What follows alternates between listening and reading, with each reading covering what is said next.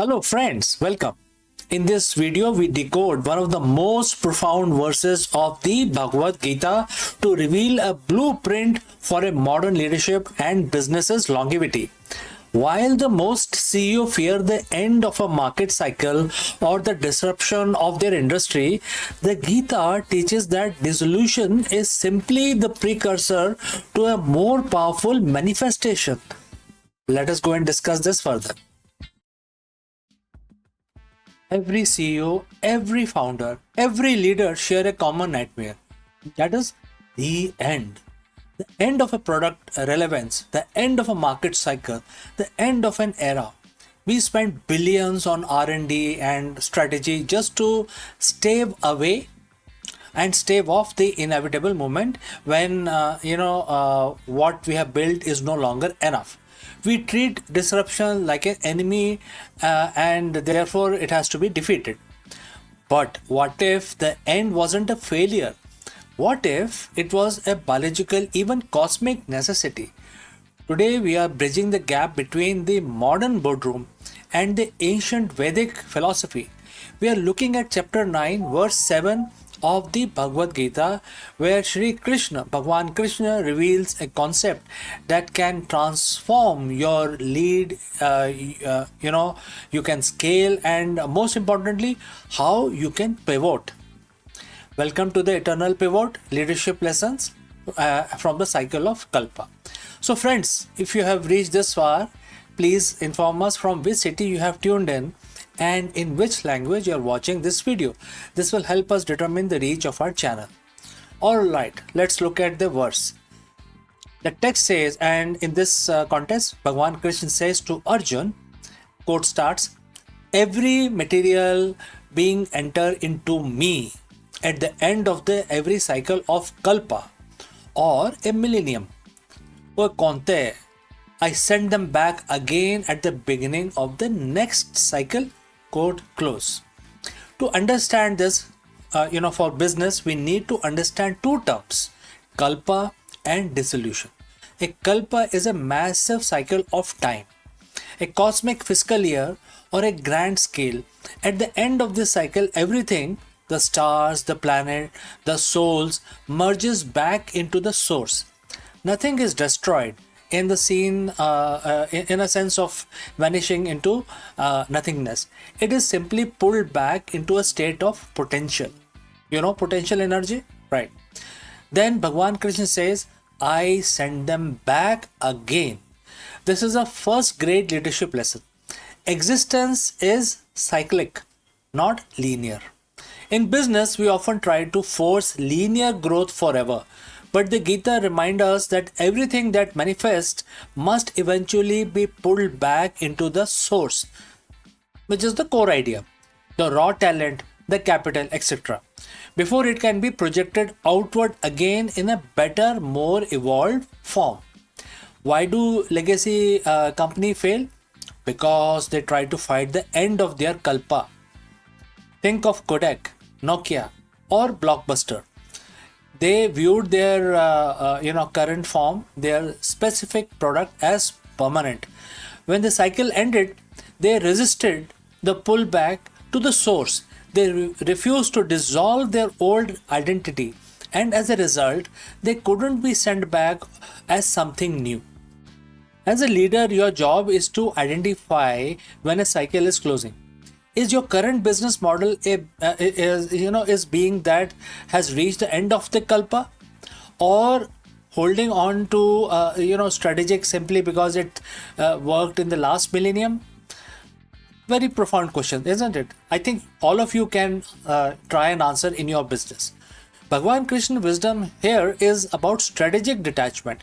He doesn't mourn the end of kalpa. He facilitates it because he knows the next cycle is already planned. A Gita aligned CEO doesn't see a market crash as a catastrophe. They see it as the universe clearing the whiteboard for a new, more efficient design. So how do you apply this? We call it the eternal pivot. The eternal pivot is the ability to withdraw your energy, resources, and talent from a dying cycle and bring them back to the source, which in your case is your core purpose. When you pivot, you aren't changing who you are changing how you manifest. There are several things that you need to take care. First, identify the end of the cycle signal. High customer acquisition cost, stagnation in innovation, or a shift in the cultural values. These aren't just problems, they are the kalpa signals. Number two, embrace the dissolution. Don't just fix a broken department. Sometimes you have to dissolve it completely. Let the talent and the capital return to the center. Number three, remanifestation. Ask yourself, if you were starting from scratch today with the wisdom of the past, what would I send back into the world? This is exactly what Krishna does. He doesn't just repeat the previous cycle. He sent beings back again, fresh, renewed, and ready for the new era. Leading from the verse 7 means leading with a cosmic perspective. It removes the ego from the pivot. If you believe you are your current product, a pivot feels like a personal death. But if you see yourself as the facilitator of the cycle, like Bhagwan Krishna of your organization, then the pivot becomes your greatest act of creation. You become a leader who's unshakable. When the industry is in chaos, you are calm because you understand the mechanics of the kalpa. You know that for something to be born, something must first return to the source. You aren't just managing people, you are managing the rhythm of evolution. Next time, when you face a major transition, a failed venture, or a shifting market, don't look at it as an ending of the your career, etc. Look at it through the lens of chapter 9 and verse 7. The cycle is closing so that the new one can begin. Your material being, your current project, is just returning to you so that you can send it back out, stronger, wiser, and more aligned with the future. Master this cycle, embrace the dissolution, and always be ready for the next kalpa. So friends, thanks for watching and thanks for listening. Now you go forth and lead the next cycle. If you have any questions, please feel free to send it across. Before I leave you today, a word about our affiliate partner. Stop settling for a good enough video. If your built-in laptop camera looks like a grainy mess, it is time for an upgrade. Want to instantly level up your video presence? I like to present the Lenovo Performance FHD webcam. This is a game changer for your desktop setup. Technically, this is packed. It has a very sensitive RGB sensor, very crisp photographs it takes. Also comes with 2 microphones on board, which helps you to record very clear voice in stereophonic format. And these microphones are very sensitive. You can actually move away from the camera up to 2 meters and these microphones will pick up your voice without any problem. This is a very strong piece. This is very sturdy. Comes with tripod ready. Comes with a very long leash, so it gives you a lot of flexibility to place the webcam wherever you want to keep in your studio. And also it has a swivel base, which is also very handy. So if you want to basically level up your game and you want to pick up this camera at a discount, please click on the link here or scan the QR code. Now let's get back to our video.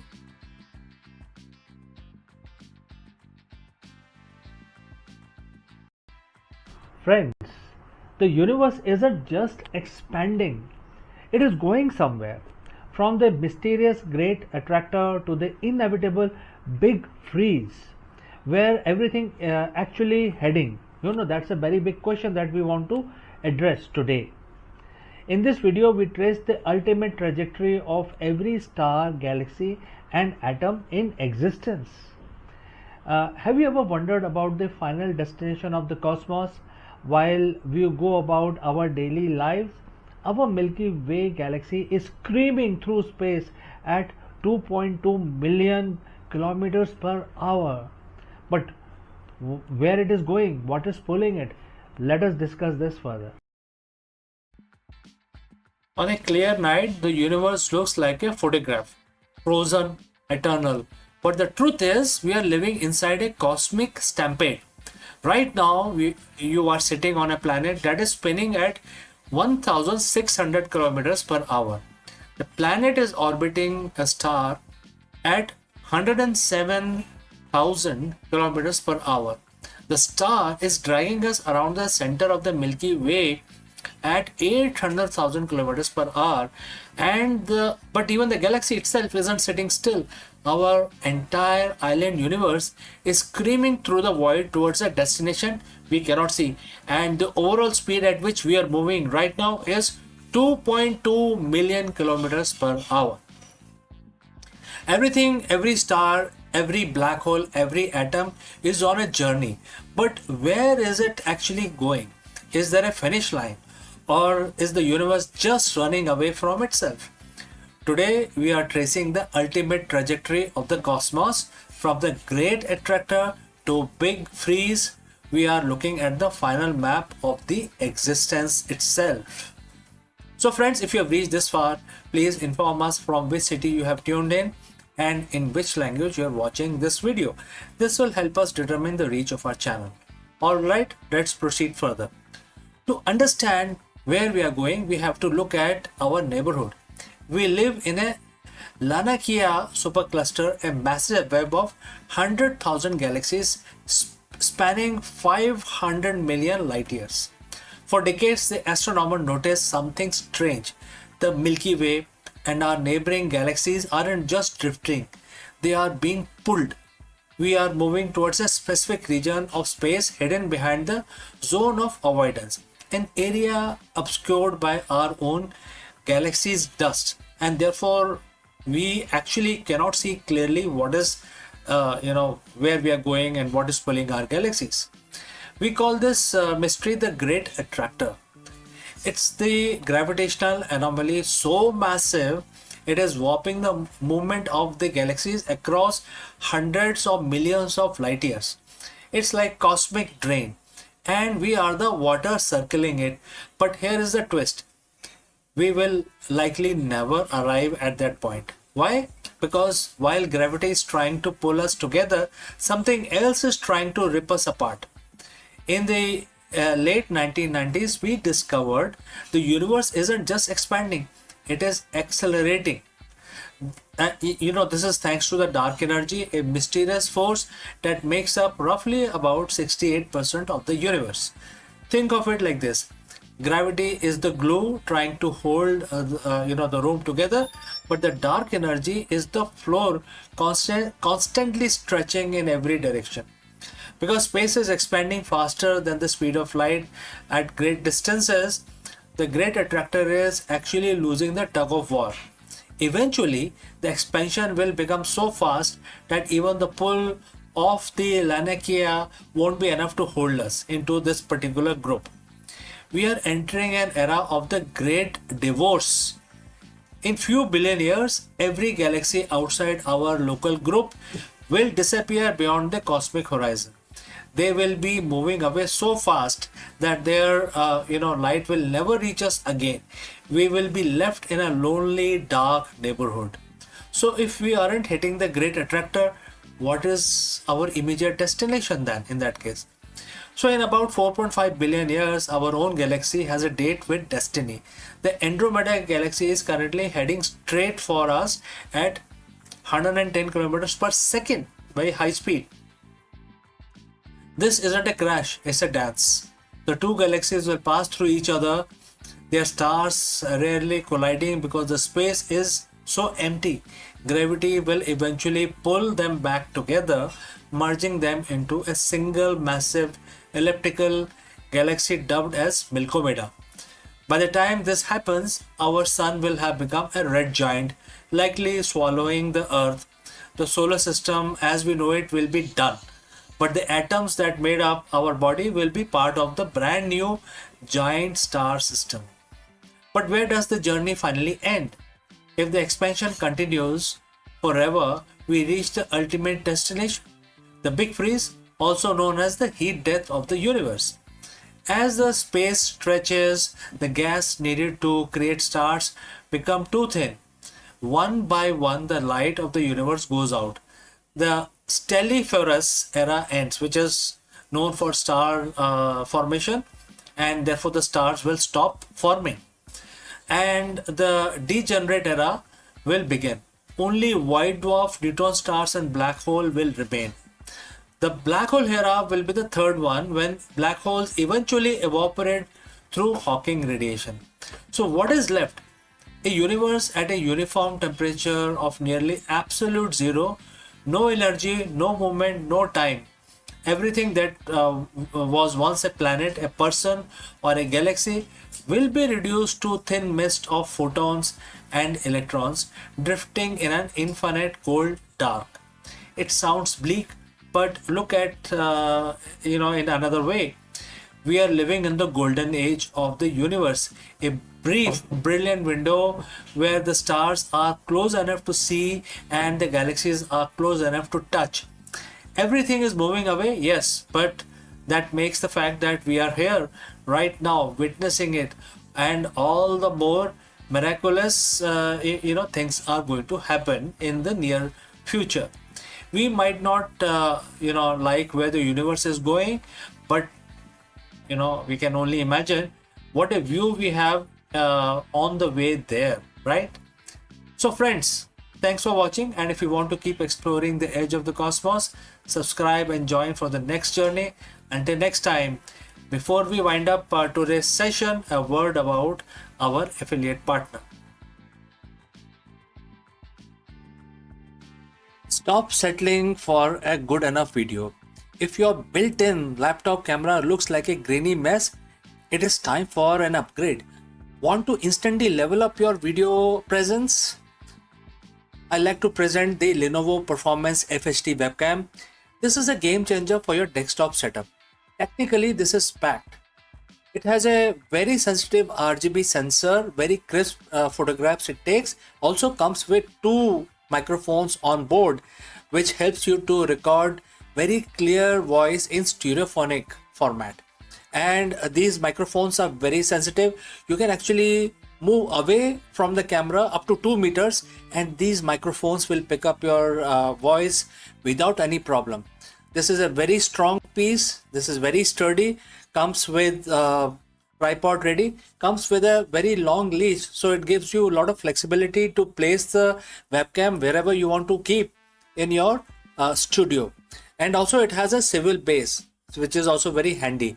So if you want to basically level up your game and you want to pick up this camera at a discount, please click on the link here or scan the QR code. Now let's get back to our video. Hello friends and namaskaram.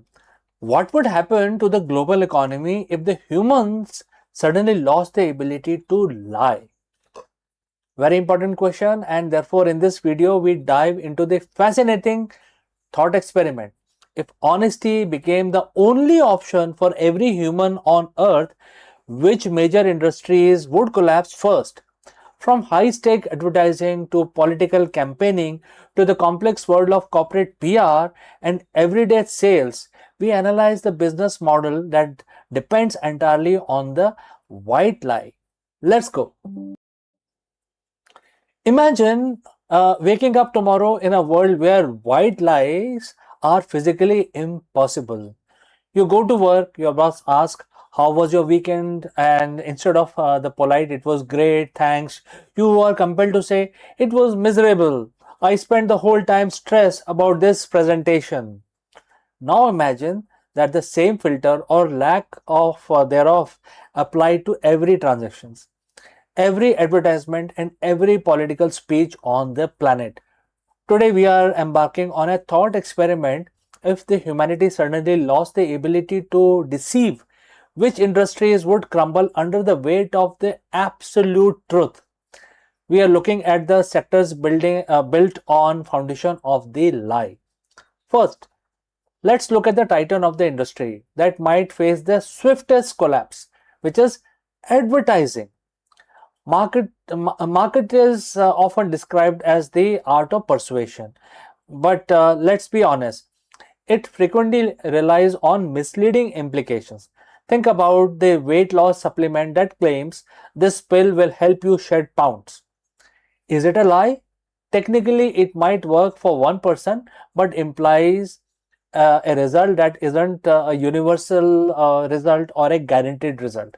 If human couldn't lie, ads would have to become terrifyingly literal. No more the best coffee in the world. Just this coffee is produced by a factory that pays its employee minimum wage and use medium quality beans. The industry spent billions on creating a vibe rather than conveying the data. If we strip away the aspirational imagery and exaggerated promises, the entire multi-trillion-dollar advertising machine would grind to an halt. Then there is the classical industry, which is used in the as a car salesman. We have all heard the stories about the cars that is in perfect condition, right up until the moment it leaves the garage. This industry relies on information asymmetry, the idea that the seller knows the flaws and the buyer doesn't. If a salesperson was suddenly incapable of omitting the fact that the transmission is failing or that the vehicle was in floods, business model would implode instantly. It's not just cars. It's any business where the seller holds more information than the buyer. In a world of absolute truth, buyer beware disappears, replaced by seller forced to confess. Without the ability to bury the bad news, these transactions would become either brutally honest or non existent. So, friends, if you have reached this far, please inform us from which city you have tuned in and in which language you are watching this video. This will help us determine the reach of our channel. Now, let's talk about the industry that thrive on the spin, which is politics. The public relation is in many ways the art of controlling a narrative by selecting which truth to be highlighted and which to bury. If the politicians are incapable of lying, the standard campaign trail would disappear overnight. Imagine a debate where a candidate is asked, "How will you fund the tax cut?" And they are forced to say, "I have no idea. I'm just saying this to get your vote." The political apparatus, which is built on campaign promise that was rarely kept, would require a total restructuring. It wouldn't just be very embarrassing, it would be immediate crisis of legitimacy for governments worldwide. We have to touch on the corporate office too. The white lie is a grease that keeps the professional engine running. Your presentation was great. I will get right on that. Or it's not you, it is the company restructuring. Research shows that maintaining these lies take immense mental and physical energy. While honesty is generally better for our health and stress levels, our professional culture is built on a layer of social cushioning. If that layer vanishes, the HR department would be overwhelmed and the professional relationships would either shatter or become purely fictional, right? The office wouldn't be necessarily go bankrupt, but the culture of modern workplace would be unrecognizable. So if the marketing, used car sales, political campaigning are in the danger zone, what would survive then? The industry is based on hard facts and tangible value, engineering, scientific research, and logistics. When you are building a bridge, you cannot spin the structural integrity. The truth is forced upon by the gravity itself. The company would survive and thrive are the ones that have been selling truth all along. In a world without lies, transparency becomes the ultimate competitive advantage. Ultimately, a world without lie would be a world of radical efficiency, but it would also be incredibly painful. We rely on these little lies to maintain our social fabric. So, what do you think, friends? If we had to choose one industry to wipe off from the map of the earth, would it be advertisers, the politicians, or the car salesmen?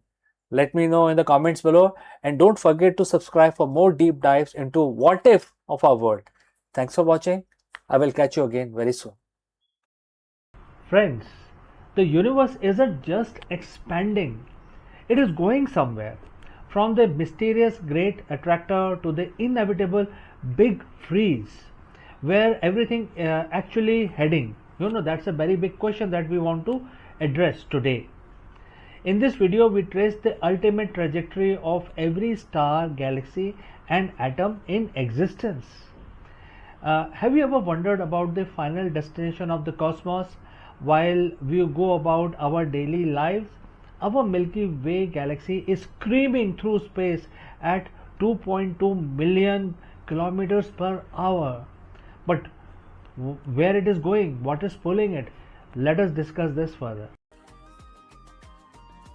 Hello, friends.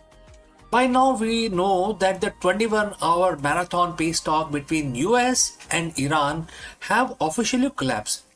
What does this mean for the global stability and your wallet as well as mine? Therefore, in this video, we break down the dramatic failure of the Islamabad Peace Summit, where Vice President JD Vance and the Iranian negotiators failed to reach a ceasefire after nearly 21 hours of high-stake diplomacy. Following the expiration of the temporary 2-week ceasefire, the Middle East is now bracing for the return to active hostility and a massive economic ripple effect. Let us discuss this further. It's being called the most consequential 21 hours in the modern diplomacy. In a high-stake hotel room in Islamabad, Pakistan, the world held its breath as the Vice President JD Vance and the Iranian negotiators sat face to face for the first time in decades. What was the goal? The goal was very set: to stop a war that has already crippled global trade and brought the Middle East to its knees. But as of this morning, which is April 13, 2026, the silence from the Serena Hotel was broken by a single devastating sentence from the US delegation: no deal has been reached. The temporary 2 weeks ceasefire has now also expired. The peace deal has collapsed, and as the diplomats head back to the airport, the markets are already reacting. Oil is spiking, gold is hitting record high, and the drums of war are beating louder than ever. Today we dive deep into understanding what exactly is going on, and why the Islamabad Peace Summit failed, and what this means for the global economy as we brace for the fallout. So friends, if you have reached this far, please inform us from which city you have tuned in and in which language you are watching this video. This will help us determine the reach of our channel, and I will also know who's watching which segment, etc. Now let's proceed further. To understand why this failed, we have to look at the clock. The talks began with a glimmer of hope.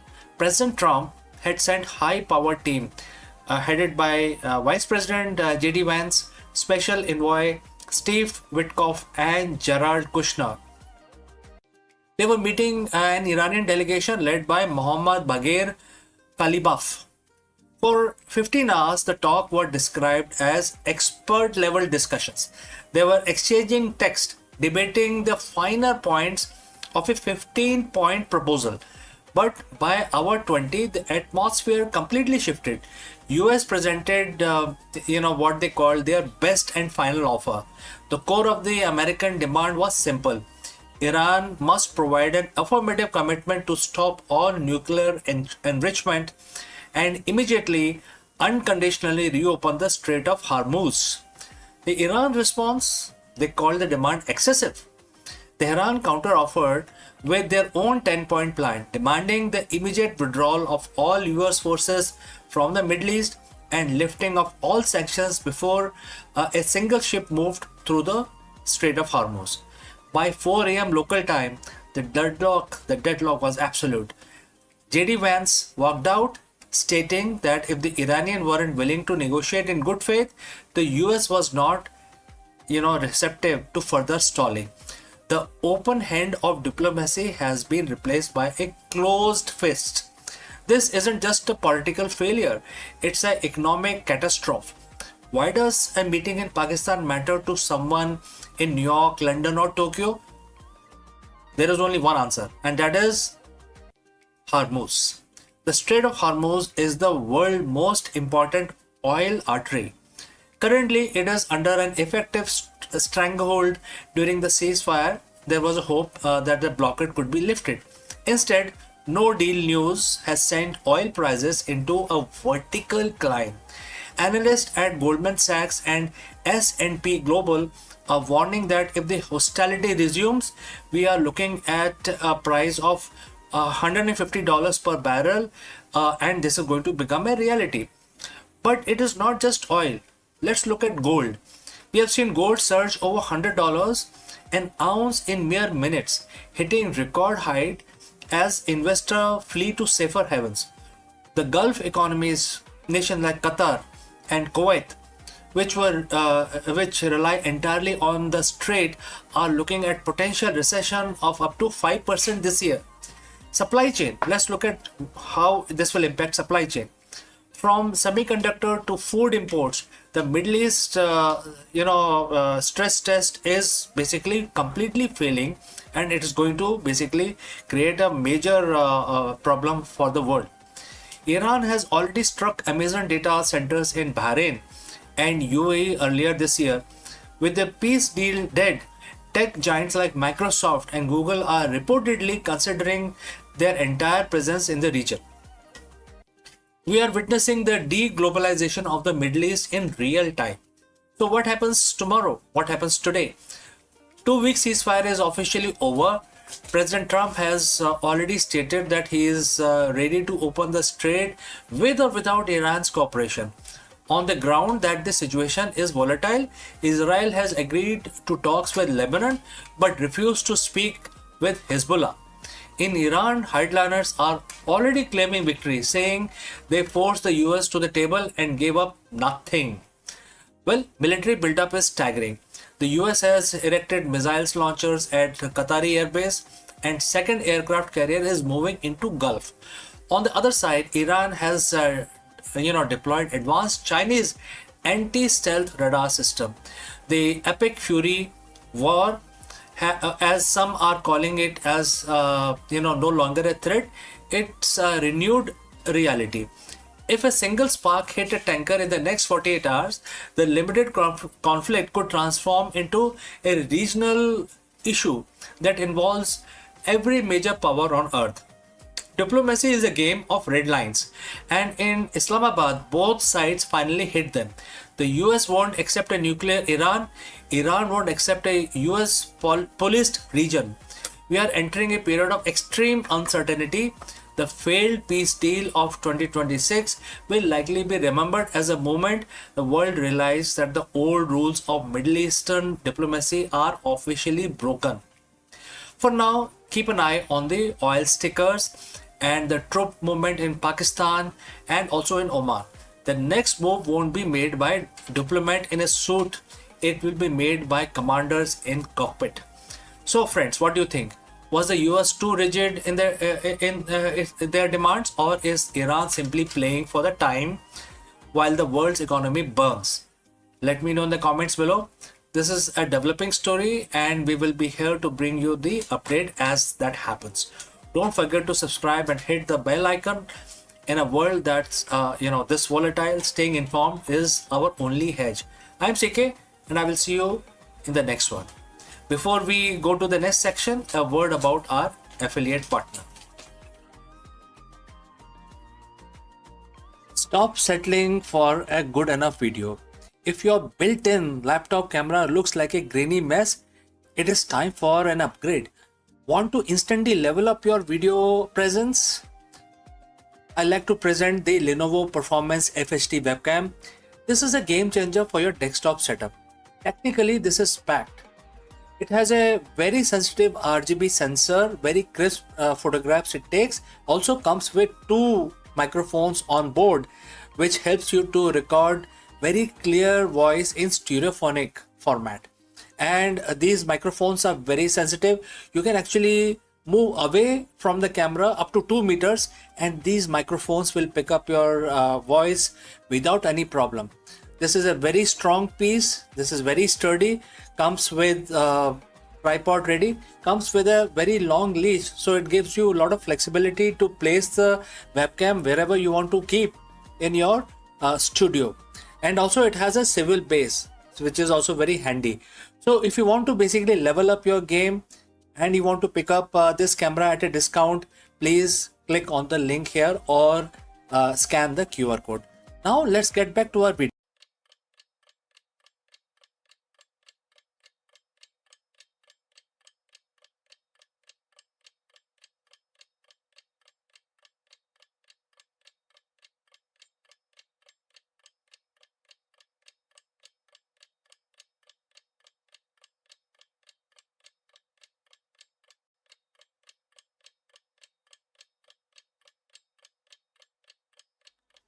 Imagine a darkness so deep it lasts 336 hours, where temperatures plummet to a lethal minus 170 degrees Celsius. If our technology fails for even a second, the Artemis base camp batteries will freeze solid, ending the mission forever. Here is how we use the fission power to survive the shadow. So in this video, we will learn more about it. NASA is about to build the ultimate fortress on the surface of the lunar South Pole.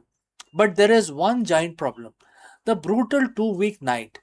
By deploying a towering vertical solar array and burying the habitats under the protective lunar regolith, we are finally hacking the moon's environment.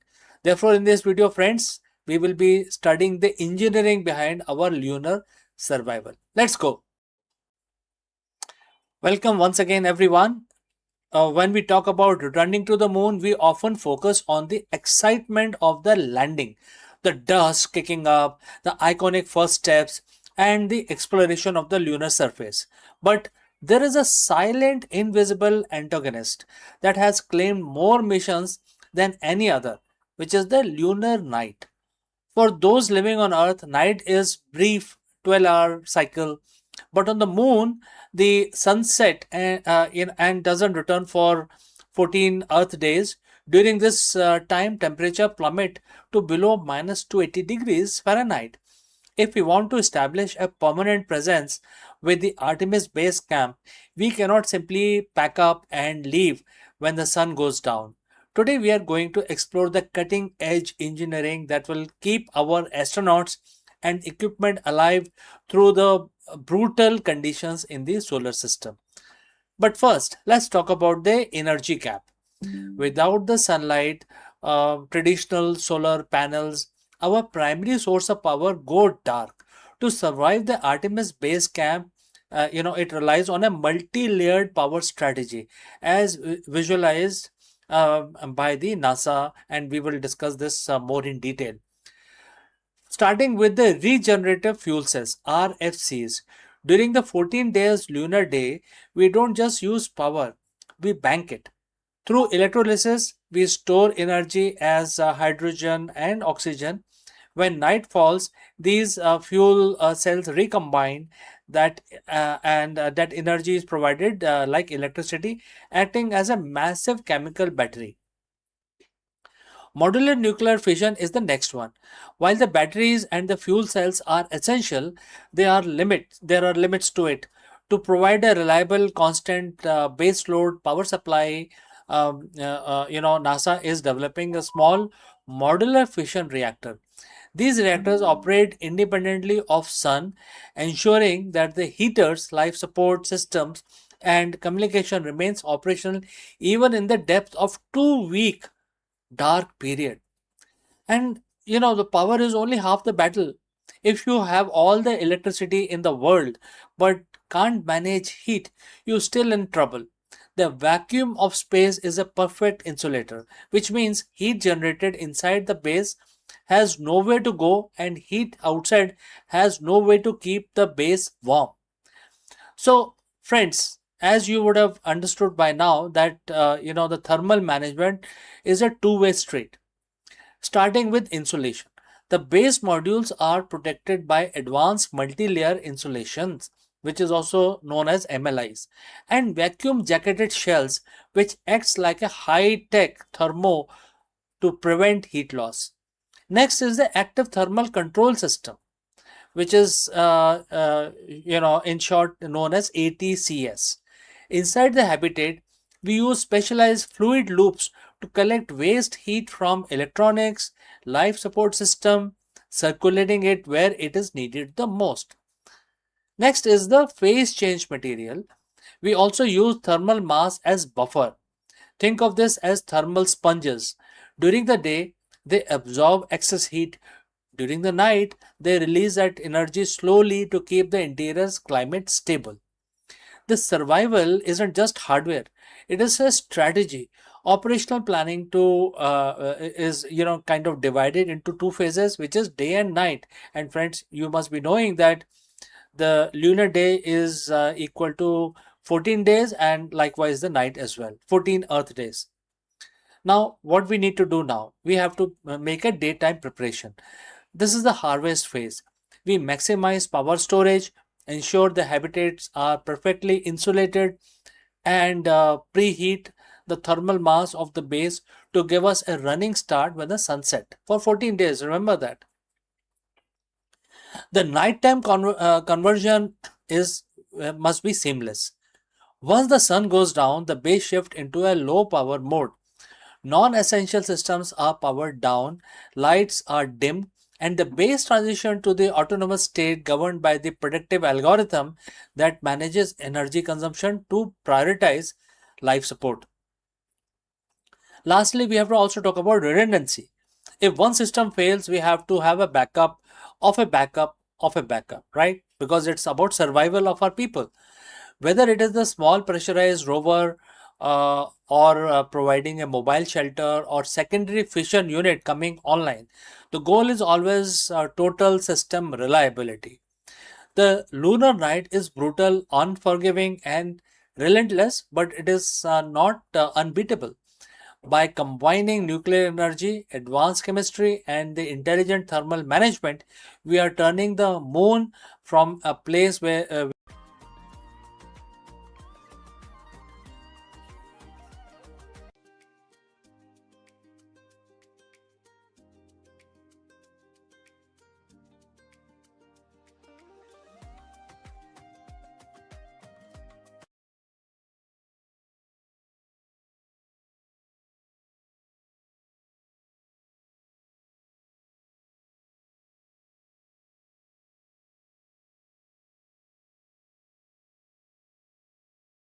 Hello, friends. Welcome once again. The biggest question in the boardroom today is the CEO or the leadership burnout. And it's becoming a very big problem in the 21st century, especially in 2026. So, let me ask you, can ancient wisdom solve the 21st century burnout crisis?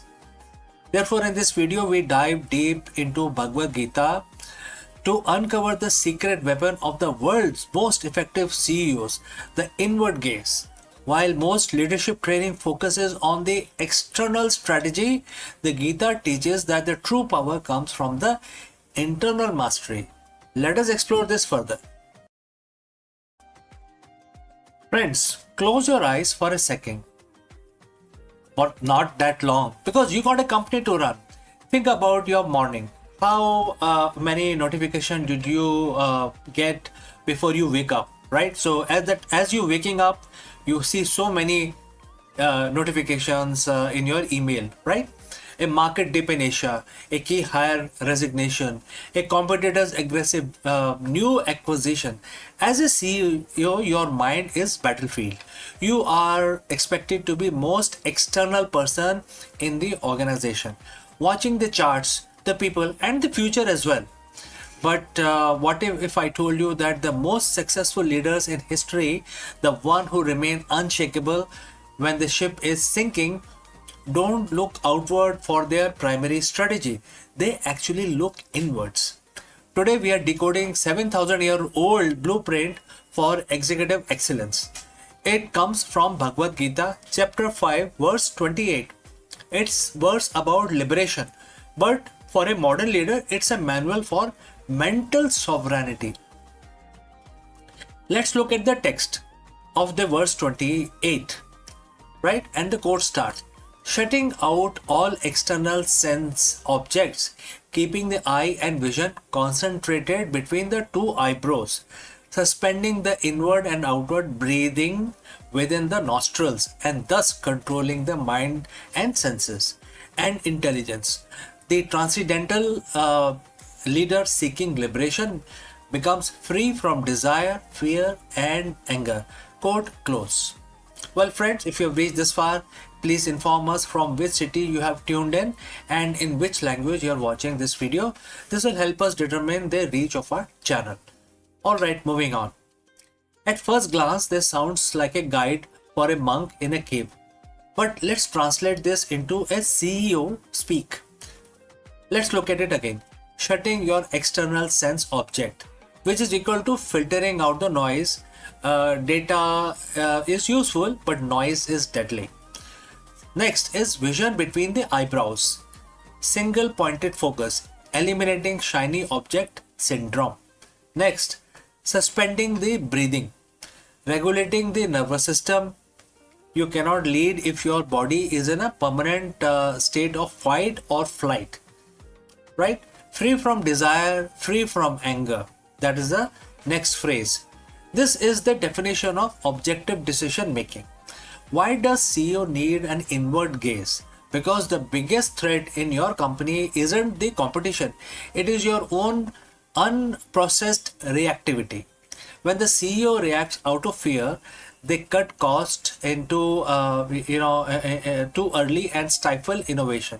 When they react out of desire, they over leverage and chase vanity metrics. When they react out of anger, they destroy corporate culture. The inward gaze mentioned in Gita is about becoming witness. In business psychology, we call this metacognition. It is the ability to watch your thoughts without being hijacked by them. Imagine a board meeting where room is heated, everyone is shouting, and if your gaze is inward, you aren't caught in the emotional crossfire. You are observing the pattern.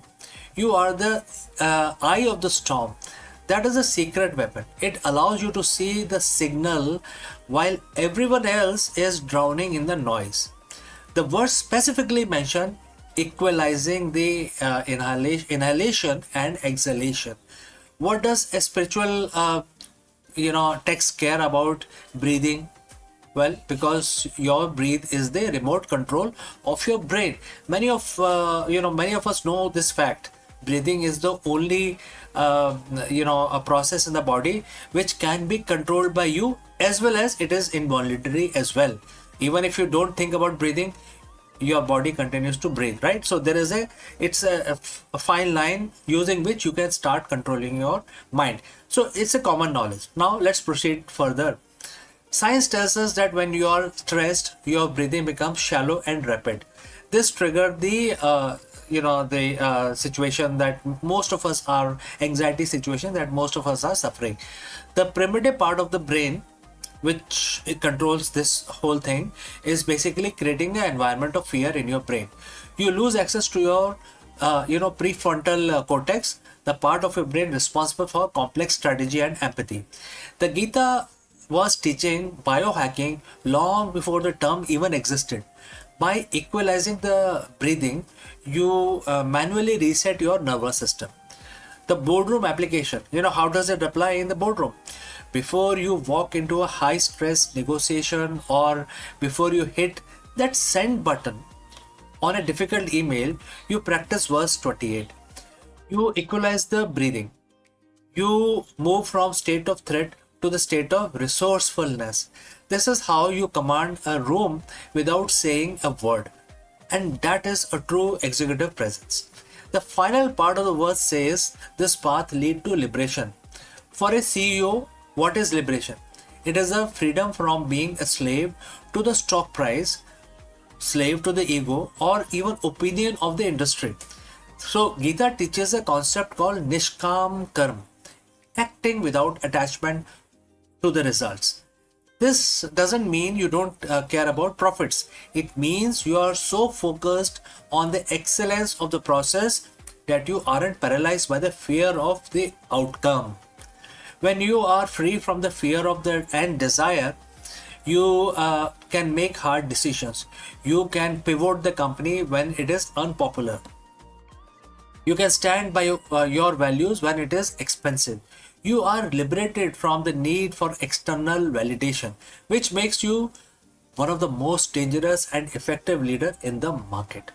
So how do you master this inward gaze? It's not about quitting your job to meditate. It's about integrating Gita into your workflow. And how you can do that? Starting with morning silence. Spend 5 minutes shutting out sense object. No phones, no email, just your breathing. Start thinking about your breathing process only for 5 minutes. All right. Next, three breathe rule. Before every meeting, equalize your inhalation and exhalation. Equal, right? Slow it down. Next, the mirror check. Ask yourself, am I moving towards the goal out of fear or out of purpose? Right? Mastering the inward gaze doesn't make you a passive leader at all. It makes you an unstoppable one. It transforms you from a CEO who is pushed by the world into a leadership role, or another person is who's actually shaping the world itself, right? So it transforms that. Gita says that this is a way for the liberation for the leadership role. In the business world, we just call it the greatness. So friends, what do you think? If you have any questions or any comments, please leave them in the comment section below. Thanks for joining live. Thanks for watching. And if you found this leadership lesson valuable, subscribe for more ancient wisdom for the modern businesses. Now you can go lead from within. All right. So before we end this section, I'd like to speak few words about our affiliate partner. Stop settling for a good enough video. If your built-in laptop camera looks like a grainy mess, it is time for an upgrade. Want to instantly level up your video presence? I like to present the Lenovo Performance FHD webcam. This is a game changer for your desktop setup. Technically, this is packed. It has a very sensitive RGB sensor, very crisp photographs it takes. Also comes with two microphones on board, which helps you to record very clear voice in stereophonic format. And these microphones are very sensitive. You can actually move away from the camera up to 2 meters and these microphones will pick up your voice without any problem. This is a very strong piece. This is very sturdy. Comes with tripod ready. Comes with a very long leash, so it gives you a lot of flexibility to place the webcam wherever you want to keep in your studio. And also it has a swivel base, which is also very handy. So if you want to basically level up your game and you want to pick up this camera at a discount, please click on the link here or scan the QR code. Now let's get back to our video.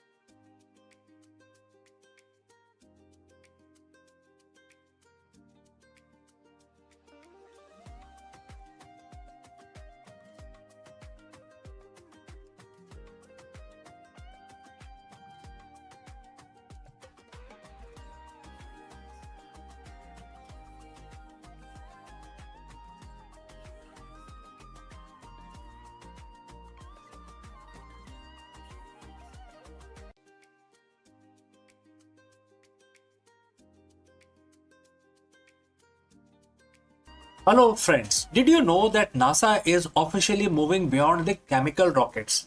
In this video, we dive deep into the revolutionary nuclear thermal propulsion (NTP) technology that is set to slash travel time to red planet. Imagine a future where Mars isn't a grueling 7 months journey, but a weekend trip in comparison to everything we have known about the space exploration. Let us explore this further.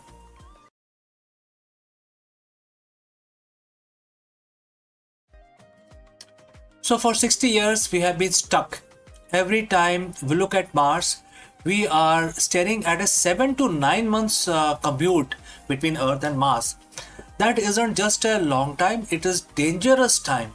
Every day, every day in deep space is another day of the cosmic radiation, muscle atrophy, and the psychological toll of the isolation. But what if we could break that speed limit of space travel?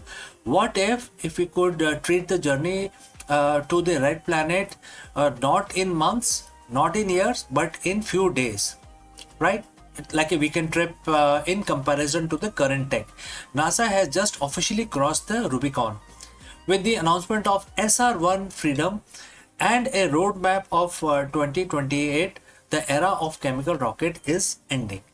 Today we are looking at the nuclear engine that are finally turning science fiction into an interplanetary reality. So friends, if you have reached this far, please inform us from which city you have tuned in and in which language you are watching this video.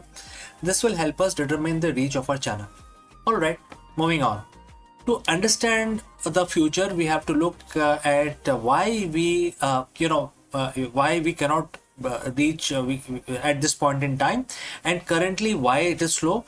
Our best rockets today are chemical combustion. We all know that liquid hydrogen and liquid oxygen. They are very powerful, but they are incredibly inefficient. Think of it like this. A chemical rocket is like a high performance dragster.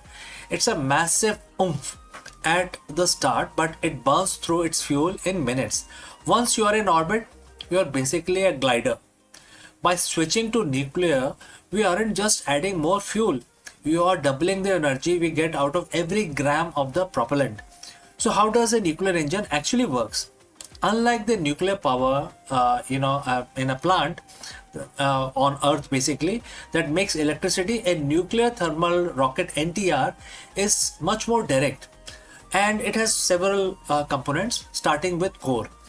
We have a compact fission reactor using high assay low enriched uranium, right? And it then create energy, which then send it to the nozzle, etc. And therefore we have to talk about the propellant. We pump the liquid hydrogen through the white hot core reactor, and then it basically comes out of the other side at very high speed. So now we have to talk about expansion. In less than a second, the hydrogen goes from minus 420 degrees Fahrenheit to 5000 degrees Fahrenheit, which then creates a huge thrust. So now let's talk about this thrust. The superheated gas screams out of the nozzle at a speed no chemical fire could ever reach. This is the holy grail of the propulsion. It gives us the high thrust of a rocket with a very long-term efficiency of an electric drive. We are currently in the pivotal year. As of April 2026, the design is right now on the drawing table. However, there is a roadmap, and that is June 2026. The final hardware development begins, and the mission will be SR1. It's a design as a nuclear electric hybrid. It uses the reactor to generate massive amount of electricity, powering high efficiency thruster to basically increase the speed. And it can run for months. It can go for very long time. And what is the goal? The goal is a direct Mars mission capability by 2028. This isn't just a lab experiment anymore. We are building the flight hardware right now. So when we say weekend trip, we are talking about relative transit time. by cutting the journey to Mars from 250 days down to 100 or even 60 days, we solve the two biggest threats to human life. Number one is radiation. Less time spent in the void, which is open space, lower the dose of the solar particles or any cosmic radiation. Number two is the abort capability. Nuclear engines allow us to turn around or change course. Well, in a chemical rocket, once you are on your path, you are committed. Nuclear gives the pilot a steering wheel. Our multi-planetary future, which is to the stars, will have, will always remain a dream if we do not have faster mode of transport. We just don't have the engine to reach them. Why, right? So if we want to go to other worlds, other stars, we need faster mode of transport. So with the breakthrough that we are going to see in 2026, the gap between Earth and Mars is finally closing. We are no longer limited by how much fire we can make. We are now limited only by our ambition to explore. So friends, we have come to the end of our discussion today. My name is CK and you are watching Akulmach. And if you want to stay on the cutting edge of the Artemis era and the nuclear revolution, hit that subscribe button, and the future is arriving faster than you think. So before I go, a word about our affiliate partner. Stop settling for a good enough video. If your built-in laptop camera looks like a grainy mess, it is time for an upgrade. Want to instantly level up your video presence? I like to present the Lenovo Performance FHD webcam. This is a game changer for your desktop setup. Technically, this is packed. It has a very sensitive RGB sensor, very crisp photographs it takes. Also comes with two microphones on board, which helps you to record very clear voice in stereophonic format. And these microphones are very sensitive. You can actually move away from the camera up to 2 meters and these microphones will pick up your voice without any problem. This is a very strong piece. This is very sturdy. Comes with tripod ready. Comes with a very long leash, so it gives you a lot of flexibility to place the webcam wherever you want to keep in your studio. And also it has a swivel base, which is also very handy. So if you want to basically level up your game and you want to pick up this camera at a discount, please click on the link here or scan the QR code. Now let's get back to our video.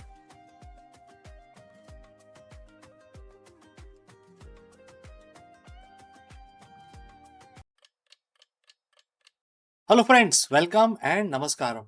By now, you know that the UK is facing its 7th Prime Minister in just 10 years. In a shocking move that has sent tremors through the Westminster, Prime Minister Keir Starmer has officially announced his resignation as the leader of the Labour Party and the Prime Minister of United Kingdom. After 2 years of governance marked by economic stagnation, internal party fractures, and mounting public dissatisfaction, Starmer has stepped down to allow for a leadership transition. What is going on here?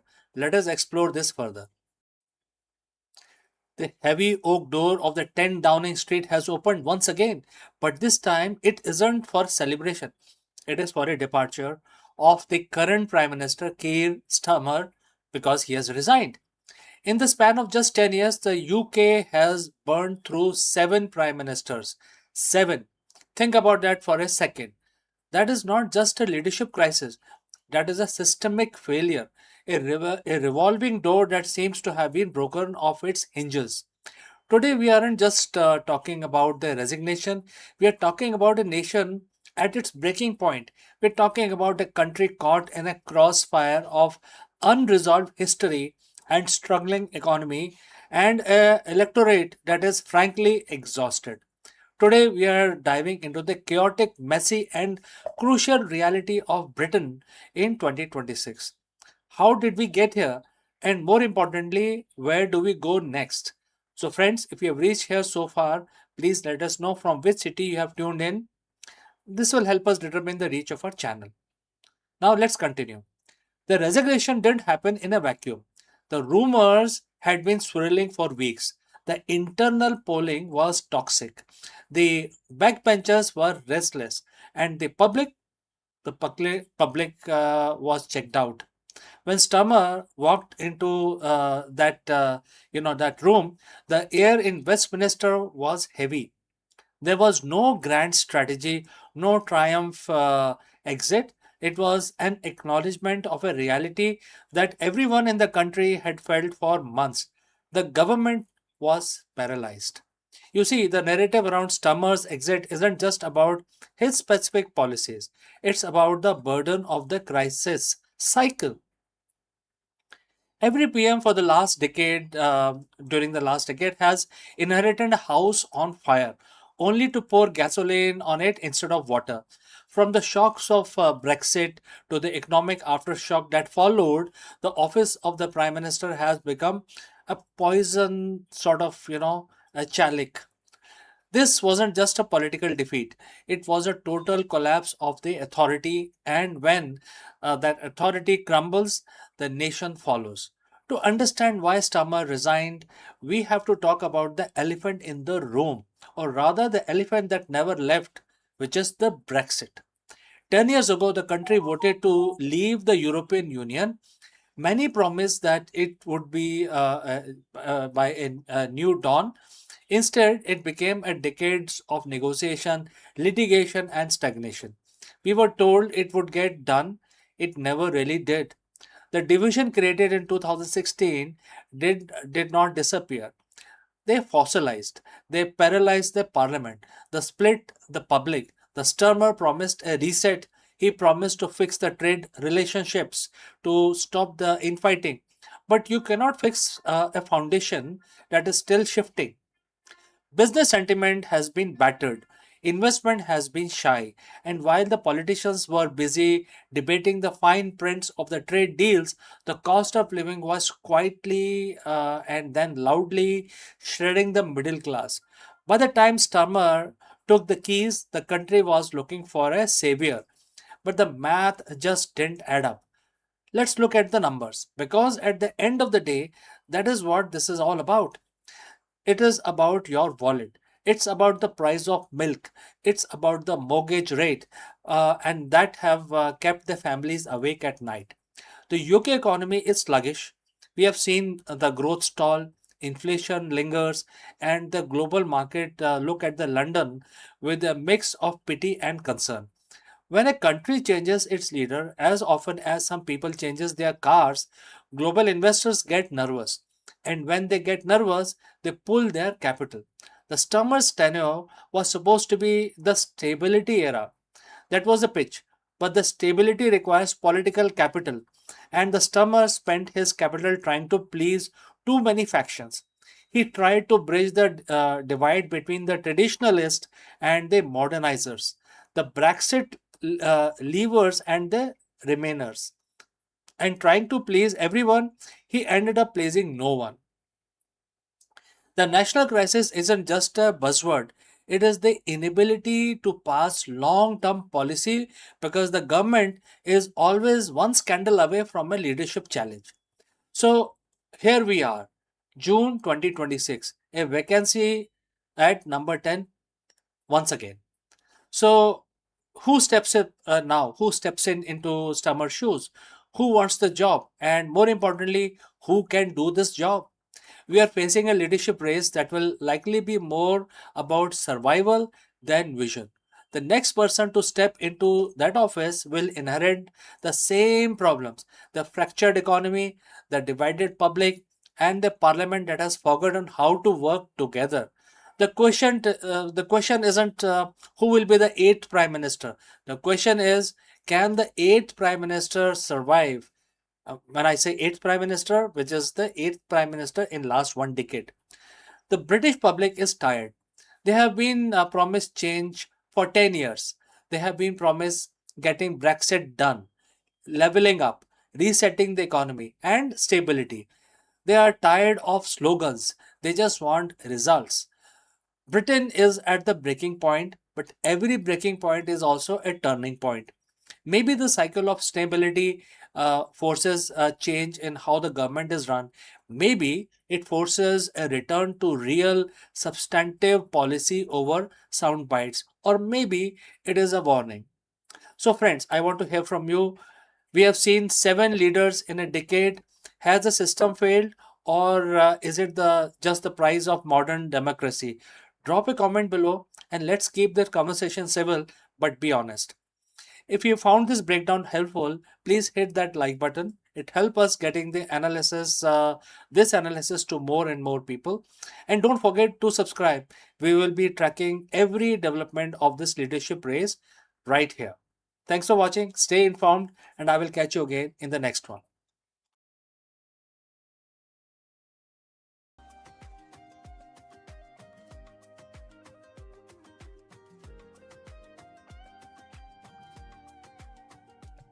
The biggest question today that we have to tackle is, why does everything exist at all? For decades, the physicists have been haunted by the antimatter mystery. The fact that the Big Bang should have produced equal amount of matter and antimatter, leading to total annihilation and an empty universe.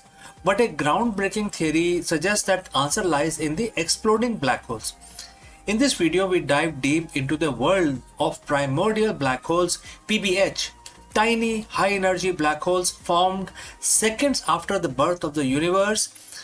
Unlike their massive cousins, these tiny titans don't just sit there, they evaporate through Hawking radiation, eventually ending in violent explosions. We will explore how these cosmic firecrackers may have tipped the scale, creating the slight excess of matter that allowed stars, planets, and humans to form. Let us explore this further. Friends, what happens is that everything eventually fall into black hole. If you go very close to the black hole, you will see that the black hole will actually pull you in and then devour you, speedify you, and really bad thing happens to you. Your energy is sucked out and becomes part of the black hole. And so scientists used to wonder, what will happen to black hole. Are they eternal? And it turns out that the Stephen Hawking said no, they are not, because they are also radiating, and that radiation, very minute radiation, very faint, is now what we call the Hawking radiation. Well, this video is not about Hawking radiation, but the important part is that even black hole, which are the biggest sucker of the universe, also radiate, and therefore if they are radiating, that means their mass is going to reduce eventually, and then they will have to completely evaporate. However, black holes don't go out simply evaporate. When they come to the minimum size that they can have, there is a internal pressure, or the pressure of the vacuum, because of which after crossing that threshold, they have the event horizon, but they also have a minimum size horizon. Once they cross that, they simply explode. They cannot, the inward pressure cannot hold, and it evaporates or explode instantaneously, and the energy is released back into the universe. And that is what may have caused the extra matter that we see, the energy released after exploding of the initial black holes. So now scientists have debated, and they have agreed upon that when the universe formed, there were trillions, gazillions of the primordial black holes formed. These are microscopic black holes, and they are very small as a proton, but they have a mass equal to a moon. So they have still very strong power. They can pull things towards them. They can devour everything, but they are quite small, very difficult to detect. And since they are small, that means their time came before our solar system took birth. When we started coming to the world, the primordial, that's the assumption again, the primordial black holes would have been long gone. So now going back to the mystery. The mystery is, when the universe formed, there should be equal amount of matter and antimatter. Matter is, what we are made of, and antimatter is equally an opposite, matter. And when these two guys, touch each other or come close to each other, they completely annihilate into a pure energy. So now we know that there was equal amount of matter and antimatter was formed in the initial first day of the universe, and then after some time the matter antimatter came close again and annihilated, and therefore there was a second bang. And we now know that the second bang really happened, and then it was still in the very early stages of the universe formation. However, if we take the if we consider the PBH, which is the primordial black hole, very very tiny small black holes, if they were also formed before the annihilation happened, that means that portion of the matter was not part of the second bang, right? That means the second bang happened, the matter and antimatter collided and exploded with releasing a lot of energy into the space. However, the PBH were out of this explosion, and they evaporated, releasing a lot of matter. And that is where the mystery of why we do not see antimatter in the space. Whatever we see today using our very advanced telescope, we don't see anything made of antimatter. We see everything made of electrons, protons, neutrons, atoms. All of this is matter, and we don't see. Although we can make antimatter in the laboratory, but it does not last because it's very difficult to hold the antimatter. It will mix with matter and annihilate in pure energy. Nothing is left. It's a matter antimatter explosion is the best explosion, best release of energy, because there are no byproducts out of that. Pure energy is released. So when we don't see antimatter in the universe naturally occurring, that gave rise to the mystery, and that is what we are discussing today. What happened to the antimatter and why we exist at all? I mean, when matter and antimatter were produced, and then the second bang happened, then from where this matter remained in the universe, of which we are all made of, all the stars in the heavens, all the planets, all the living beings are made of matter. So scientists are now saying that the PBH may be responsible, because PBH would have survived the second bang, and then later they evaporated, releasing the energy, which then condensed into matter. And there was no question of antimatter, that energy condensing into antimatter. And that is why, if this is true, well, it is very difficult to prove or disprove this, but if this is true, this explains why we exist, why the universe exists, why stars, why the physics exist, right? So this is something which I wanted to discuss in the universe section today. If you have any thoughts, any comments, please share those in the comment section below. Thanks for joining live, and I will catch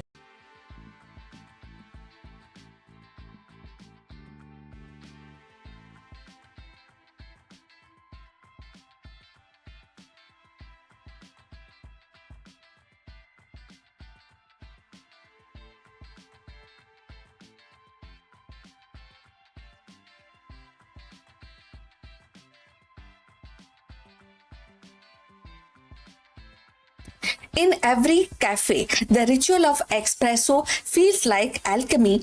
Steam hisses, aroma bloom, and the tiny cup promises intensity beyond its size. Yet, behind this daily magic lies a hidden order, a choreography dictated not by chance but by physics. Water under pressure doesn't simply sip through the coffee. It navigates labyrinth of particles, carving channels and balancing resistance, and of course unlocking flavors in a precise sequence. The perfect shot, that exclusive harmony of sweetness, acidity and bitterness, is less an accident of artistry than a triumph of fluid dynamics. To understand the espresso is to glimpse the invisible law that governs the flow, pressure, extraction, and where the science and the taste coverage in a single sip. So let's find out more. In the quiet hum of cafe, where the hiss of steam and the clink of porcelain cups form a familiar symphony, lies a mystery that has puzzled baristas and scientists alike. Why is espresso is so difficult to make in consistently? So one day the shot is rich, velvety, and crowned with a golden crema. The next it is thin, bitter, or sour. So behind this fickleness is not just art but physics. An intricate dance of water, pressure, and porous coffee grounds. At its heart, espresso is a story of flow. Hot water, driven by 9 bars of pressures, must weave its way through a tightly packed bed of ground coffee, and each particle is tiny labyrinth and offering resistance, redirecting streams and shaping flavor. But here lies the paradox. Coffee grounds are not uniform. They are a chaotic mix of fine dust and larger granules, creating uneven pathways. So water, ever obedient to physics, seeks the path of least resistance. It carves the channel, rushing through the looser pockets while the neglecting dense one. So the result is uneven. Extraction, some grounds surrender their rich oils and sugar, while the other remains stubbornly untouched. So, before we go further, if you have reached this far, please inform us from which city you have tuned in and in which language you are watching this video. This will help us to determine the reach of our channel. So, let's understand the coffee more. So, physicists studying espresso have turned to fluid dynamics and porous media theory to decode this puzzle. They discovered that the grind size and the distributions are critical. Too fine and the bed becomes near solid wall, choking the flow, producing bitterness. Too coarse and the water gushes through and leaving the flavor behind. The sweet spot lies in balance, a grind that allows water to permeate evenly, neither flooding nor suffocating. But the grind alone is not enough. Packing the ground, known as tamping, introduces another layer of physics.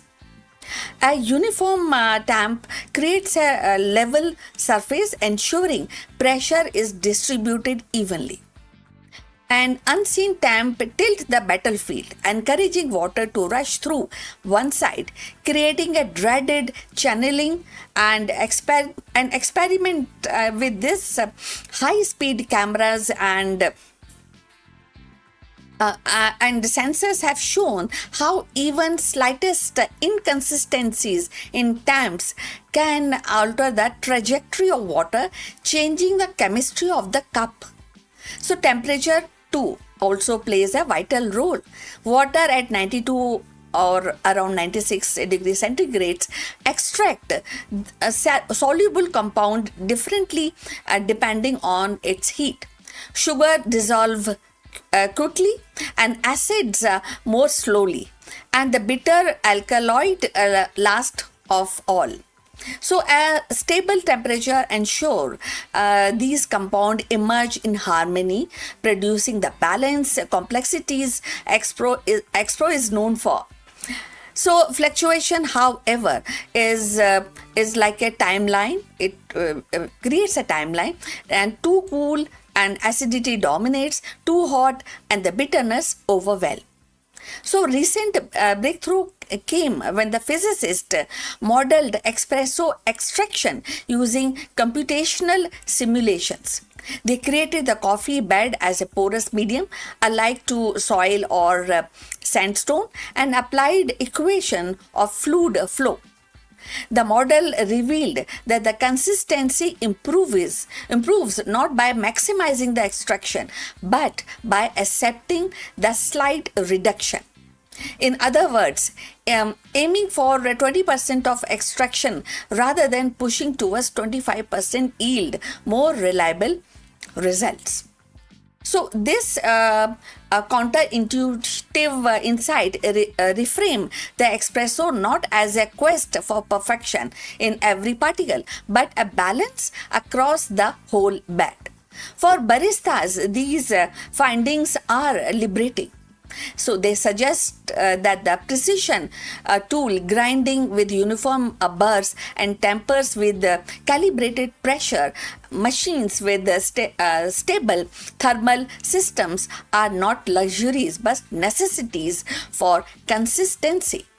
So they also highlight the artistry of restraint. Knowing when to stop purchasing the last drop of flavor and instead embracing the physics of flow.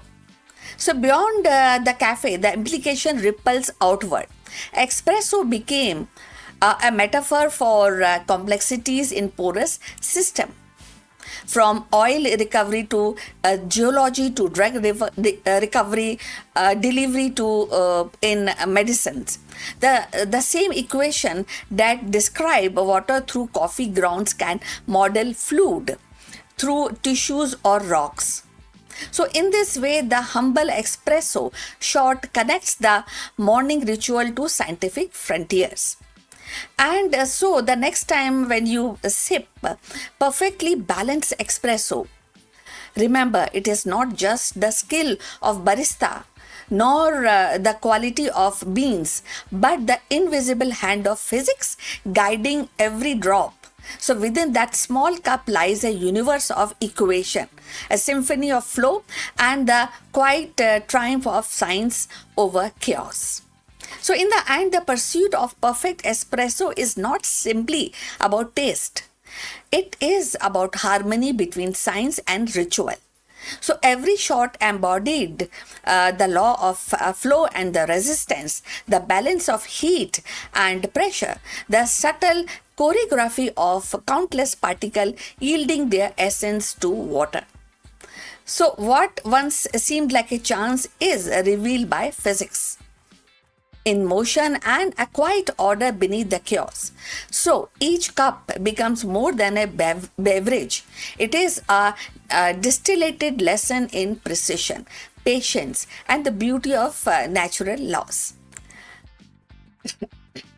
So to savor the espresso is the savior of triumph of science made tangible, where the flavor flows as predictably as equation, yet still feels like a magic in the hand. So we have come to the end. Thanks for watching. We look forward for your comments. Please like and subscribe our channel and see you in the next one. But before we end, a few words from our affiliate partner. Stop settling for a good enough video. If your built-in laptop camera looks like a grainy mess, it is time for an upgrade.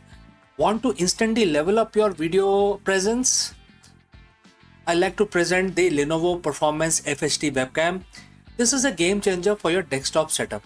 Technically, this is packed. It has a very sensitive RGB sensor, very crisp photographs it takes. Also comes with two microphones on board, which helps you to record very clear voice in stereophonic format. And these microphones are very sensitive. You can actually move away from the camera up to 2 meters and these microphones will pick up your voice without any problem.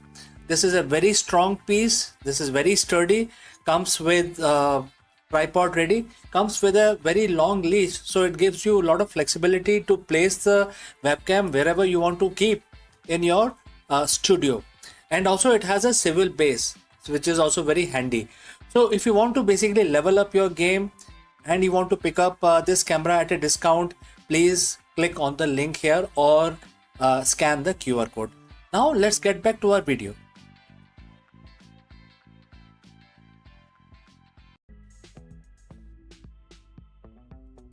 Friends, the question today is, as wealth grows, do men decay?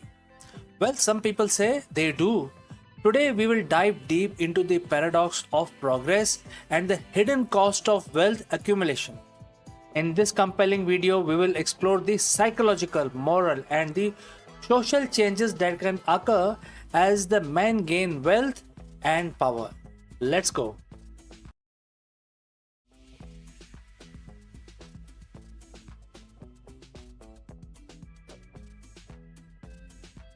We live in a world that glorifies the wealth. From the moment we are old enough to understand, we are taught that success, comfort, and happiness are often measured by the size of our bank account. We chase promotions, dream of bigger houses, covet the latest tech, and all under the assumption that more is always better. But what if that wasn't entirely true?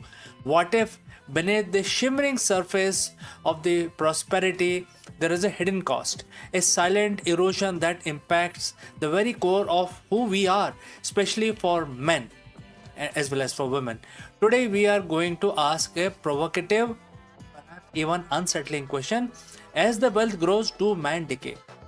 When we talk about decay, we are not just talking about the physical aspect of it. This isn't about aging. It's about something deeper. It's about the erosion of the character, the fading of the purpose, the fracturing of the genuine connection. It's about the hollowness that creep in even as the external success reaches its peak. For centuries, men have been conditioned to be a provider, a protector, conquerors, etc. Our identity often intrinsically linked to our ability to achieve and acquire. So when that acquisition reaches unprecedented levels, what happens to the man himself?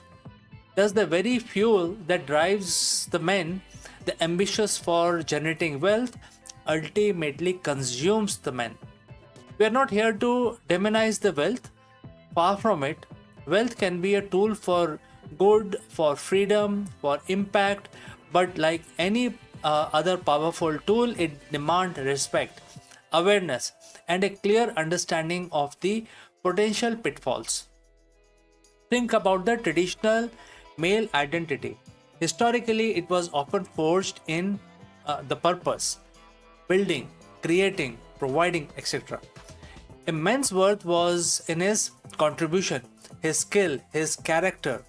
But in the modern pursuit of wealth, particularly extreme wealth, identity can subtly shift. Instead of driving self-worth from who they are or what they do, it can become dangerously tied to what they own. The endless pursuit of more can create a hamster wheel. You buy the dream car, a bigger house, a private jet. For a moment, there is a thrill, but then the novelty wears off and the void remains. The next logical step is to acquire something even grander. This isn't sustainable. It transforms a man from a purposeful being into a consumer, an accumulator. The drive shifts from internal fulfillment to the external validation. And when your identity is built on possessions, what happens when those possessions inevitably fail to satisfy or worse, are lost? One of the most insidious form of decay that wealth can inflict is in our own relationship.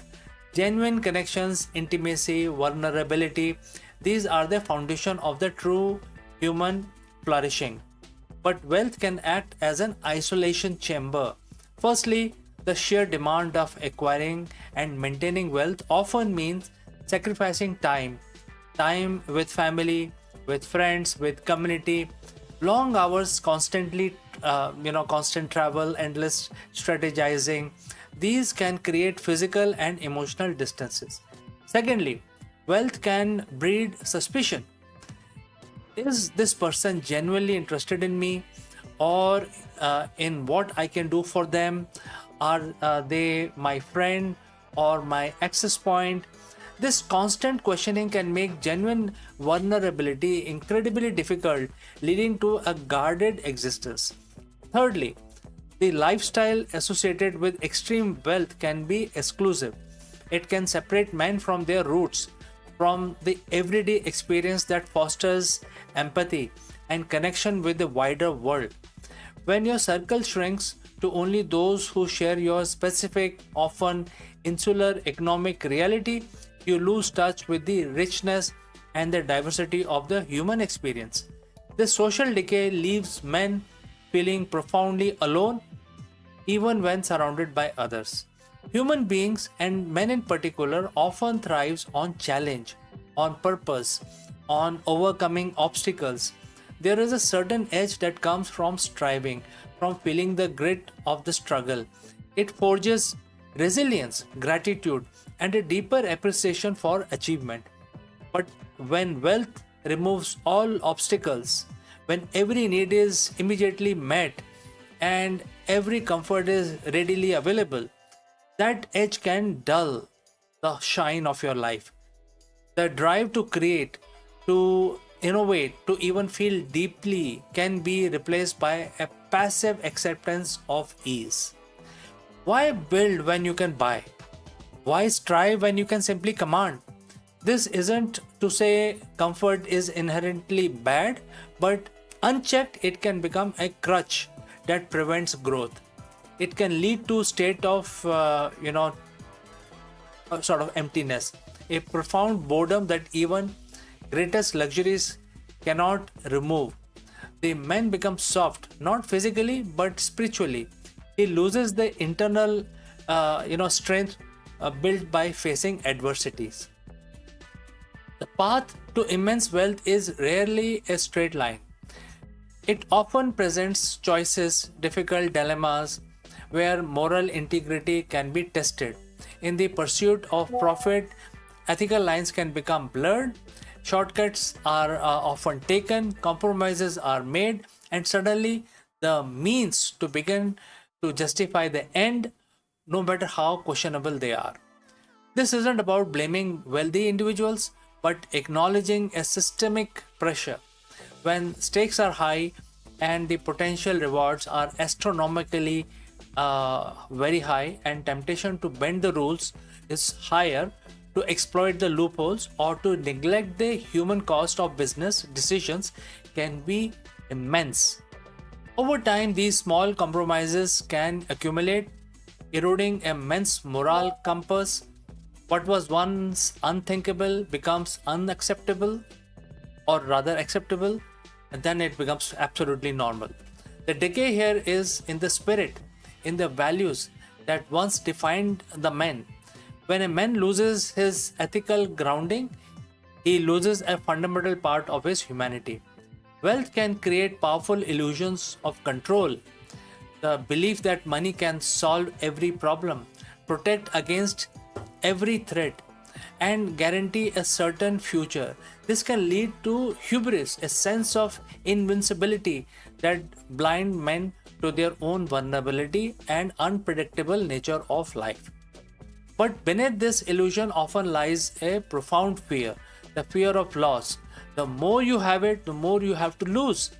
The constant pressure to maintain, to grow, to protect assets can be a source of immense anxiety. This fear can consume mental space, leading to an inability to truly relax, to be present, or to simply enjoy what has been accumulated. This isn't just about financial loss, it's about the loss of identity tied to that particular wealth, the loss of status, the loss of perceived power. This fear can lead to desperate measures, further ethical compromises, and overall sense of unease, even in the midst of the luxury. It's a mental decay, a constant state of low grade panic, regardless of external circumstances.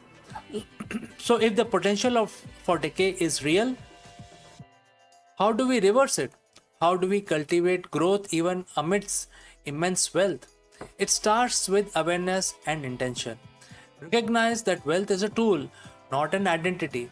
It's about consciously choosing where to focus your energy and attention. Re-establish purpose beyond profit.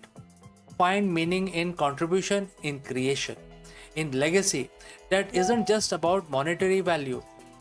What problems can you solve? What goods can you foster? Prioritize genuine connections. Actively invest time and vulnerability in your relationships. Seek out authentic friendships. Nurture family bonds and engage with diverse communities.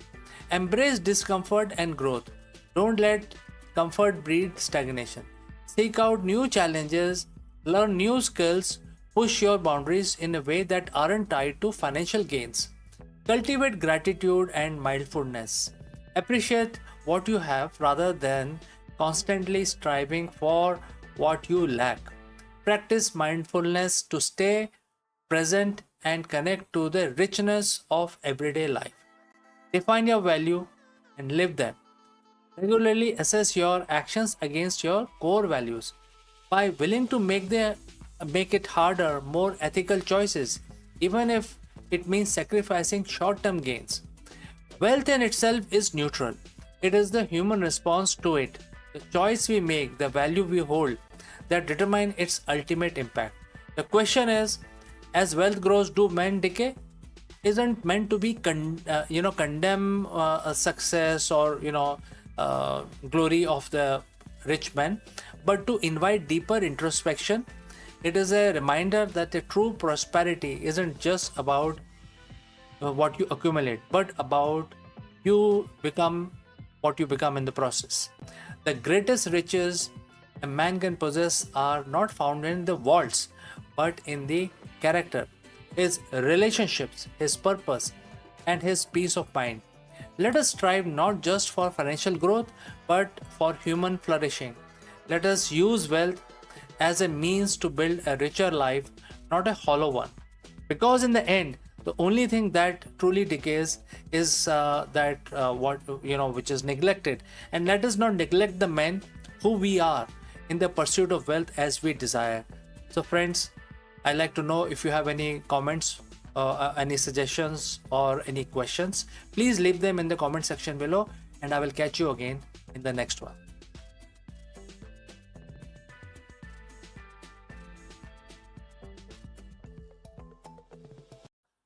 Hello दोस्तों, आप सबका स्वागत है। गणेश जी की पूजा start करते हैं और गणेश जी की पूजा हम एक मंत्र का उच्चारण करके करेंगे। आप सबको पता है कि हम हर रोज़ अपने काम शुरू करने से पहले भगवान को याद रखते हैं और उस मंत्र का उच्चारण करते हैं। तो ठीक है जी, अपना हाथ जोड़ लीजिए और मेरे साथ इस मंत्र का उच्चारण 11 दफ़ा करेंगे। ओम गम गणपते नमः। ओम गम गणपते नमः। ओम गम गणपते नमः। ओम गम गणपते नमः। ओम गम गणपते नमः। ओम गम गणपते नमः। ओम गम गणपते नमः। ओम गम गणपते नमः। ओम गम गणपते नमः। ओम गम गणपते नमः। ओम गम गणपते नमः। ओम गम गणपते नमः। ओम गम गणपते नमः। ओम गण गणपते नमः। तो हमारी पूजा संपन्न हुई। हम अपना दिन शुरू करेंगे और इस आशा के साथ हम आपसे विदा लेते हैं कि आपका दिन मंगलमय हो। नमस्कार।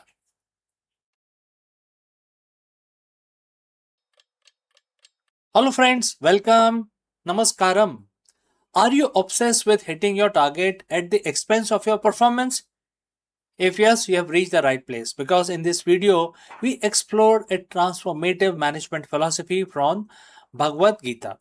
The ancient concept of Nishkam Karma, performing your duty without attachment to the result, might sound counterintuitive in today's performance driven culture.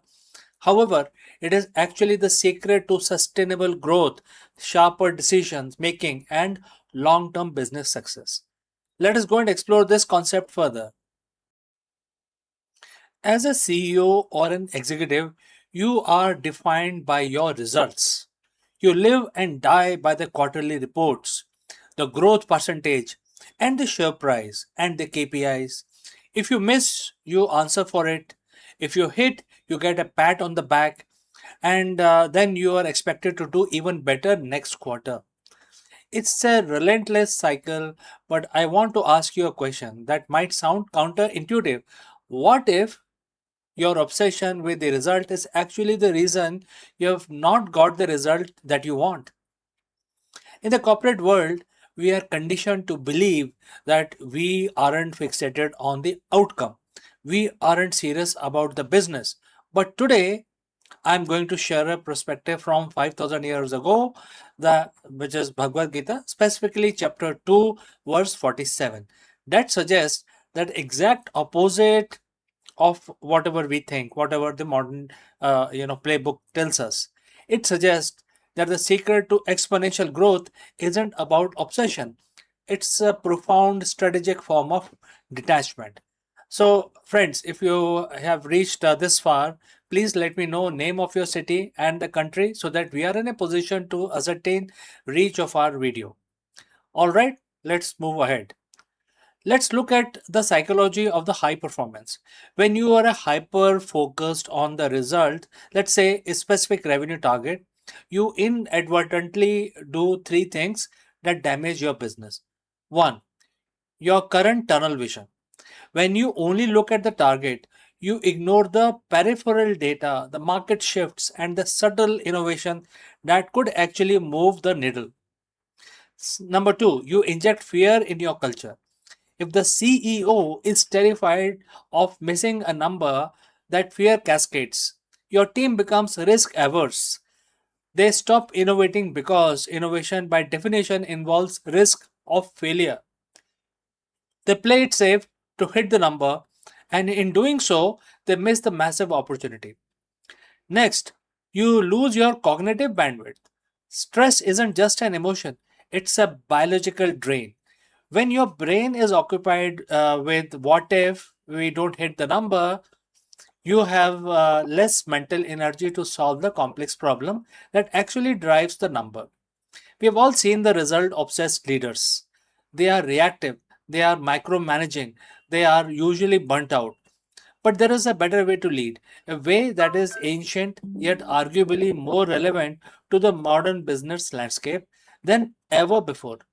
Let's look at the verse. It is one of the most famous line in Bhagavad Gita, and the quote starts, "You have a right to perform your prescribed duties, but you have no right to the fruits of your action." Quote close. At first glance, this sounds like it goes against everything we teaches in business schools. No, right to the results. Yes, if you don't care about result, won't I fail? That's a big question that you might ask me. No, this is a misunderstanding. This is not a philosophy of passivity. It is a philosophy of extreme ownership of the process. Think about it like an archer. You can control the stance, the grip, the breath, and the release of the arrow. Those are your duties. The target is 100 yards away. Can you control what happens to the arrow once it leaves your bow? No, a gust of wind could move it, the target could shift, etc. If you're obsessed with the target, your hand shakes, you overthink, you tense up. But if you are entirely focused on the process of the shot, the technique, the result becomes a natural, inevitable consequence of your skill. In business terms, your duty is the strategy, the team, the culture, the product development, and the customer experience. Those are the archery skills. The revenue, the market share, the stock prices, those are the wind and the target. They are the outcome. The verse is telling you put your heart into the work because that is the only thing you actually control. So, how do we apply this in our boardroom? How do we use this to drive our growth? First, shift the KPI focus. Don't just track lagging indicators, things like revenue, profit, the result, etc.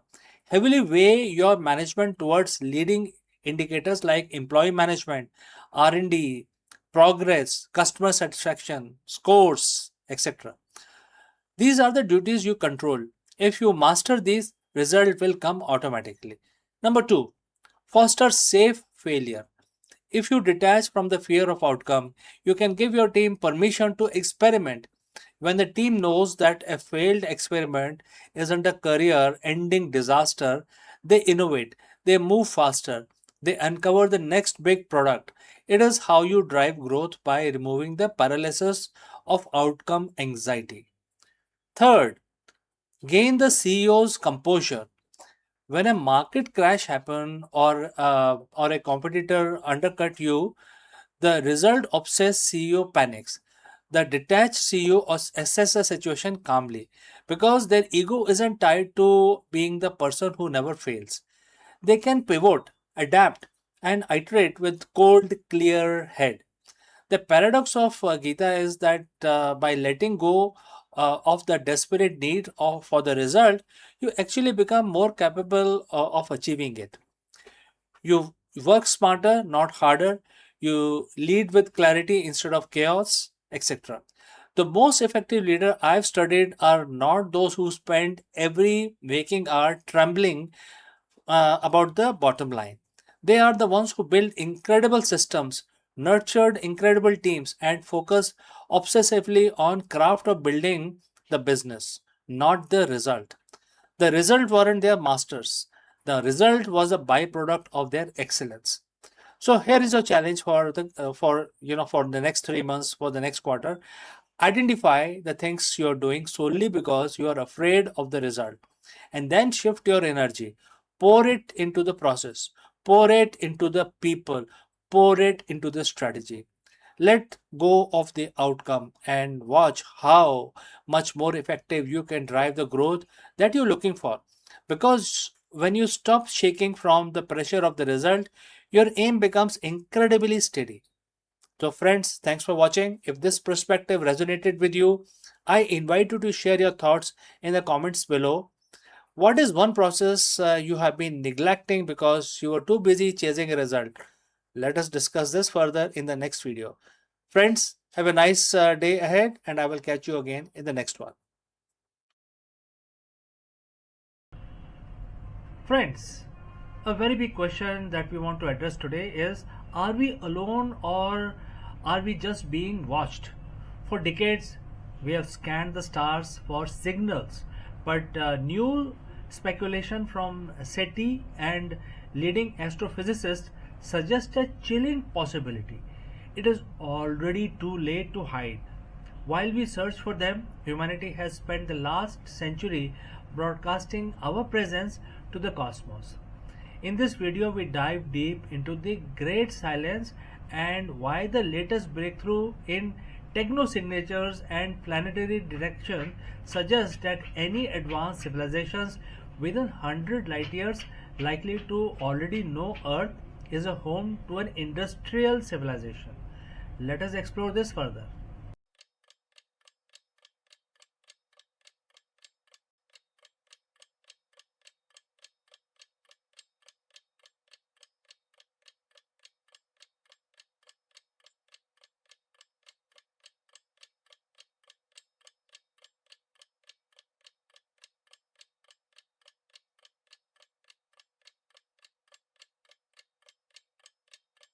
Hello, friends. Let me ask you, are you leading your business with the clarity needed for the modern market?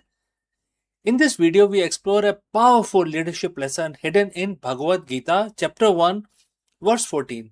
By analyzing the imagery of Arjun and Madhav, which is Lord Krishna's another name, on their divine chariot, we uncover the ancient blueprint for the strategic alignment, decisive action and leadership focus. Just as the divine conch signaled readiness for the battle ahead, the CEOs and the business leaders today must ensure their team vision and strategy are perfectly aligned before making your next big move. Discover how integrating these timeless principles can help you and lead your organization with greater purpose and competitive edge. Let's go and explore this further. Welcome. If you are a CEO or a leader in the modern boardroom, you know that the greatest challenge isn't just having a vision, it is the execution. It is ensuring that every department, every manager, and every employee is pulling in the same direction at the exactly the same time. In the corporate world, we call this strategic alignment. But what if I told you that one of the most sophisticated blueprint for alignment was documented thousands of years ago, and therefore today we are looking at the Bhagavad Gita's wisdom, specifically mentioned in chapter 1, verse 14. The verse read, "From Pandav camp, the Madhav and Arjun blew his divine conch from the glorious chariot drawn by the white horses." And uh, this is basically a glorious chariot drawn by the white horses. On the surface, this is a scene of the preparation for war, but for the modern executive, this is the masterclass in organizational readiness. Let's break down how this ancient signal translate into a high-stake modern business strategy. Let us deconstruct the verse. You have the chariot, the white horses, and the divine conch. The chariot, which is your business model, the chariot represents the structural foundation of your organization. It must be glorious, meaning robust, well maintained, and built to handle the terrain of the competitive market. Next is the white horses, which is your strategic asset. Horses in Gita symbolizes the senses and energy driving the movement. For a CEO, these are your teams, your capital, and your technology. If your horses are not perfectly aligned, the chariot moves into circles that and therefore it will not go anywhere. Next is divine conch, the leadership, which is the leadership signal. This is the most crucial part. Before we blow this conch, which is the signal, it is what a movement of unified communication. So what Krishna is trying to tell you is that it is basically about the unified communication. So why do so many companies fail? It is rarely a lack of resource, it's a lack of alignment. As a CEO, your job is to blow the conch. You are the source of signal. If your signal, your vision is muffled or inconsistent, your horses will lose focus. Unified decision making definitely is important here. Like Arjun and Madhav, you need a partnership between the driver, which is the operation strategy, and the warrior, which is the market execution. And this will all basically all about readiness. The blowing of the conch signifies that the decision has been made and the organization is now in a state of readiness for execution. No more deliberations are required, no more doubts. The signals have been given. Friends, how do we apply this on Monday morning? Very good concept, but how do we actually implement it? First is audit your signals. Are you constantly pivoting, or is your conch blast clear enough for everybody to understand? If you have to repeat your vision daily, it means it hasn't been integrated into the teams yet. Ensure your white horse, which is the health or organizations, are your resources, your teams, and technology healthy and prepare for the intensity of the market. And aligned strategy fails if the asset pulling the chariot are exhausted or mismanaged. The feedback loop. In the Gita, the sound of the conch was meant to be heard across the entire field. Your internal communication must have every level of your organization from C suite to the front line. To conclude, chapter 1, verse 14 is not just description of the battlefield, it is a description of the leadership integrity. When leadership is aligned, the strategy is executed with divine precision. Your business is your chariot, your teams are your horses, your vision is the sound of your conch shell. When you blow the signal with absolute clarity, the market listens, and more importantly, your organization moves as one entity towards your ultimate goal. So, friends, This is a lesson from Bhagavad Gita. Thanks for joining this exploration of the ancient wisdom for the modern CEO. If you found this helpful, take a moment to look at how your own chariot is aligned today. So, friends, I will catch you again very soon in the next one. Please do not hesitate to send across your opinion or any question you might have. See you in the next one.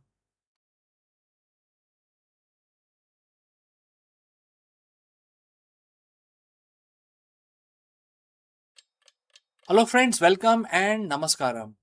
Let me ask you, are black holes actually a myth? In this video, we challenge the fundamental understanding of the universe. Modern physics hits a wall when it comes to the singularity inside a black hole. But what if the math is wrong because the object isn't there at all? We are diving into the dark star hypothesis, a revolutionary theory proposing that instead of crushing matter into a point of infinite density, the dark matter fermions accumulate to form a massive invisible star. This could finally solve the greatest space mystery of the decade. How did the massive black holes grow so large so quickly? Let us explore this fact further. Black holes, they are the ultimate cosmic boogeyman. They are the most dense, most powerful, and most mysterious objects in our universe. We see their silhouette, we track the trace of their star devouring, dancing around them, and we see massive jets of energy shooting from their centers. We are taught that these are singularities, point of infinite density where gravity is so strong that not even light can escape. But what if I told you that everything we think we know about them might be wrong? What if the black holes as we define them don't actually exist? What if the math we use to describe them, the math that forces us to deal with infinities, is actually a sign that our current model is fundamentally broken? Today, we are going to explore a radical hypothesis which is known as the dark star hypothesis. Could it be that what we call a black hole is actually a dense cluster of unknown dark matter fermions, mimicking the behavior of a black hole without this singularity, without the infinities, and without breaking the laws of physics? Let's dive in. But first, why would we want to get rid of black holes? They seems pretty solid, right? Well, the problem isn't about the observation, it's about the theory. In physics, whenever our equations produce an infinity, it's a giant red flag. It usually means our theory has reached its breaking point. Inside a standard black hole, the math of general relativity predicts a singularity, a point where density is infinite and volume is zero. So, when you get an infinity in physics, it's not an answer, it's an error message. It means our current tool for describing reality has failed. And then there is a big growth problem. We have observed supermassive black hole in very early universe, objects billions of times the mass of our sun. According to our current models of how matter collapses and how these holes fade, they shouldn't have had enough time to get that big. There are too big, too fast. It's like finding a fully grown a teenager in a nursery. Uh, it shouldn't be possible at all. So we have a choice. Either our understanding of how things grow is wrong, or the object itself isn't what we think it is. This is where the dark star hypothesis comes into play. So, friends, before we move forward, if you have reached this far, please inform us from which city you have tuned in and in which language you are watching this video. This will help us determine the reach of our channel. Now, let's continue with our discussion. So, what is a dark star? Instead of a singularity, which is just a point, imagine a massive super dense cluster of dark matter. Now, we don't know exactly what dark matter is, but we know it interacts via gravity. Some theory suggests it is made of fermions, which are particles that follow the Pauli's exclusion principle. So, friends, if you know what is Pauli's exclusion principle, briefly I will tell you. that no two particles in the space or universe can occupy the same position and space at the same time. This is not allowed, and that is what is defined in Pauli's exclusion principle. So, in simple terms, fermion hates being in the same place at the same time, and therefore, because it is not allowed, they exert outward pressure. In traditional star, pressure from the nuclear fusion pushes out against the gravity, keeping the star stable. In a dark star, it is the degeneracy pressure of these dark fermions pushing back against the gravity. This creates a stable, solid object. It is incredibly dense, so dense that it bends the light and warps the space-time almost exactly like a black hole. To an observer from a distance, it looks like a black hole. It has an event horizon of sorts, a point of no return for light, but inside there is no singularity, there is no infinity. There is just a really, really tight, packed ball of dark matter. So, why is this such a game changer? First, it solves the infinity problem. If you don't have a singularity, you don't have a infinite density. You have a finite physical object. Physics laws don't break down anymore because you are dealing with a material object, not a mathematical point of nothingness. Second, it solves the formation problem. If these supermassive objects are actually dark matter stars, they could have formed much earlier and much faster than the standard collapse model allows. They could have been the seeds of galaxies, existed long before the first star were ever, born or turned on. This isn't just about changing a name, it's about shifting our view of the architecture of the cosmos. It suggests that the dark matter isn't just a ghostly filler, it's the actual backbone of the universe. Now, is this proven? Absolutely not. This is a theoretical proposal. Science is a process of constantly refining our models. When we look at the universe, we see the effects of gravity, but we interpret them through the lens of what we currently know. If we keep finding that black holes model can't explain the early growth of the galaxies or the quantum mechanics, and gravity refuses to shake hands, we have to look for the alternative. Could the dark star be the answer? Maybe, maybe not. But the thrill of science isn't in having all the answers. It's in having the courage to ask, what if we were wrong? So, friends, what do you think? A black hole is the final word, or is there a dark secret hiding in the center of our galaxy? Let me know your thoughts in the comments below, and don't forget to subscribe for more deep dives into the mysteries of the universe. Thanks for watching, and I will see you very soon again in the next one. परिवार केवल रिश्तों का नाम नहीं है, ये हमारे दिमाग और भावनाओं की असली प्रयोगशाला है। जब हम अपने प्रियजनों के साथ समय बिताते हैं, हंसी बांटते हैं, सुख दुख साझा करते हैं, तो हमारे भीतर ऐसी मानसिक ऊर्जा पैदा होती है जो हमें जीवन के हर चुनौती से लड़ने की ताकत देती है। हाल के अध्ययनों ने यह साबित किया है कि परिवार का साथ दिमाग की कार्य क्षमता को बढ़ाता है और भावनात्मक दृढ़ता को पीढ़ी दर पीढ़ी मजबूत करता है।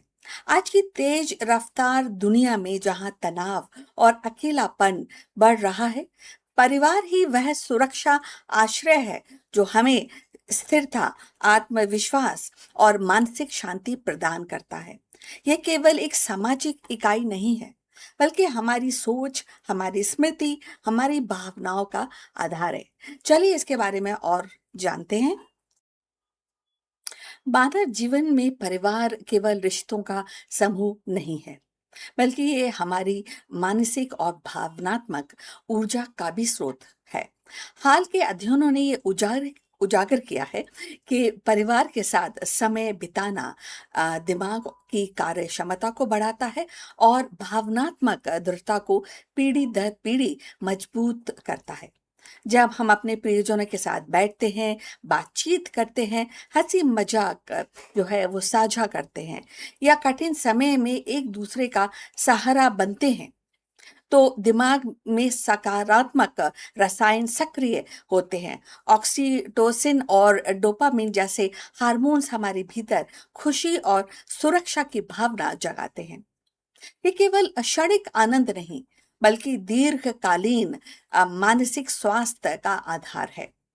परिवार के साथ बिताया गया समय बच्चों के लिए विशेष रूप से महत्वपूर्ण है।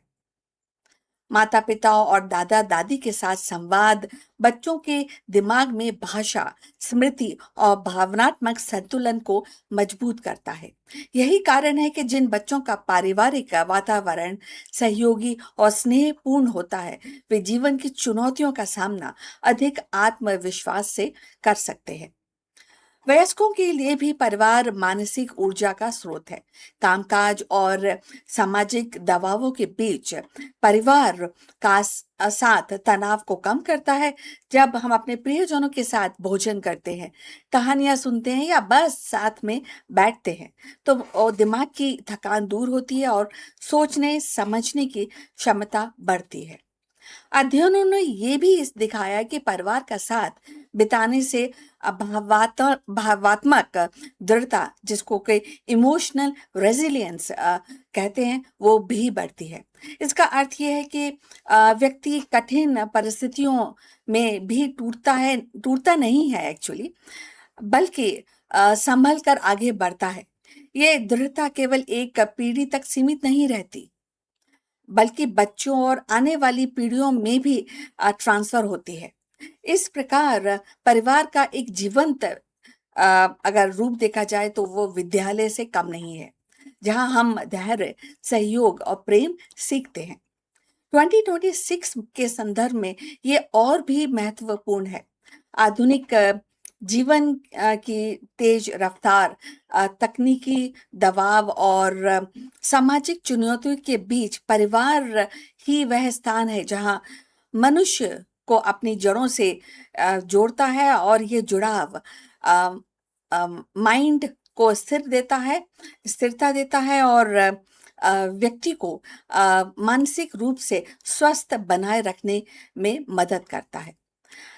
अगर देखा जाए तो परिवार केवल सामाजिक संस्था नहीं है, बल्कि मानसिक भावात्मक शक्ति का केंद्र है। परिवार के साथ बिताया गया समय दिमाग को सक्रिय करता है, भावनाओं को संतुलित करता है और जीवन को सार्थक बनाता है। ये एक ऐसा विशेष, या कह सकते हैं विशेष मोड है या एक निवेश है, जो न केवल वर्तमान को उज्जवल करता है, बल्कि आने वाली पीढ़ियों को भी दृढ़ और सक्षम बनाता है। यदि आप यहाँ तक पहुंचे हैं तो कृपा करके ये बताइए कि आप किस शहर से हमसे जुड़े हैं, किस सिटी से आप हमको देख पा रहे हैं और किस भाषा में ये वीडियो देख रहे हैं। इससे हमारे चैनल की पहुंच को समझने में हमें मदद मिलेगी। अब चलिए इस चर्चा को आगे बढ़ाते हैं। 2026 में और आने वाले वर्षों में पारिवारिक जो इकाई है, कई वैश्विक चुनौतियों का सामना कर सकती है और वो अभी कर भी रही है।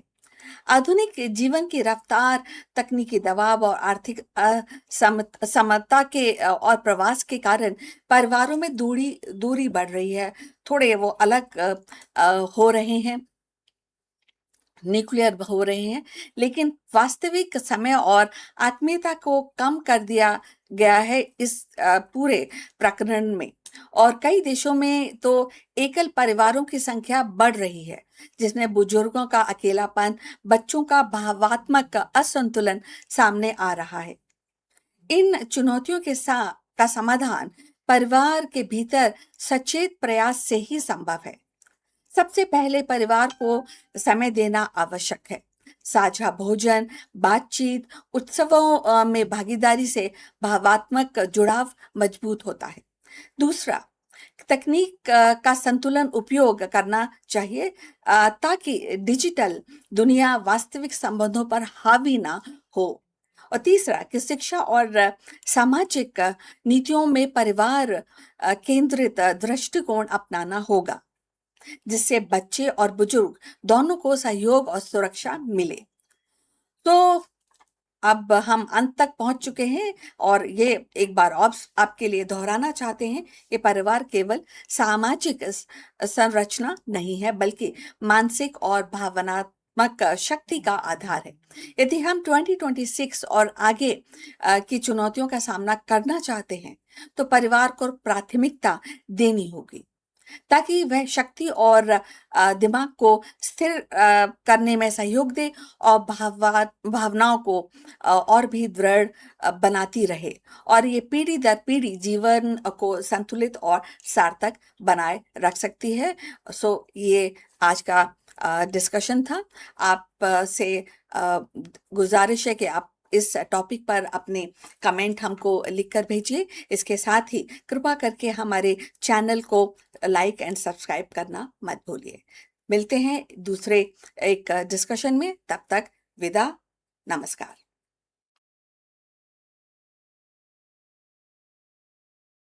For decades, the Indian nuclear sector was a forbidden fortress. It was state-run, shielded from private players, and largely close to the global capital. But in 2025, everything changed.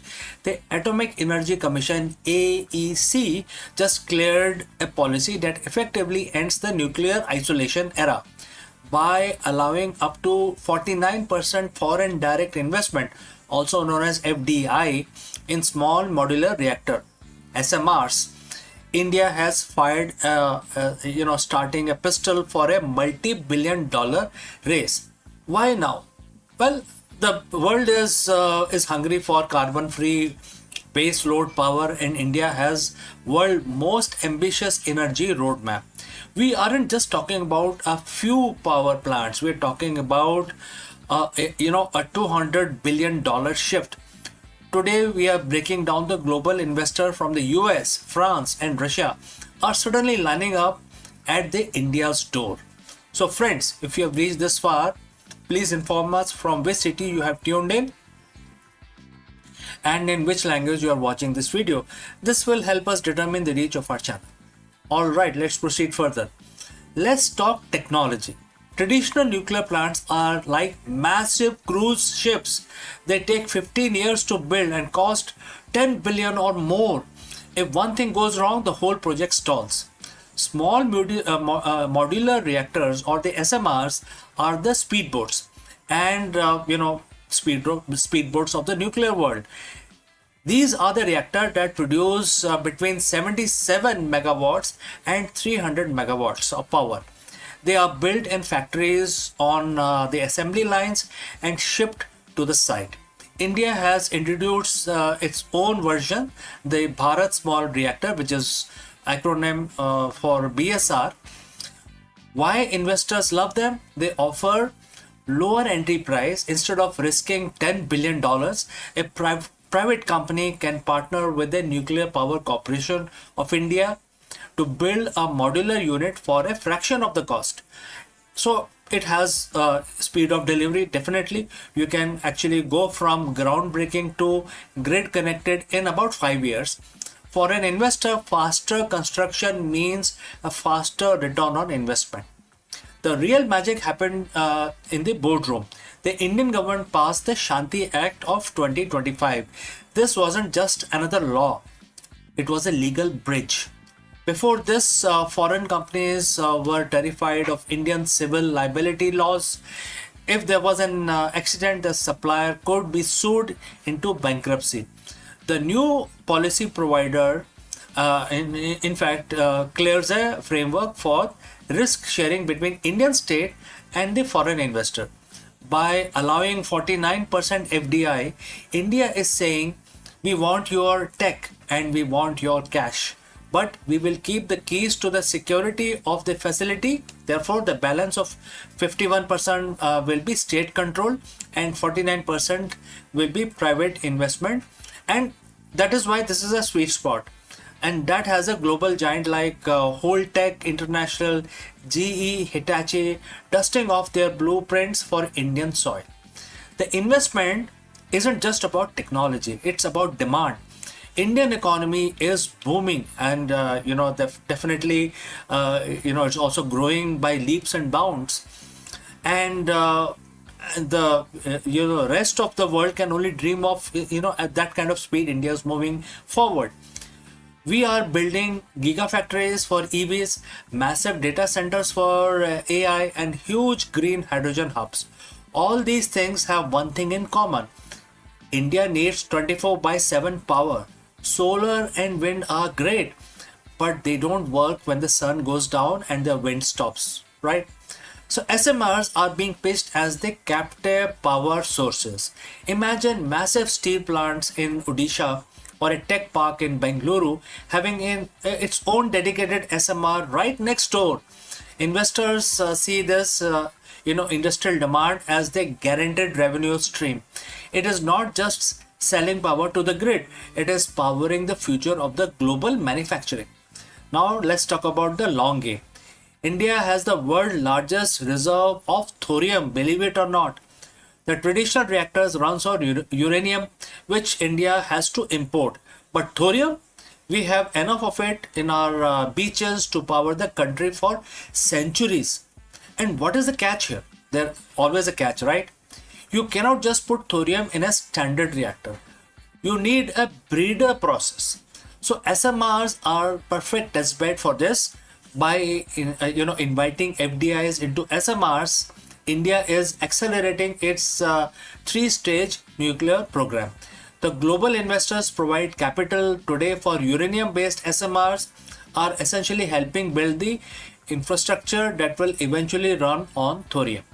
It's a transition that could make India the OPEC of the 22nd century. So why are the global investors eyeing India at this point in time? It is a perfect storm of the clear policy, which is based on FDI, proven demand, which is the industrial growth, and the futuristic tech, which is based on thorium. India's goal is to hit 100 gigawatt of nuclear power by 2047. It's a massive mountain to climb, but for the first time, India isn't climbing it alone. With global capital and private innovation now in the mix, the atomic age of India hasn't just arrived. It is actually going to get onto overdrive. So friends, what do you think? Is opening nuclear power to foreign investment is a master stroke for energy independence or a risky move? Let me know in the comments below. Don't forget to like this video and subscribe for more deep dives into the tech and policy that is shaping India's future. Thanks for watching, and I will catch you again in the next one. Before I leave, a word about our affiliate partner. Stop settling for a good enough video. If your built-in laptop camera looks like a grainy mess, it is time for an upgrade. Want to instantly level up your video presence? I like to present the Lenovo Performance FHD webcam. This is a game changer for your desktop setup. Technically, this is packed. It has a very sensitive RGB sensor, very crisp photographs it takes. Also comes with two microphones on board, which helps you to record very clear voice in stereophonic format. And these microphones are very sensitive. You can actually move away from the camera up to 2 meters, and these microphones will pick up your voice without any problem. This is a very strong piece. This is very sturdy. Comes with tripod ready. Comes with a very long leash, so it gives you a lot of flexibility to place the webcam wherever you want to keep in your studio. And also it has a swivel base, which is also very handy. So if you want to basically level up your game and you want to pick up this camera at a discount, please click on the link here or scan the QR code. Now let's get back to our video. Hello friends, welcome and namaskaram. In this video, we explored the bold, uncompromising move by Netaji Subhash Chandra Bose to step away from the Congress party and establish the Forward Bloc. Why did he break away?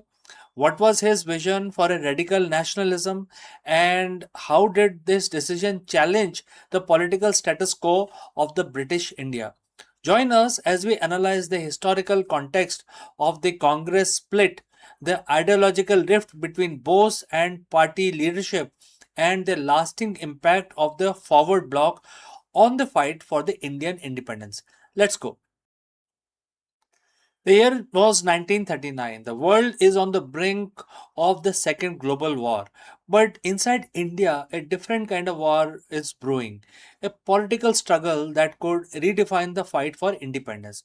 Most of us know Netaji Subhash Chandra Bose as a commander of the Azad Hind Fauj, a man of action, a man of war. But before he picked up the rifle, he picked up the pen and the podium, challenging the very establishment he helped build. Today we are talking about something which happened in 1940. We are going to deconstruct one of the most controversial and pivotal movement in the Indian freedom struggle, the split that birthed the forward bloc. Was it a betrayal of unity, or was it a necessary evolution for the revolution? So let's dive into the history of Netaji's rebellion. But friends, before that, please let us know from which city you have tuned in into this video. That will help us determine the reach of our channel. To understand the birth of the forward bloc, we have to understand the breaking point. The year was 1939. The Indian National Congress was the undisputed face of the freedom movement. Subhash Chandra Bose ji had just been re-elected as the president of the Congress at Tripuri. But this victory was bitter. It was clear that Bose's ideology, which favored an immediate, armed, struggle and unyielding push for independence, was increasingly at the odds with the mainstream leadership, particularly the faction aligned with Mahatma Gandhi ji. Gandhi ji famously said, "पता है भाई, defeat is my defeat. Your defeat is my defeat." The pressure became very immense. The Congress was caught between two paths: the path of non-violent and the gradual constitutional change, and the path for radical mass mobilized resistance. Bose realized that if he stayed, he would be a figurehead with no power to act. So he did the unthinkable. He resigned. Imagine the tension. The hero of the youth, the man who stood up to the British Empire with fire in his eyes, was now an outsider in his own political home. But Bose wasn't the type to walk away from the mission. He realized that if the Congress wasn't going to lead the radical charge, he would have to build a new platform to do it himself. And so on May 3rd in the year 1939, Subhash Chandra Bose ji founded the Forward Bloc. At first, it wasn't a separate party, it was a faction within Congress. It was sort of a pressure group, but what it stands for, why the name was forward is a big question that we will tackle now. The name was deliberate. Bose wanted to move the country forward. He wasn't interested in slow negotiations. He was a socialist at heart, deeply influenced by the global anti colonial movement of the time. He believed that the only way to break the British hold on India was through mass mobilization. He wanted Congress to adopt a policy of uncompromising anti imperialism.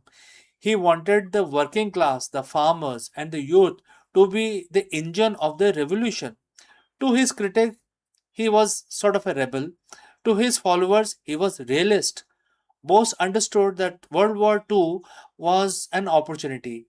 He knew the British Empire was overstretched. He saw that the chaos of war was the perfect opening for an Indian uprising. The Forward Bloc was built to capitalize on that opening. It wasn't just a political party, it was a call to arms for the Indian consciousness. This led us to 1940, the transition from a faction to a rebellion. While mainstream Congress leadership was hesitant, keeping one foot in the door of negotiations, Bose convinced the anti-compromising conference at Ramgarh in the March of 1940. This was a moment the bridge was completely broken. At Ramgarh, Bose didn't mince his words. He called for a massive nationwide civil disobedience movement. He declared that no compromise should be made with the British, especially while they were weakened by the war in Europe.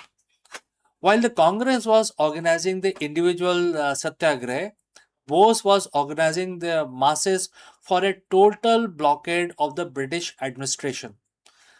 This is why it is called the rebellion. Bose did just disagree with the method. He challenged the mandate of the Congress leadership. He challenged the status quo.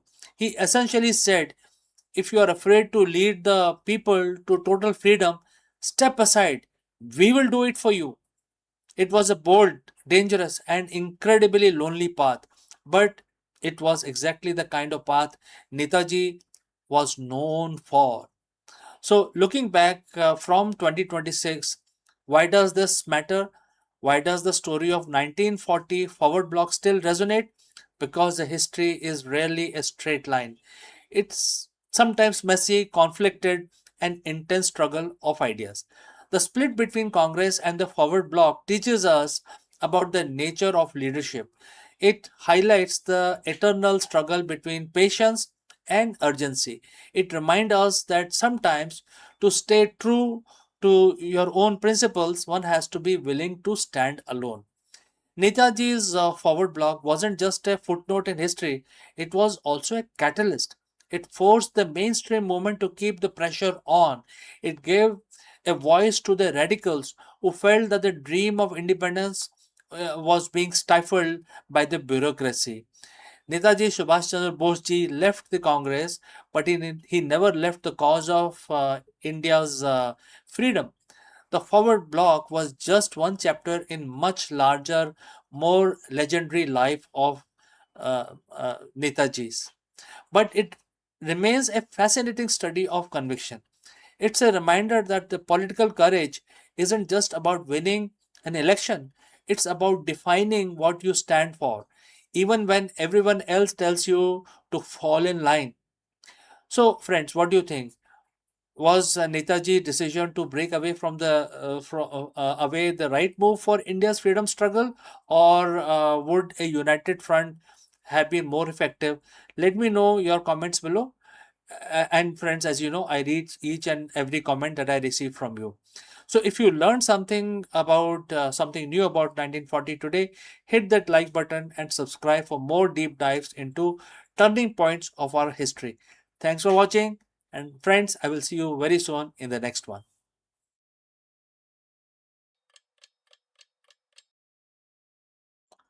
Hello दोस्तों, नमस्कारम। आप सभी का स्वागत है। और आज सोमवार है, 29 जून है। तो आज को सबको पता है कि जो सोमवार का जो दिन होता है वो भगवान शंकर के लिए समर्पित होता है। तो आज के दिन हम उनकी पूजा, उनकी स्तुति कर सकते हैं।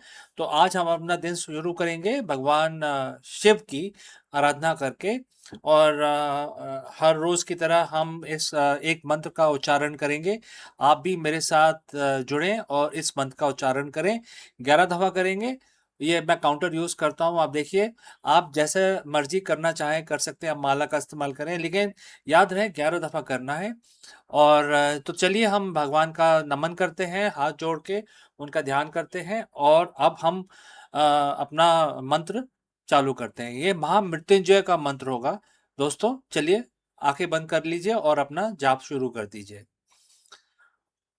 ओम त्र्यंबकं यजामहे सुगंधिं पुष्टिवर्धनम् उर्वारुकमिव बन्धनान् मृत्युर्मोक्षीयमामृतात् सद्यो जातं प्रपागमि भगवन्तं मृत्युं जय शिवम् अभयामि।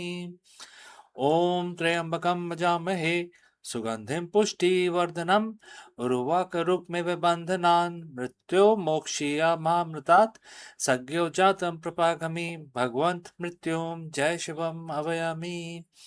ओम त्र्यंबकं यजामहे सुगंधिं पुष्टिवर्धनम् उर्वारुकमिव बन्धनान् मृत्युर्मोक्षीयमामृतात् सद्यो जातं प्रपागमि भगवन्तं मृत्युं जय शिवम् अभयामि।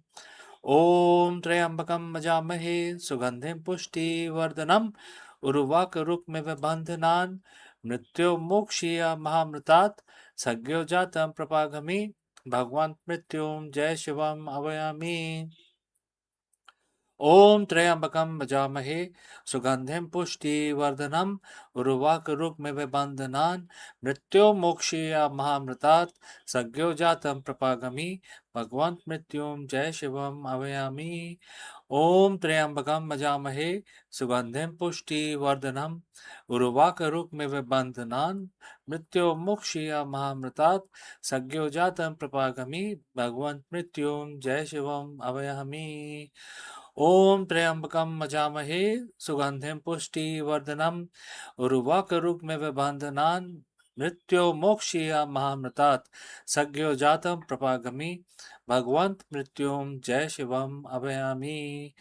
ओम त्र्यंबकं यजामहे सुगंधिं पुष्टिवर्धनम् उर्वारुकमिव बन्धनान् मृत्युर्मोक्षीयमामृतात् सज्ञो जातं प्रपागमि भगवान् मृत्युं जय शिवम् आवाहयामि। ओम त्र्यंबकं यजामहे सुगंधिं पुष्टिवर्धनम् उर्वारुकमिव बन्धनान् मृत्युर्मोक्षीयमामृतात् सज्ञो जातं प्रपागमि भगवान् मृत्युं जय शिवम् आवाहयामि।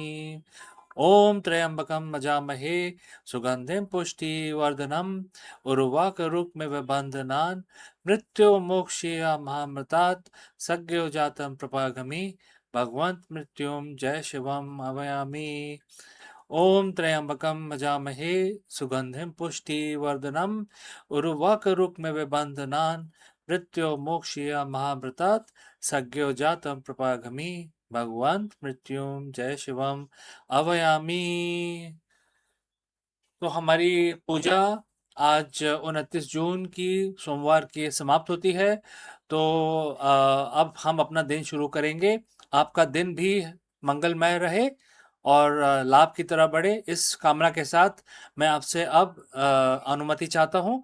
मिलता हूँ अगले ही वीडियो में जल्द ही।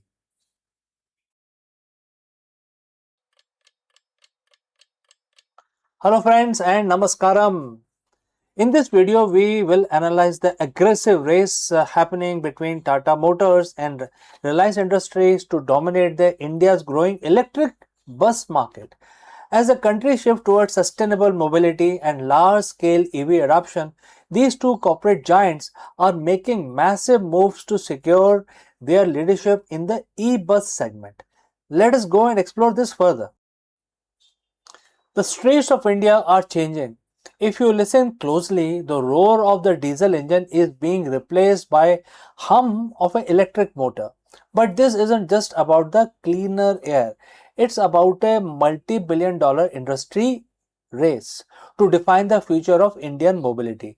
Today we are looking at two titans, which is Tata Motors and Reliance Industries, and their aggressive expansion into India's EVs bus market. This is the race for India's road, and the stakes couldn't be more higher than this. Alright friends, so if you have reached this far, please inform us from which city you have tuned in and in which language you are watching this video. This will help us determine the reach of our channel. Alright, let's start with the player currently leading the charge, which is Tata Motors. For Tata, this isn't a new experiment. They have already deployed over 3,300 electric buses over 10 cities, clocking in a massive 210 million kilometers. Their strategy is built on uptime, delivering a best-in-class 95% operational reliability by leveraging the wider Tata ecosystem, including Tata Power for charging infrastructure. They have built a turnkey model that makes it incredibly easy for city transport authorities to make the switch. They aren't just selling a vehicle, they are selling a proven operational system that has already transformed urban transit. But then there is Reliance.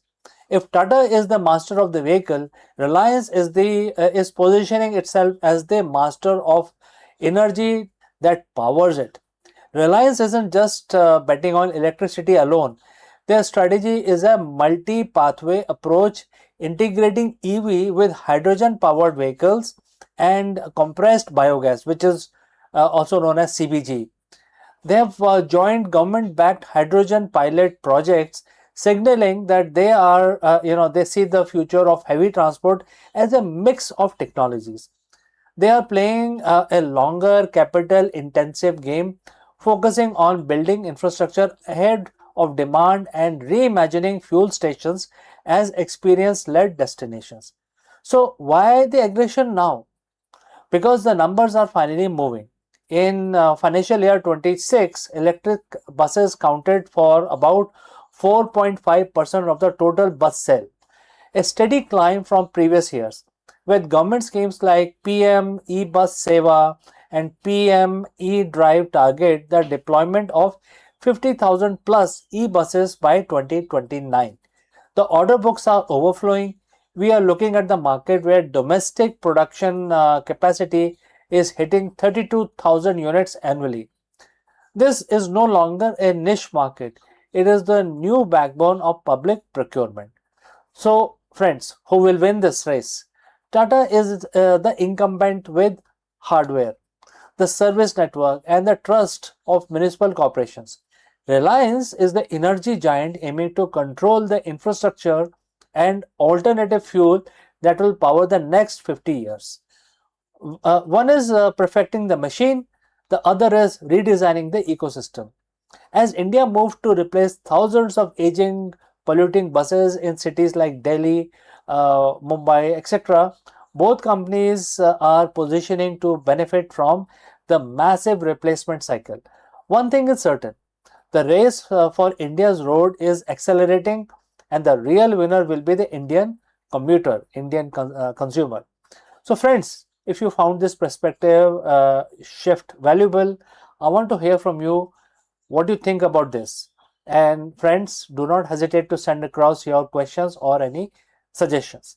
I will see you again very soon in the next one. Hello friends, did you know that NASA is officially moving beyond the chemical rockets? In this video, we dive deep into the revolutionary nuclear thermal propulsion (NTP) technology that is set to slash travel time to red planet. Imagine a future where Mars isn't a grueling 7 months journey but a weekend trip in comparison to everything we have known about the space exploration. Let us explore this further.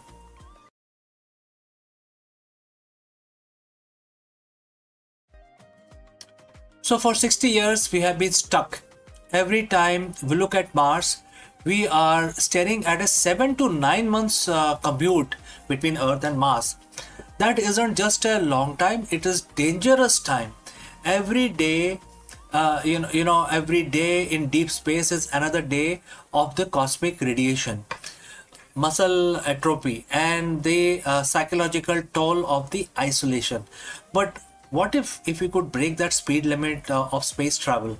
What if we could treat the journey to the red planet not in months, not in years, but in few days, right?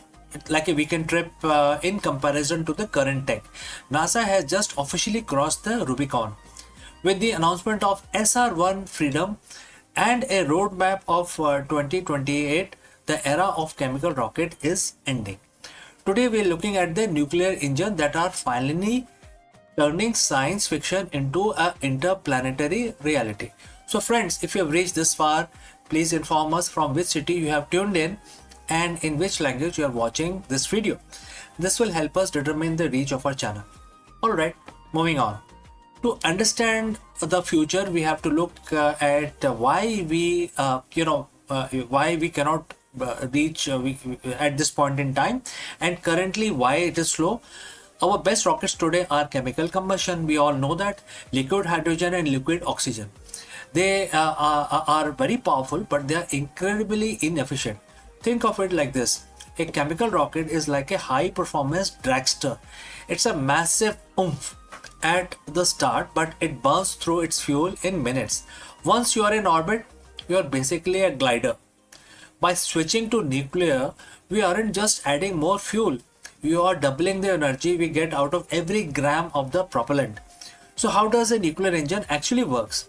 Unlike the nuclear power, in a plant, on Earth basically, that makes electricity, a nuclear thermal rocket NTR, is much more direct, and it has several components starting with core.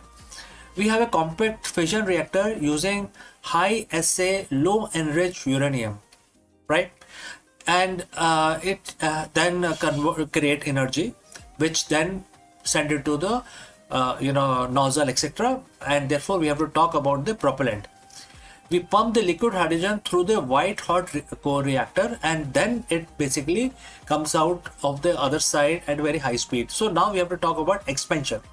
In less than a second, the hydrogen goes from minus 420 degrees Fahrenheit to 5000 degrees Fahrenheit, which then creates a huge thrust. So now let's talk about this thrust.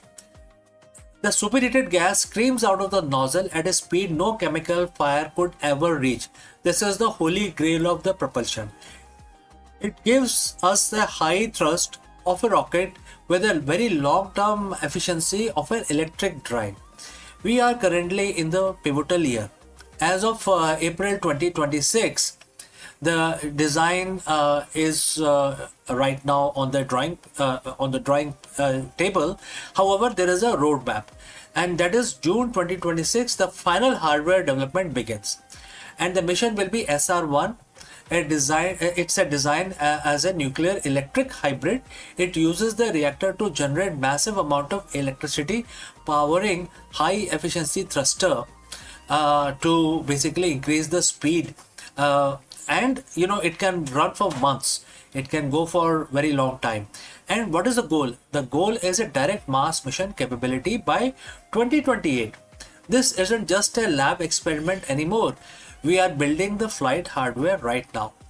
So when we say weekend trip, we are talking about relative transit time.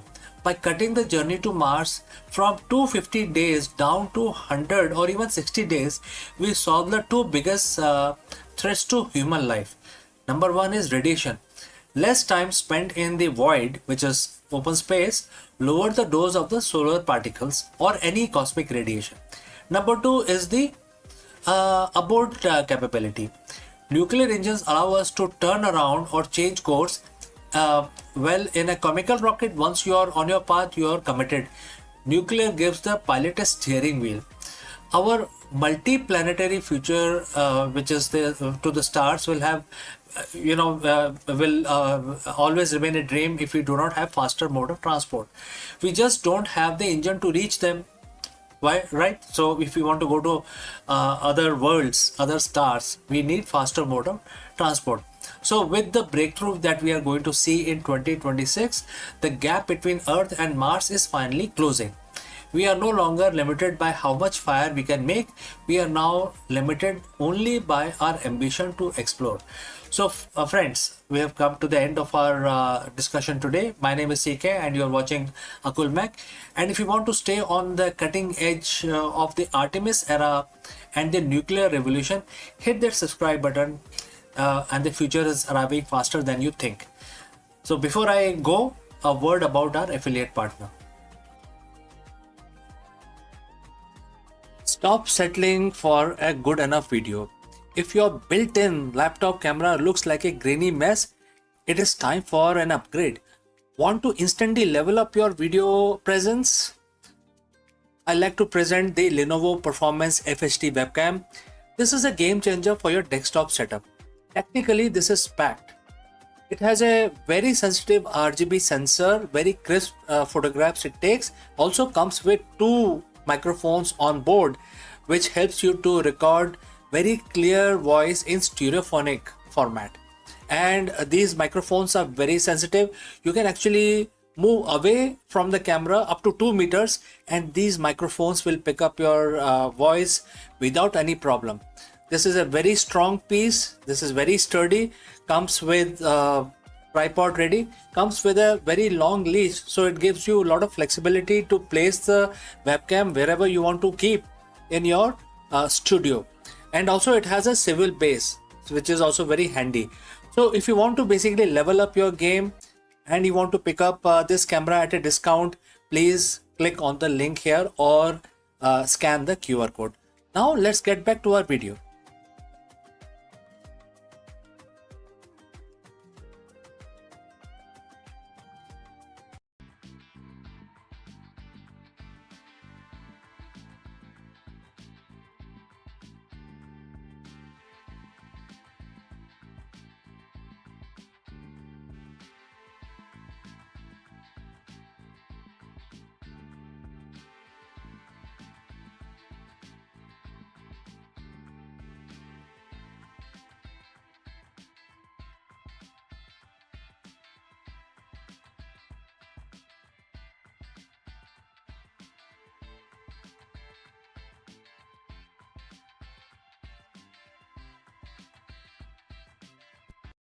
Let me ask you, why do highly successful CEOs suddenly burn out, lose their grip, or watch their corporate empire crumble? The answer isn't found in a modern business textbook. It was written thousands of years ago in Bhagavad Gita. Therefore, in this video, we break down Bhagavad Gita and translate its profound wisdom into survival guide for the modern executive. Let's go. What is the ultimate destination for a highly successful CEO? Very profound question, but very difficult to answer. If you look at the tech world, Wall Street, or startup ecosystem, the playbook says exponential growth, massive exits, and legacy carved in stone, and ultimate control. But look at all this a little closer at the corporate history. Why do some of the most brilliant minds, leaders who build empires suddenly burn out? Why do they make catastrophic ethical lapses? Why do they watch their organizations crumble from within? Most businesses and training institutes and schools will tell you it's a failure of a strategy, a shift in the market dynamics, or a poor risk management. But thousands of years ago, a profound spiritual text diagnosed the true cause of this corporate collapse. It is not the failure of strategy, it is a failure of identity. Today, we are diving deep into Bhagavad Gita, chapter 9, verse 24. We are going to look past the religious context and uncover a brutal, timeless, psychological warning that every modern founder, executive, and leaders need to hear before it's too late. So friends, if you have reached this far, please inform us which city you have tuned in and in which language you are watching this video. This will help us determine the reach of our channel. Alright, let's proceed further. Those who do not understand that I am the real enjoyer and the supreme lord of each and every sacrifice, they fall down and remain in the cycle of life and death, and the quote close. Let's unpack this because to a modern executive, words like sacrifice and lord sound detached from Q4 KPIs and the boardroom meetings. But if we translate the core metaphysics into leadership psychology, the wisdom is startling. In Gita, sacrifice, which is in other words yagna, represents collective effort, hard work, dedicated action towards a goal. In your company, the sacrifice is the late night your engineers pull, and the capital your investor risk, and the daily grind of your sales team. The verse states there is a real enjoyer, a supreme purpose, a greater collective good, a universal force. But here is a pitfall. The verse warns that those who do not recognize this truth, those who believe they are the ultimate owner and the sole enjoyer of all these collective efforts, will inevitably fall down. This brings us to the ego trap. When an entrepreneur starts a company, they are driven by a vision. They sacrifice their comfort, their sleep, and their time. But as the company grows and success pours in, a subtle shift happens in leaders' psychology. The ego takes over. The CEO begins to think, I built this. This $1 billion valuation is because of my genius. The employees are sacrificing their time so that I can enjoy the profit and the fame. They declare themselves the real enjoyer. When the leader makes this mental shift, they detach themselves from the reality. They become obsessed with the fruits of the labor rather than the quality of the work, and this is what the Gita calls attachment to the result. Look at the corporate giants of the last few decades who fell from the grace, from Enron to spectacular crashes of certain modern tech unicorns. It's almost never a lack of intelligence. It is always their hubris. The leader begin to believe they are above the rules, above the ecosystem, and completely responsible for the sun rising and setting on their industry. And just as the verse warns, they plummet. The second part of the verse says that because they don't understand this truth, they remain in the cycle of life and death. In a corporate context, this is the exhausting, endless cycle of cyclic failure and burnout. When you believe you are the sole enjoyer and bearer of the company's burden, you carry an unsustainable weight. Every market dip feels like a personal attack. Every failed product feels like an existential crisis. You find yourself trapped in a loop. You chase temporary success. You achieve milestones and your ego inflates. Because your ego is inflated, you make a blind, arrogant decision. The business takes a hit, leading to loss of purpose and intense anxiety. You scramble frantically to fix it, restarting the cycle, etc. This is the corporate, sansar, or the world, the cycle of the professional life and death. You are constantly fighting to protect your self image rather than steering the ship. You aren't building a legacy, you are running an emotional treadmill fueled by fear and pride. So, what is the antidote here? How does the modern CEO applies chapter 9 and verse 24 to find sustainable success? The secret lies in moving from ownership mind to a stewardship mindset. In the visual rendering of this lesson, I mean, if you start imagining, the act as a steward, your relationship with the company changes. First, the burden lifts. If you are not the ultimate owner of the result, you no longer carry the paralyzing fear of the failure. You focus purely on the execution, the karma, and leave the outcome to the market, the universe, or the collective ecosystem. Second, your team thrives. True sustainable leadership happens when a CEO realizes they are there to serve the vision and not the other way around. Employees can sense when a leader wants all the credit. Conversely, they will run through brick walls for a leader who shares the triumph and views the company's success as a collective sacrifice. You shift from saying, "Look what I made," to "Look what I have been trusted to guide." So, next time when you look at your company's quarterly metrics, your rising valuation, or even your personal achievement, take a step back. Remember the warning of Gita 9.24. Do not fall into the trap of thinking you are the ultimate master of the universe. Recognize the immense sacrifices of your employees, your customers, and the ecosystem supporting you. Dedicated your corporate efforts to cause higher than your own bank account or your personal ego.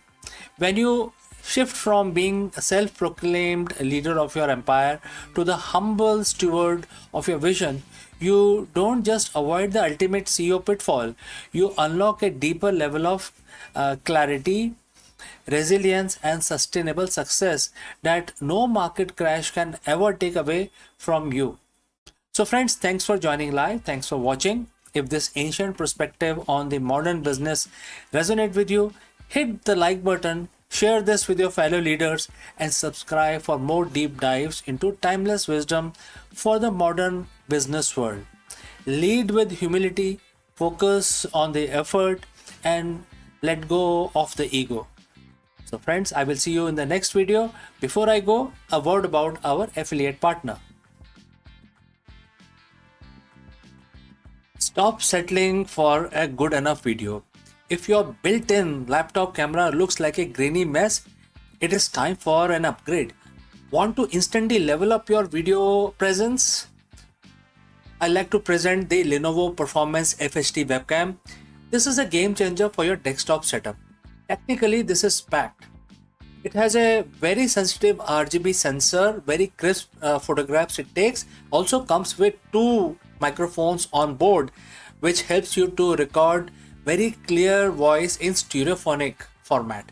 And these microphones are very sensitive. You can actually move away from the camera up to 2 meters, and these microphones will pick up your voice without any problem. This is a very strong piece. This is very sturdy. Comes with tripod ready. Comes with a very long leash, so it gives you a lot of flexibility to place the webcam wherever you want to keep in your studio. And also it has a swivel base, which is also very handy. So if you want to basically level up your game and you want to pick up this camera at a discount, please click on the link here or scan the QR code. Now let's get back to our video.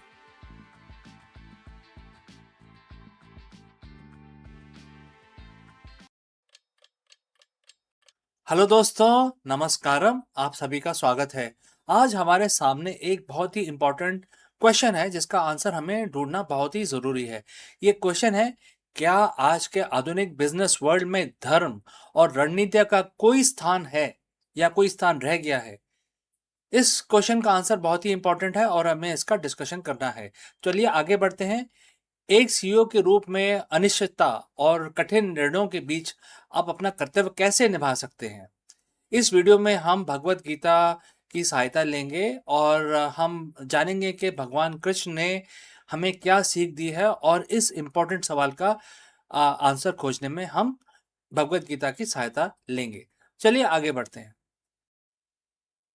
एक CEO की कुर्सी जो होती है काफ़ी चमकदार होती है, बहुत ही अट्रैक्टिव होती है, लेकिन इसके पीछे बहुत ज़्यादा अनसर्टेनिटी होती है, तनाव, हर दिन के जीवन के कठोर निर्णय। वो ये केवल वही जानता है जो उस कुर्सी पे बैठता है। जब जाने कि कोई लीडर है जो बहुत ही हाई हॉट सीट पे बैठा हुआ है। क्या आपने कभी इसको महसूस किया है कि आपकी सारी स्ट्रेटजी फेल हो रही है? मार्केट गिरता ही जा रहा है, आप समझ ही नहीं पा रहे क्या करना है, टीम बिखरने लगी है और सब कुछ गलत हो रहा है और इसके बीच में एक लकीर खींची हुई है। आप उस लकीर पे क्या करना है वो आप तय करते हैं एज ए सीईओ। आज हम किसी मैनेजमेंट बुक की बात नहीं करेंगे। आज हम बात करेंगे दुनिया के सबसे पुराने, सबसे प्रभावशाली लीडरशिप गाइड भगवत गीता, और खास तौर पे अध्याय 2 चैप्टर 2 श्लोक 31 में, जिसमें किसी भी सीईओ के लिए किसी वेपन की जो सीख दी गई है किसी वेपन से कम नहीं है। एक स्ट्रेटेजिक मास्टर क्लास की तरह ये हमारे सामने है।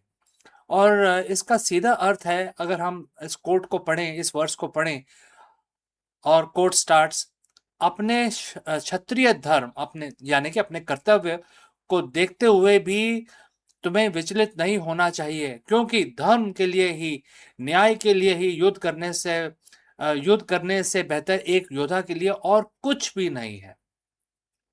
And the quote close. तो दोस्तों, अगर आप यहाँ तक पहुंचे हैं तो हमें कमेंट करके ज़रूर बताएं कि आप कौन सी सिटी से, कौन सी कंट्री से हमारे साथ जुड़ रहे हैं और किस लैंग्वेज में हमारा वीडियो देख रहे हैं। तो चलिए आगे बढ़ते हैं। अब एक सीईओ के तौर पे आप सोचेंगे, मैं युद्ध कैसे कर सकता हूँ, मैं तो बिजनेस कर रहा हूँ। लेकिन जरा रुकिए, आज का बाजार किसी कुरुक्षेत्र से कम नहीं है और यहाँ पे कट थ्रोट कंपटीशन होता है। नैतिकता बनाम मुनाफा और टीम के बजाय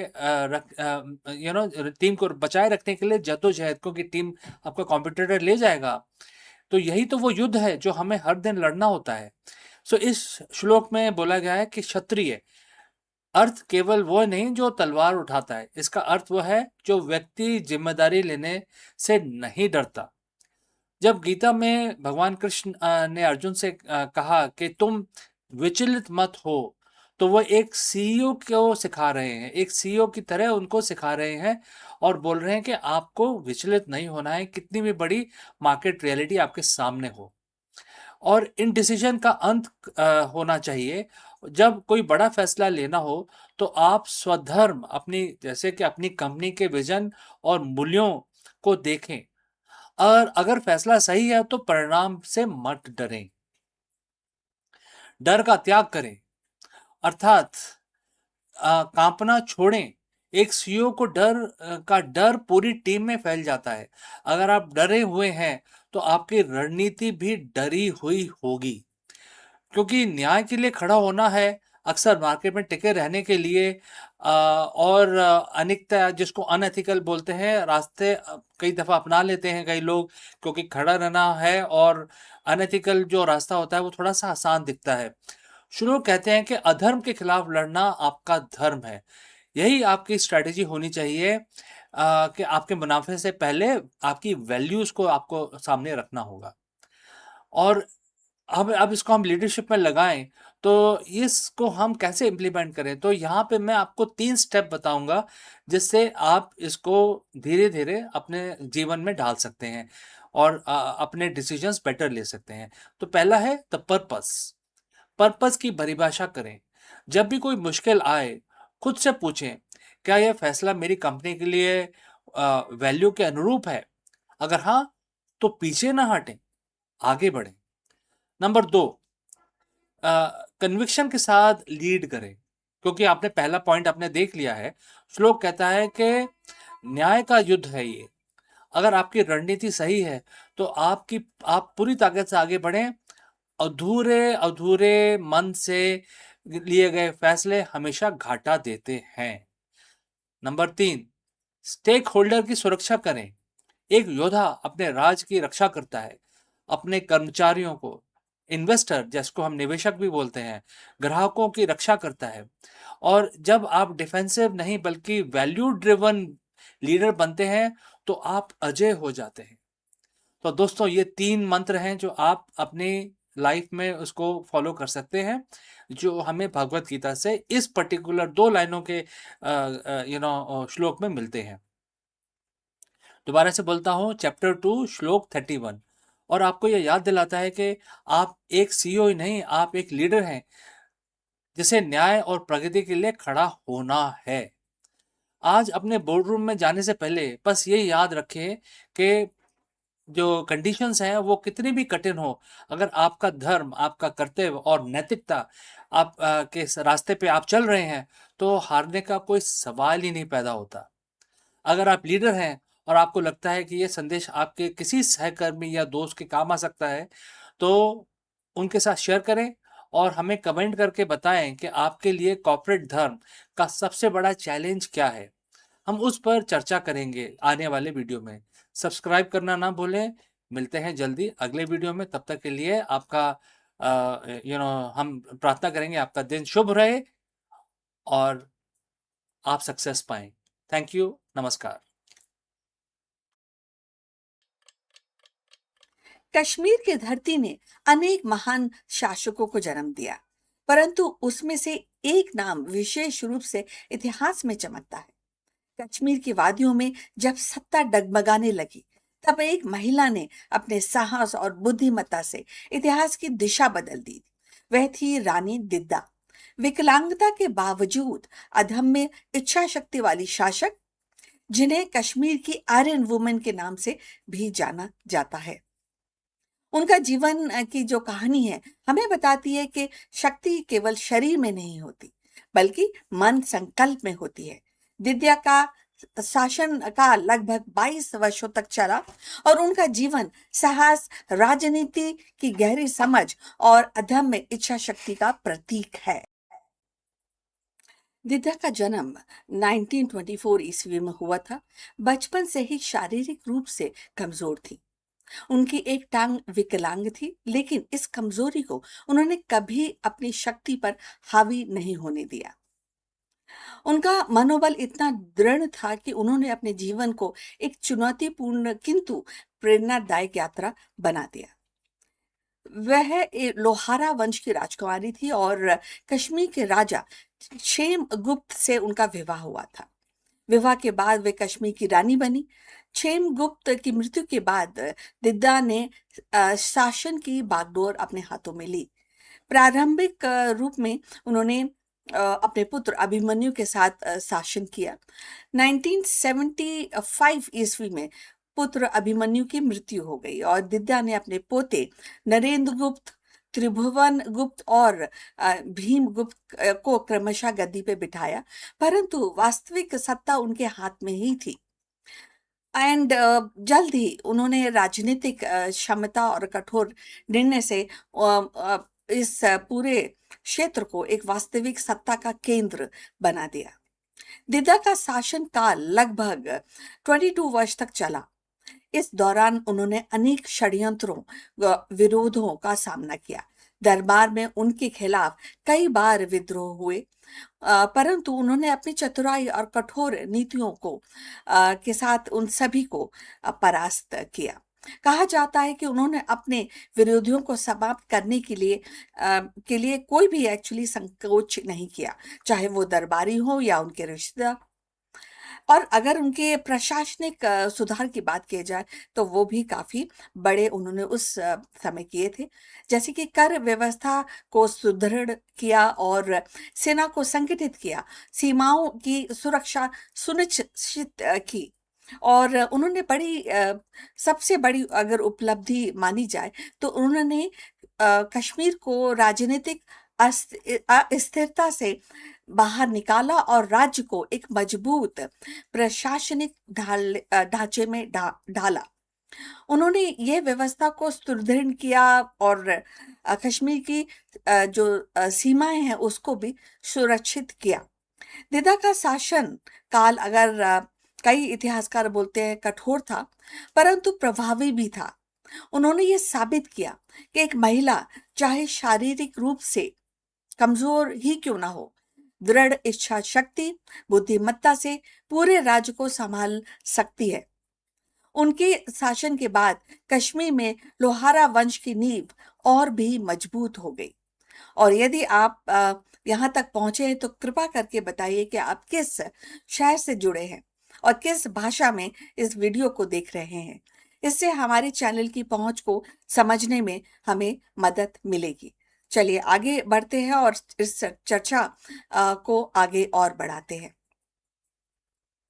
इतिहासकार जो हैं वो मानते हैं, कई इतिहासकार मानते हैं कि दिद्दा काफी निर्दयी शासक थी। तो कभी वो ये भी बताते हैं कि वो दूरदर्शी नेता भी थी, लेकिन इसमें कोई संदेह नहीं है कि दिद्दा ने कश्मीर के इतिहास में अपनी अमिट छाप छोड़ी। उनकी कहानी हमें सिखाती है कि परिस्थितियां चाहे कितनी भी कठोर क्यों ना हो, साहस दृढ़ता से उन्हें बदला जा सकता है।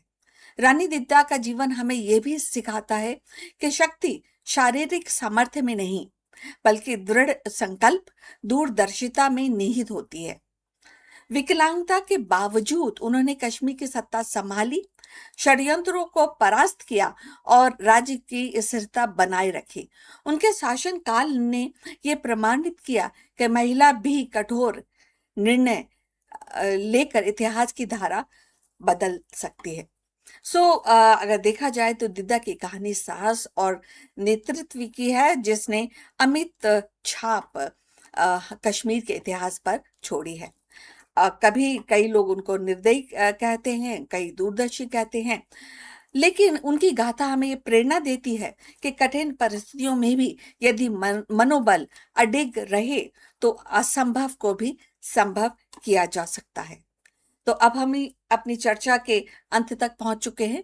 कृपा करके हमारे चैनल को लाइक और सब्सक्राइब कीजिए और विषय पर अगर आपकी कोई टिप्पणी हो तो उसको भी हमारे साथ साझा कीजिए। अब हम ये समाप्त करते हैं आज की मुलाकात। आपसे फिर बहुत जल्द मुलाकात होगी। तब तक अपना ख्याल रखिए। नमस्कार।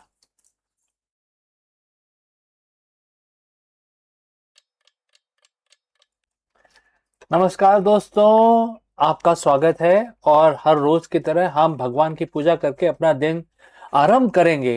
आज शुक्रवार है, फ्राइडे, तो आज तो लक्ष्मी जी का पूजन बनता है। तो हम लक्ष्मी जी का एक मंत्र पढ़ेंगे, 11 दफा पढ़ेंगे और इस काउंटर का इस्तेमाल करेंगे। जैसे आप जानते हैं हमारे पास एक काउंटर है जिससे हम आसानी से नंबर निकाल सकते हैं। वैसे आप जैसा चाहे वैसा कर सकते हैं। आप माला का इस्तेमाल कर सकते हैं। आप अपने मस्तिष्क में, अपने ब्रेन के अंदर भी गिन सकते हैं। तो जैसे आपको कंफर्टेबल हो आप करें। ये इस मंत्र का हम जाप करेंगे। आप हमारे साथ जुड़ें और इस मंत्र का जाप करें। चलिए हाथ जोड़ के हम लक्ष्मी जी का ध्यान करते हैं और अब मंत्र शुरू करते हैं। श्री ह्रीं क्लीं श्री सिद्धाय लक्ष्मी नमः। ओम श्री ह्रीं क्लीं श्री सिद्धाय लक्ष्मी नमः। ओम श्री ह्रीं क्लीं श्री सिद्धाय लक्ष्मी नमः। ओम ह्रीं श्रीं क्लीं सिद्धाय लक्ष्मी नमः। ओम ह्रीं श्रीं क्लीं श्री सिद्धाय लक्ष्मी नमः। ओम श्री ह्रीं क्लीं श्री सिद्धाय लक्ष्मी नमः। ओम श्री ह्रीं क्लीं श्री सिद्धाय लक्ष्मी नमः। ओम श्री ह्रीं क्लीं श्री सिद्धाय लक्ष्मी नमः। ओम श्री ह्रीं क्लीं श्री सिद्धाय लक्ष्मी नमः। ओम ह्रीं श्रीं क्लीं श्री सिद्धाय लक्ष्मी नमः। ओम श्री ह्रीं क्लीं श्री सिद्धाय लक्ष्मी नमः। ओम ह्रीं श्रीं श्री सिद्धाय लक्ष्मी नमः। तो ओम लक्ष्मी जमा, ओम लक्ष्मी नमः। तो हमारा ये मंत्र समाप्त हुआ और हम अब अपना दिन शुरू कर सकते हैं। तो आपका दिन भी शुभ रहे, मंगलमय रहे, इसी कामना के साथ इस वीडियो को बंद करते हैं। मिलते हैं जल्द ही दूसरे वीडियो में। कहीं मत जाइएगा। हेलो फ्रेंड्स, नमस्कारम। You are most welcome. Let me ask you, are you obsessed with KPIs, quarterly targets, and the constant fear of failure? If yes, then you have reached the right place. Because the world's most effective leaders have discovered a secret that seems counterintuitive. The most sustainable success comes from when you stop chasing the result and start mastering the action. Therefore, in this video, we dive deep and take help from Bhagavad Gita and its profound implications for the modern executive strategy. This is not just a philosophy, it is a tactical manual for achieving the steadiness of yoga in the high pressure boardroom. We will discover how the Nishkam Karm, the practice of detached action to sharpen your decision making, reduce executive burnout, and drive long term business growth. Let us explore this novel idea further. In the world of business, we are obsessed with one thing: the results. We live by the numbers, quarterly earnings, KPIs, growth metrics, market share. If the numbers are up, you are a genius. If they are down, you are becoming a liability.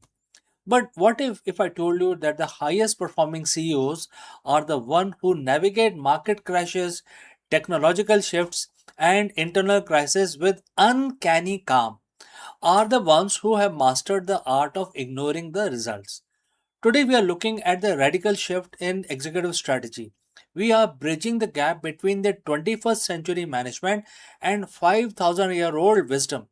We are talking about chapter 2, verse 48 of the Bhagavad Gita, and why this specific verse might just be the most powerful business tool you never knew you had.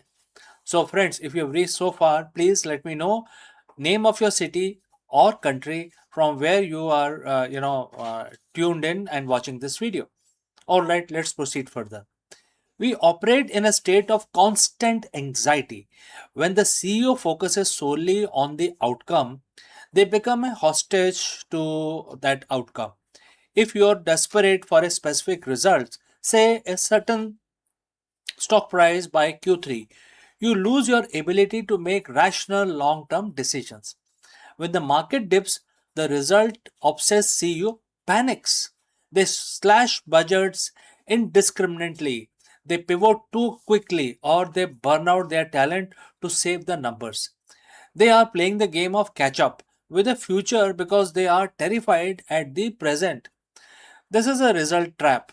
If the force it forces you into a short-termism, a short-term goal, a short-term vision, it kills innovation because innovation requires failure, and the result-obsessed mind cannot tolerate the possibility of the failure. So, how do we break free from this situation? The Bhagavad Gita offers us a solution that seems almost counterintuitive for a capitalist society. Chapter 2, verse 48 says, and the quote starts, O Dhananjay, fix your mind on duty without any thought of the resulting success or failure and achieve the steadiness of yoga. And the quote close. Let's unpack this. First, fix your mind on duty. In Sanskrit, it is known as swadharma. It means focusing on your role, your specific function, and your inherent purpose. You are not the quarterly report creator. You are the leader. Your duty is to manage culture, strategy, vision, and execution. Second, without any thought of resulting success or failure. This is the core of the Nishkam Karma or detached action. It means you stop caring about profit. It means you stop letting your emotional state to be dictated by the outcome. And finally, achieve the steadiness of yoga. In this context, yoga isn't about physical posture. It's about equanimity, a state of mind that remains unshakable whether the deal closes or the market crashes. So, friends, how does this translate into your boardroom, my boardroom, our boardroom? Think of it this way. You cannot control the market. You cannot control the global economic shift. You cannot always control if a competitor launches a game changing AI tool next Tuesday. But you can control the inputs. You can control the quality of your code. You can control the transparency of your communication. You can control the rigor of your research. When you fix your mind on the duty, on the excellence of the process, the results become a byproduct, not the source of your anxiety. The best CEOs are the one who shows up to the negotiation table, the product launch, or the crisis meeting with absolute presence because they aren't mentally living in that what if of the outcome. They are present in how of the execution. They are unshakable. They aren't reacting to the noise. They are dictating the tempo. So if you want to integrate this, here are few points like a playbook for this week. First, detach from the metrics. Next time you look at the dashboard, ask yourself, am I looking at this to learn or am I looking at this to soothe my anxiety? If it is anxiety, step away from that. Number two, focus on the duty blocks. Dedicate your morning to your highest value activity, the duty that moves the needle without checking the inbox or the stock price. Third, practice equanimity. When you get bad news, pause for 10 seconds. Do not react. That 10-second gap is where you reclaim your steadiness of yoga. It allows you to respond with strategics instead of reflexes. Remember, you are the pilot, not the weather. You cannot control the turbulence, but you can control how you handle your aeroplane. The market will continue to fluctuate. The result will come and go, but the leader who acts with purpose, with precision, and with steadiness of yoga, that leader is the one who lasts the longest. Stop chasing the result, start mastering the action. Everything else will follow. If this resonated with you, hit the subscribe button. We are building a community of leaders at Akulmach, and these leaders who aren't afraid to take challenges and do not follow the status quo. So please subscribe our channel. I am CK, and I will see you very soon in the next one. The idea of robots living alongside us has been belonged to the realm of science fiction. Yet today it is edging into the reality. With the debut of AI-powered robot designed specially for home use, the boundary between futuristic imagination and everyday life is dissolving. These machines are no longer confined to factory floors or research labs. They are stepping into kitchen, living room, bedroom, promising to transform the domestic routine. The debut of AI robots for domestic use is not just a technological milestone, it is a cultural one also. It sparks curiosity, inspires hope, ignites debate. So, are we welcoming helpful assistants into our lives or surveillance device disguised as a companion? The answer may shape not only the future of our household but also the broader relationship between human and intelligent machine. Artificial intelligence has begun to step out of the research lab and corporate offices into the most intimate of the space, our home. So debut of AI powered domestic robots marks a turning point in consumer technology, one that blends convenience with controversy. So these machines are designed to handle everyday tasks, tidying rooms, monitoring energy use, assisting with cooking, or even offering companionship. And this appeal lies in the promise of freeing up time, reducing household stress, and creating a seamless, smart living environment.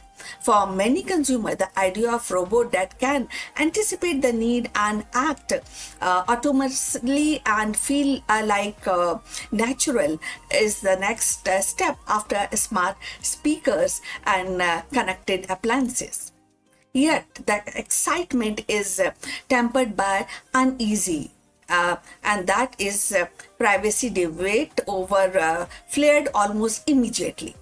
Unlike a vacuum robot that simply mop your floor plans, and these new AI robots can equipped with advanced sensory cameras, microphones. So they don't just clean, they observe, interpret, and learn. That means that they are constantly collecting data from household routine, personal habits, even private conversations.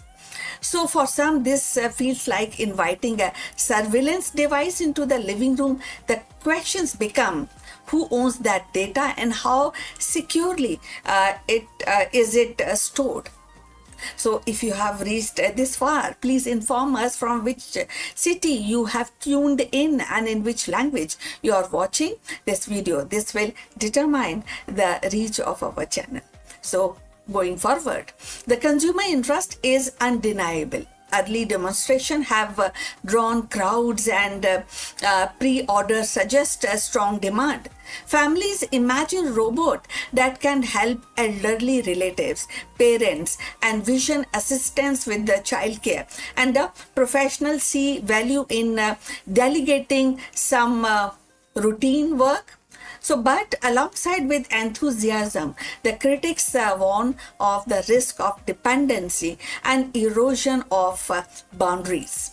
So, if a robot can recognize emotions, respond to the stress, and adapt to the personal preferences, does it cross into the territories of replacing human interaction? So, and if the companies monetize the insight gathered from these robots, does the home cease to be a private sanctuary? So this tension between innovation and intrusion defines the current debate. On one hand, AI robot for home use could actually revolutionize the domestic life. It can provide easiness in the domestic life, making home safer, more efficient, and more responsive. On the other hand, they raise profound ethical questions about autonomy, consent, and surveillance. The debut of these robots is not just a technological milestone, it is a cultural one too. It actually forces society to grapple with what we value more: convenience or privacy, automation or intimacy. For now, the spotlight remains on consumer curiosity. The allure of futuristic living is strong, and many are eager to experiment. But as adoption spread, the conversation will inevitably shift from novelty to accountability. The home, once the most private space, is becoming the next frontier for AI, and how we navigate this frontier will shape not only our domestic life but also our broader relationship with technology. The arrival of AI robots in our home is more than a technical upgrade. It is definitely, as we are discussing, cultural shift. These machines promise efficiency, they also promise safety, and even the companionship, yet they are that is a challenge of our notion of privacy, intimacy within the household. So, as consumer embrace this, and society must also confront the deeper questions: how much of our personal lives are we willing to share with the machines, and who ultimately control that information? So that is that whether they become a trusted helper or controversial intruders will depend only on the technological itself, but also value we choose to uphold as we invite artificial intelligence into our most private corners of our lives. So we have come to the end. Thanks for watching. Please like and subscribe our channel, and see you in the next one. But before we close this live streaming, few words about our affiliate partner. Stop settling for a good enough video. If your built-in laptop camera looks like a grainy mess, it is time for an upgrade. Want to instantly level up your video presence? I like to present the Lenovo Performance FHD webcam. This is a game changer for your desktop setup. Technically, this is packed. It has a very sensitive RGB sensor, very crisp photographs it takes. Also comes with 2 microphones on board, which helps you to record very clear voice in stereophonic format. And these microphones are very sensitive. You can actually move away from the camera up to 2 meters, and these microphones will pick up your voice without any problem. This is a very strong piece. This is very sturdy. Comes with tripod ready. Comes with a very long leash, so it gives you a lot of flexibility to place the webcam wherever you want to keep in your studio. And also it has a swivel base, which is also very handy. So if you want to basically level up your game and you want to pick up this camera at a discount, please click on the link here or scan the QR code. Now let's get back to our video. Hello friends and namaskaram. In a landmark deal that reshapes the global AI landscape, Meta has officially partnered with Reliance Industries to build its first ever AI-enabled data centers in India. Located in Jamnagar, Gujarat, this 168 megawatt facility is more than just infrastructure. It is a clear signal that India is rapidly becoming the backbone of the next generation of artificial intelligence. Let us explore this further. Hello everyone, my name is CK and welcome back to Akulmach Business. If you have been following the global tech landscape, you know the narrative has shifted. For years, the story of artificial intelligence was written almost exclusively in Silicon Valley. But today, the center of gravity is moving. Just day before yesterday, on June 10th, 2026, we saw a watershed movement. Meta has officially announced its first build-to-suit AI data center in India, located in Jamnagar, Gujarat, in partnership with Reliance Industries. We are talking about massive 168 megawatt facility that will eventually power some of the most advanced AI workloads on this planet. So friends, if you have reached this far, please inform us from which city you have tuned in and which language you are watching this video. This will help us determine the reach of our channel. Alright. But why India? Why is a global giant like Meta pouring such massive capital into our backyard? Today, we are going to peel back the layers of this strategy. This isn't just about servers, it's about the intelligence era. Let's look at the logistics. Why Jamnagar? Reliance isn't building a warehouse, because usually all the big business of Reliance, which are bulk in nature, are all located in Jamnagar. So they are building a hyperscale campus. This facility isn't just powered by the grid, it is designed for sustainability using renewable energy and desalinated seawater for cooling. Meta is covering the cost to ensure this just isn't just big, it is efficient. And look at the geography. Jamnagar sits right next to the key undersea cable landing station. Meta is connecting this facility to Project Waterworth, the world's longest subsea cable system. This allows them to tie India's digital infrastructure directly to their global nervous system. For Meta, India isn't just a market of 1.4 billion people anymore. It is becoming a compute hub. They are betting that India's infrastructure can handle the most complex AI reasoning models, and they are backing it with over a gigawatt of renewable energy agreement with partners like CleanMax.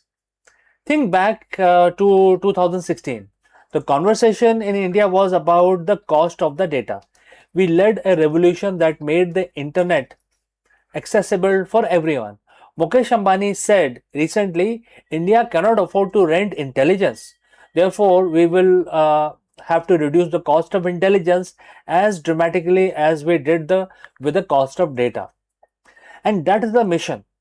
Meta's partnership with Reliance and their joint venture in artificial intelligence is aimed at democratizing high-end AI tools.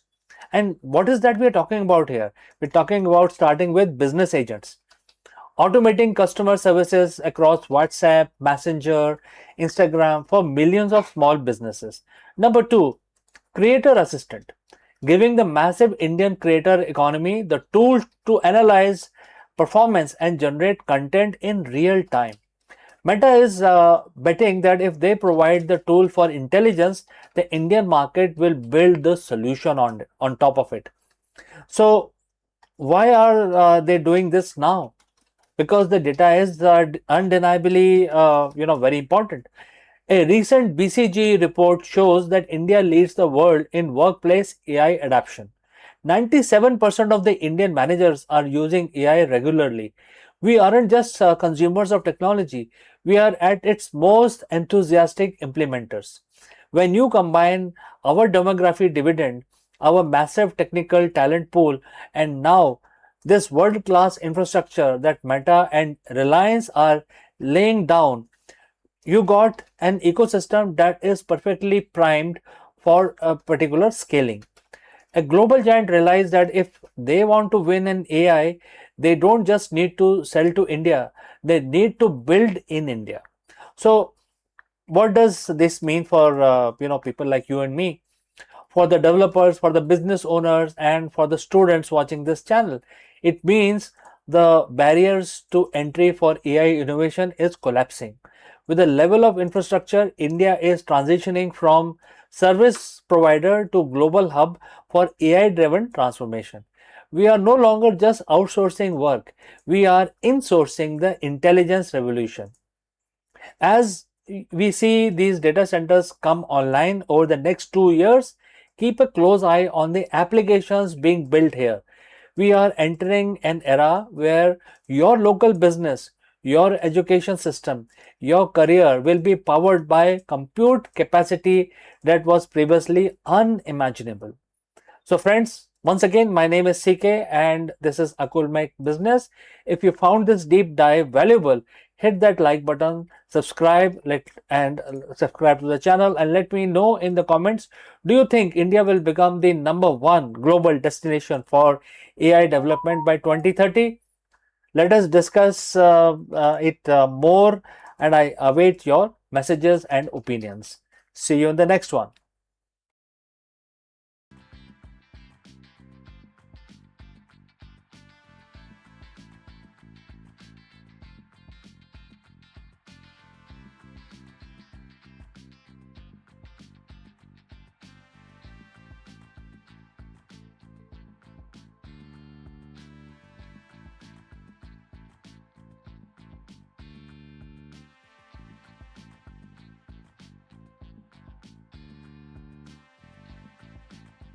On a planet where silence resigned and the dust storm sculpted the horizon, a robotic explorer has uncovered whispers of possibilities. NASA's Curiosity rover has detected 7 distinct organic molecules, the richest chemical treasure yet found on Mars.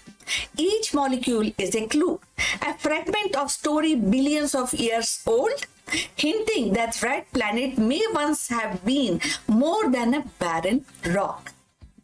In Gale craters, ancient soil, chemistry speaks, and the echoes sound strikingly like a prelude of life.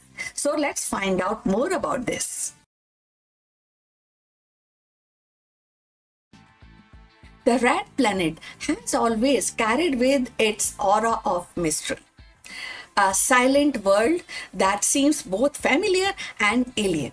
For decades, scientists have asked whether Mars once harbored life and whether its barren rocks conceal traces of more vibrant past.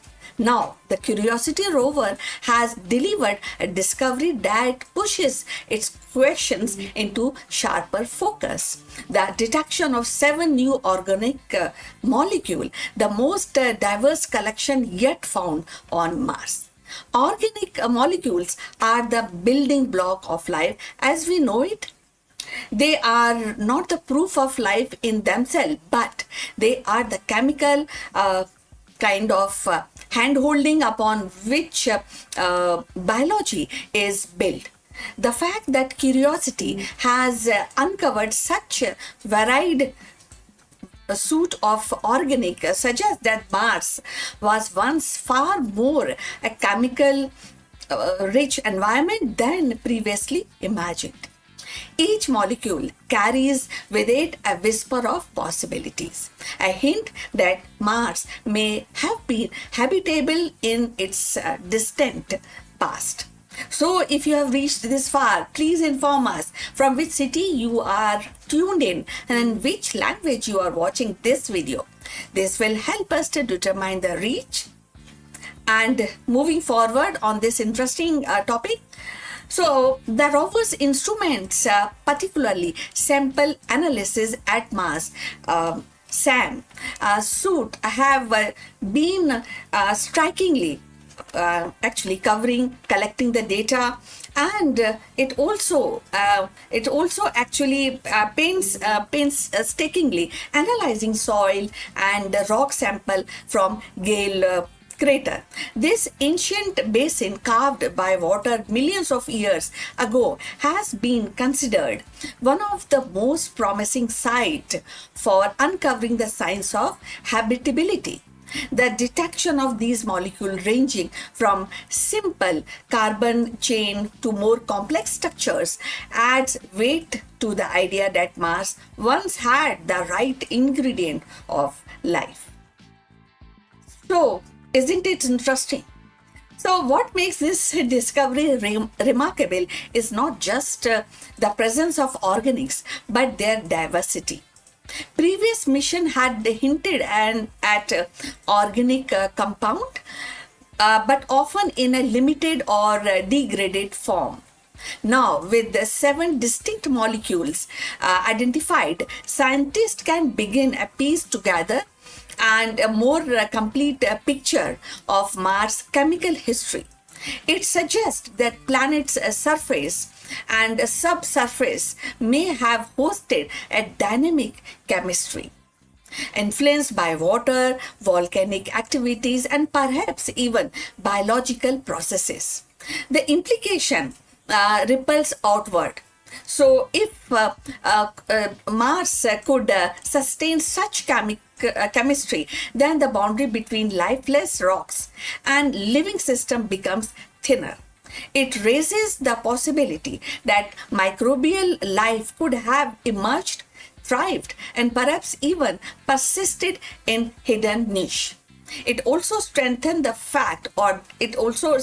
case for the future mission, such as the Mars Samples Return project to bring these material back to Earth for a deeper analysis.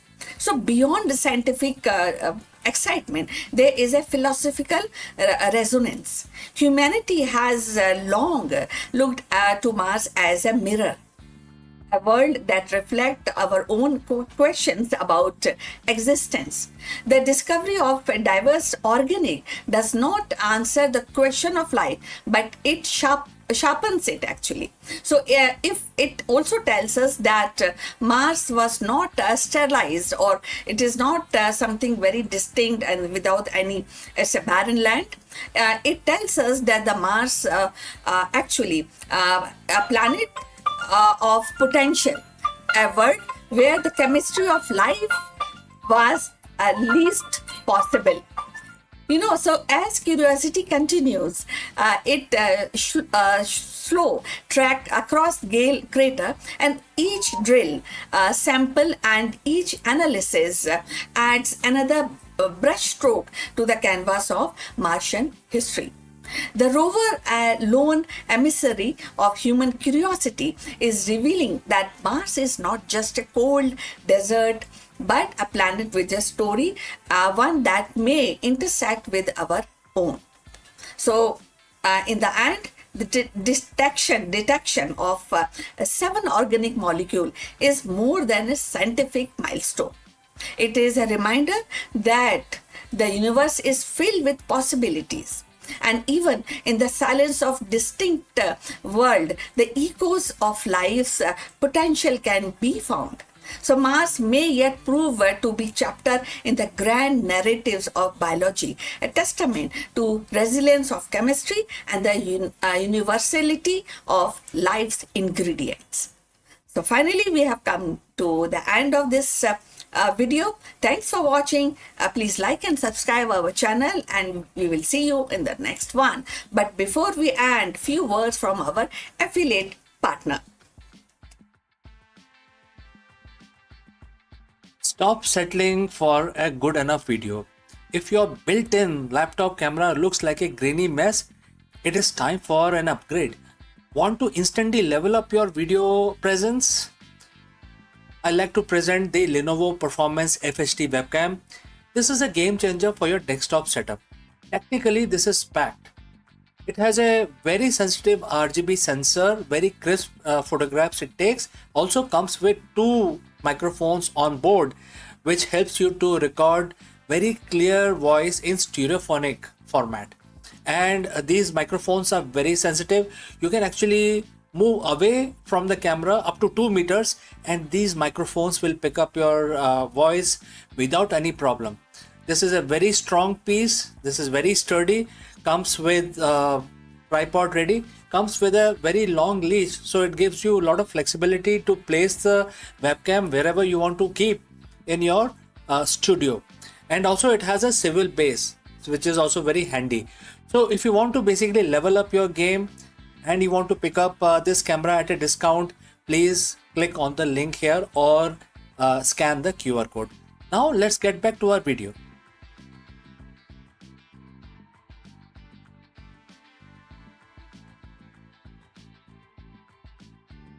Hello friends.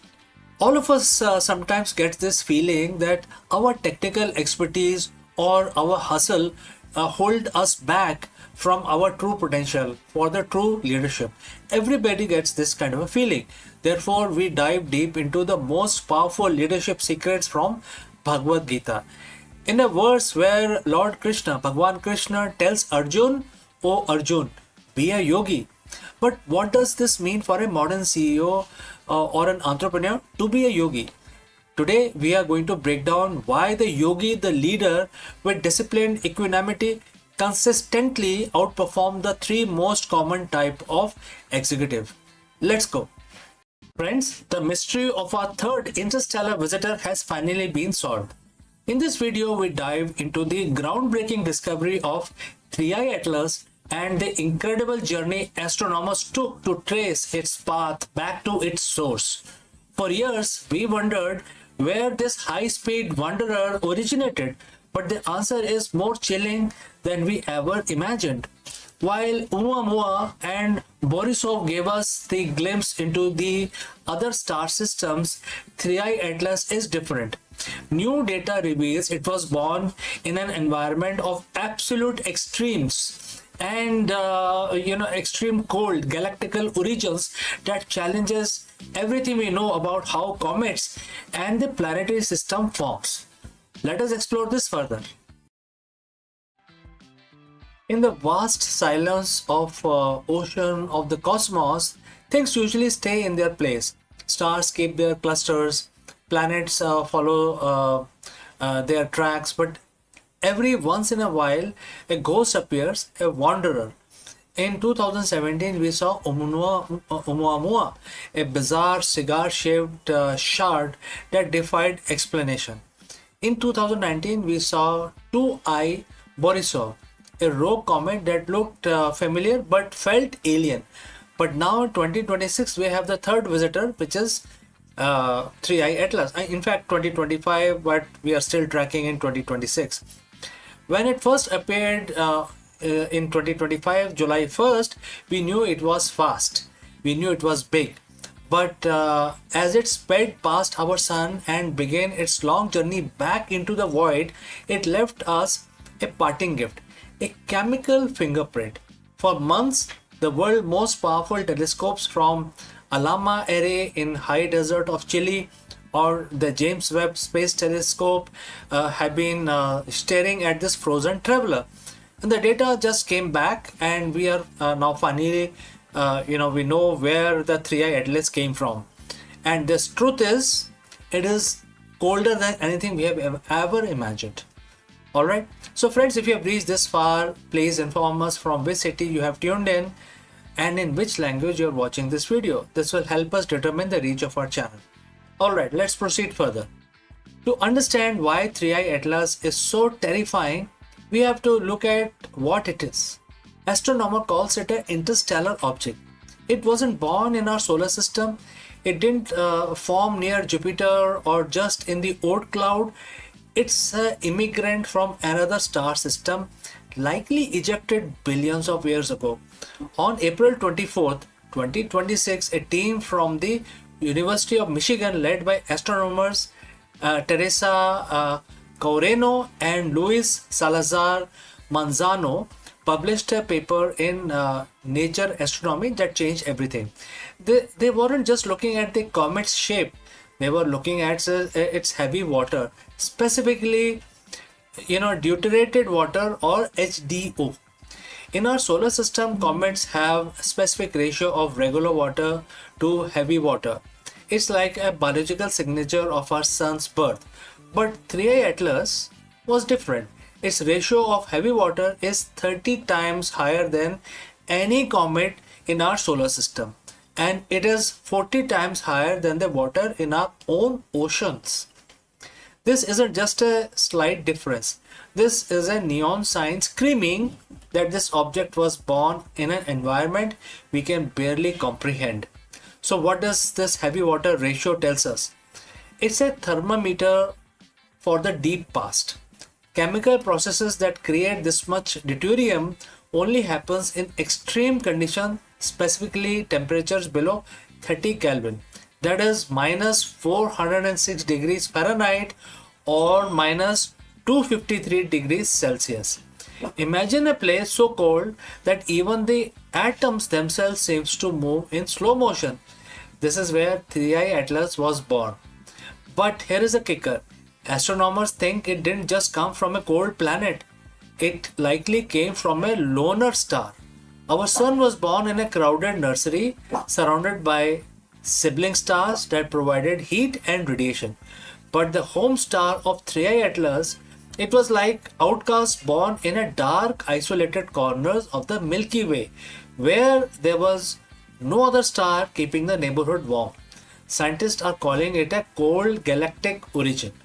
This comet is essentially a 10 billion year old ice cube that has preserved the chemistry of a dead, frozen era of our galaxy. If the temperature doesn't haunt you, the age will definitely do. Our sun is roughly 4.6 billion years old, and we think that is ancient. But 3i Atlas initially estimated that it could be 11 billion years old. Think about that. When 3i Atlas was forming in its dark frozen cradle, the Earth didn't even exist. Our sun didn't exist. The Milky was a completely different shape. This object has been drifting through the vacuum of space for twice as long as our entire world has been alive. It is a cosmic fossil. It has survived the death of its home star, the collision of galaxies, and the slow expansion of the universe, all to end up in our backyard for a brief month, right? You might be wondering, why does it matter if the rock is cold and old? It matters because 3i Atlas is the mirror. By studying its chemistry, we aren't just learning about the random comet, we are learning about the diversity of the universe. Until now, we thought our solar system's recipe was standard. We thought water was simply water. But 3i Atlas shows us that there are regions of galaxy where building block of life are fundamentally different. If the comet had crashed into a young planet in its home system, that planet would have ocean filled with heavy water. Would life even be possible there? Or would it be a world of heavy biology fundamentally incompatible with us? As we speak, 3i Atlas is moving at 137,000 miles per hour. It has already passed Jupiter. It is heading back into the interstellar dark, away from the warmth of our sun that briefly woke it up from its long slumber. We may never see it again. In a few years, it will be just another data point in our archives, but it leaves us with a terrifying, beautiful realization: the universe is much, much bigger, much older, and much colder than we dare to believe. We have just, warm up little campfire in a very, very cold forest, right? So friends, what do you think about this? If you have any question, do not hesitate to send it across. Thanks for joining live. Thanks for watching. And if you want to keep up with the latest from the deep freeze of space, hit that subscribe button and stay curious. This next visitor could be the right around the corner. So friends, see you in the next one. But before I leave, a word from our affiliate partner. Stop settling for a good enough video. If your built-in laptop camera looks like a grainy mess, it is time for an upgrade. Want to instantly level up your video presence? I like to present the Lenovo Performance FHD webcam. This is a game changer for your desktop setup. Technically, this is packed. It has a very sensitive RGB sensor, very crisp photographs it takes. Also comes with 2 microphones on board, which helps you to record very clear voice in stereophonic format. And these microphones are very sensitive. You can actually move away from the camera up to 2 meters and these microphones will pick up your voice without any problem. This is a very strong piece. This is very sturdy. Comes with tripod ready. Comes with a very long leash, so it gives you a lot of flexibility to place the webcam wherever you want to keep in your studio. And also it has a swivel base, which is also very handy. So if you want to basically level up your game and you want to pick up this camera at a discount, please click on the link here or scan the QR code. Now let's get back to our video.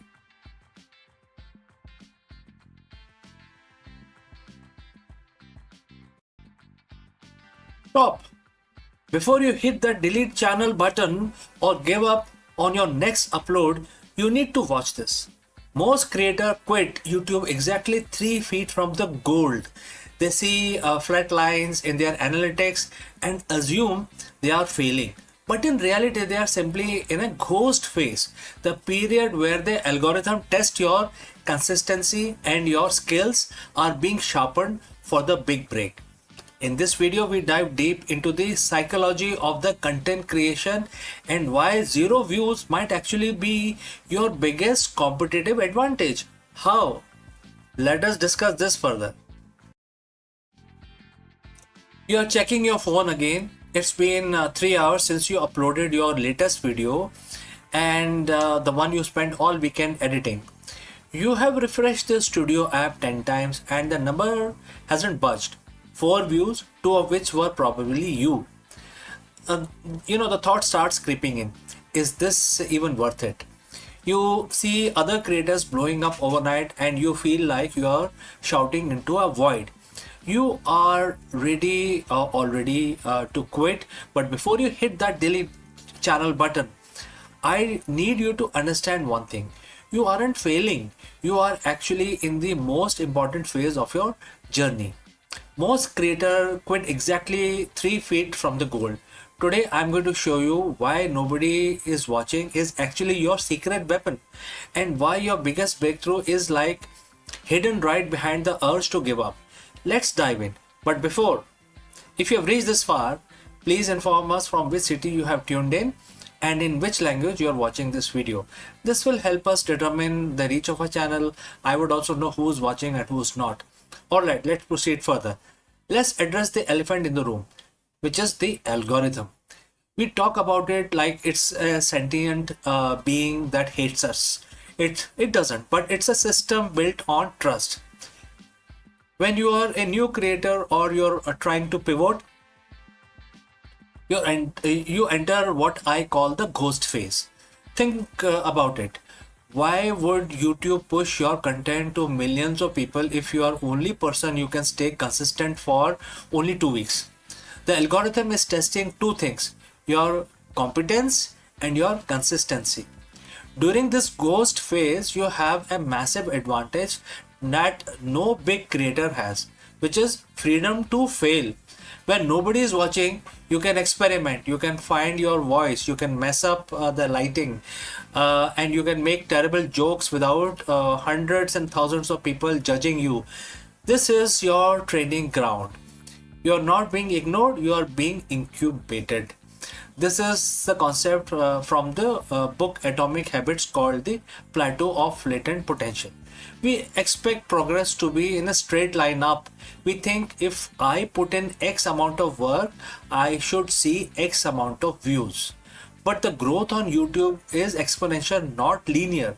You spend months, maybe years working in the valley of disappointment, and this is where you are putting in the work, but the result aren't showing yet. You are building the foundation. It's like bamboo tree. It grows underground for 5 years, developing a massive root system, and then it shoots up 80 feet in 6 weeks. So if you quit during the root building phase, the tree will never grow. Every video you make into a flop is actually a root. It's a data point. It's a lesson. It's one step closer to the 80-foot breakthrough. So why do most creators quit right before they win? It's because of the psychological phenomena called cognitive friction. The effort required to make a video feels much higher than the reward of 10 views. To survive this, you have to shift your win condition. If your win condition is to get 1000 views, you get 50, you feel like as if you have lost it. You feel defeated. But if you win condition is like getting 1% better at color grading or write a more compelling hook, or you do that, you have won already, right? I mean, if you do all of these core competencies, regardless of the view counts, don't you think so? Winning on YouTube is a war of attrition. The pros aren't necessarily the most talented people on the platform. They are the one who refuse to go away. They stayed in the game long enough for the luck to find them. Because on YouTube, luck is just where the preparation meets the long enough timeline. Now, as a disclaimer, I'm not saying that you should keep doing exactly the same thing if it is not working. There is a difference between quitting and pivoting. If you have made 50 videos and they all have 0 views, don't quit YouTube. Change your strategy. Maybe your thumbnails are weak. Maybe your intros are too slow. Use the silence to audit yourself. When nobody is watching, you have the lowest stakes possible to reinvent yourself. Don't you think so? So ask yourself, am I making content for me or am I making content to that solves a problem or provide value for someone else? Once you align your passion with audience's need, the nobody watching problem start to disappear. The hardest part of YouTube isn't the editing or the SEO, it is the mental game. It is showing up on Tuesday morning to film a video when your last three uploads tanked. But remember this, every major creator you admire today, from Mr. Beast to MKBHD, had a period where they were talking, making videos, but generating zero interest, zero views. They felt exactly how you feel right now. The only difference between them and millions of abandoned channels is that they decided to post one more time. Your breakout video is already in your head. It's coming. It's going to come. Definitely. But you can't find it cannot find you if you weren't there to upload it, right? So don't quit. Just get 1% better today. So friends, what do you think? If you have any question or if you want to know more, please leave a comment below and I will see you again in the next one. Before I take your leave, a word about our affiliate partner. Stop settling for a good enough video. If your built-in laptop camera looks like a grainy mess, it is time for an upgrade. Want to instantly level up your video presence? I like to present the Lenovo Performance FHD webcam. This is a game changer for your desktop setup. Technically, this is packed.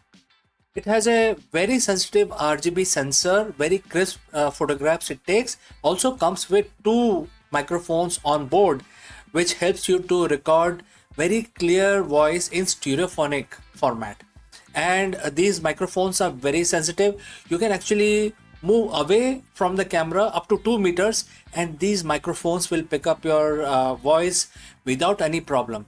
This is a very strong piece. This is very sturdy. Comes with tripod ready. Comes with a very long leash, so it gives you a lot of flexibility to place the webcam wherever you want to keep in your studio. And also it has a swivel base, which is also very handy. So if you want to basically level up your game and you want to pick up this camera at a discount, please click on the link here or scan the QR code. Now let's get back to our video.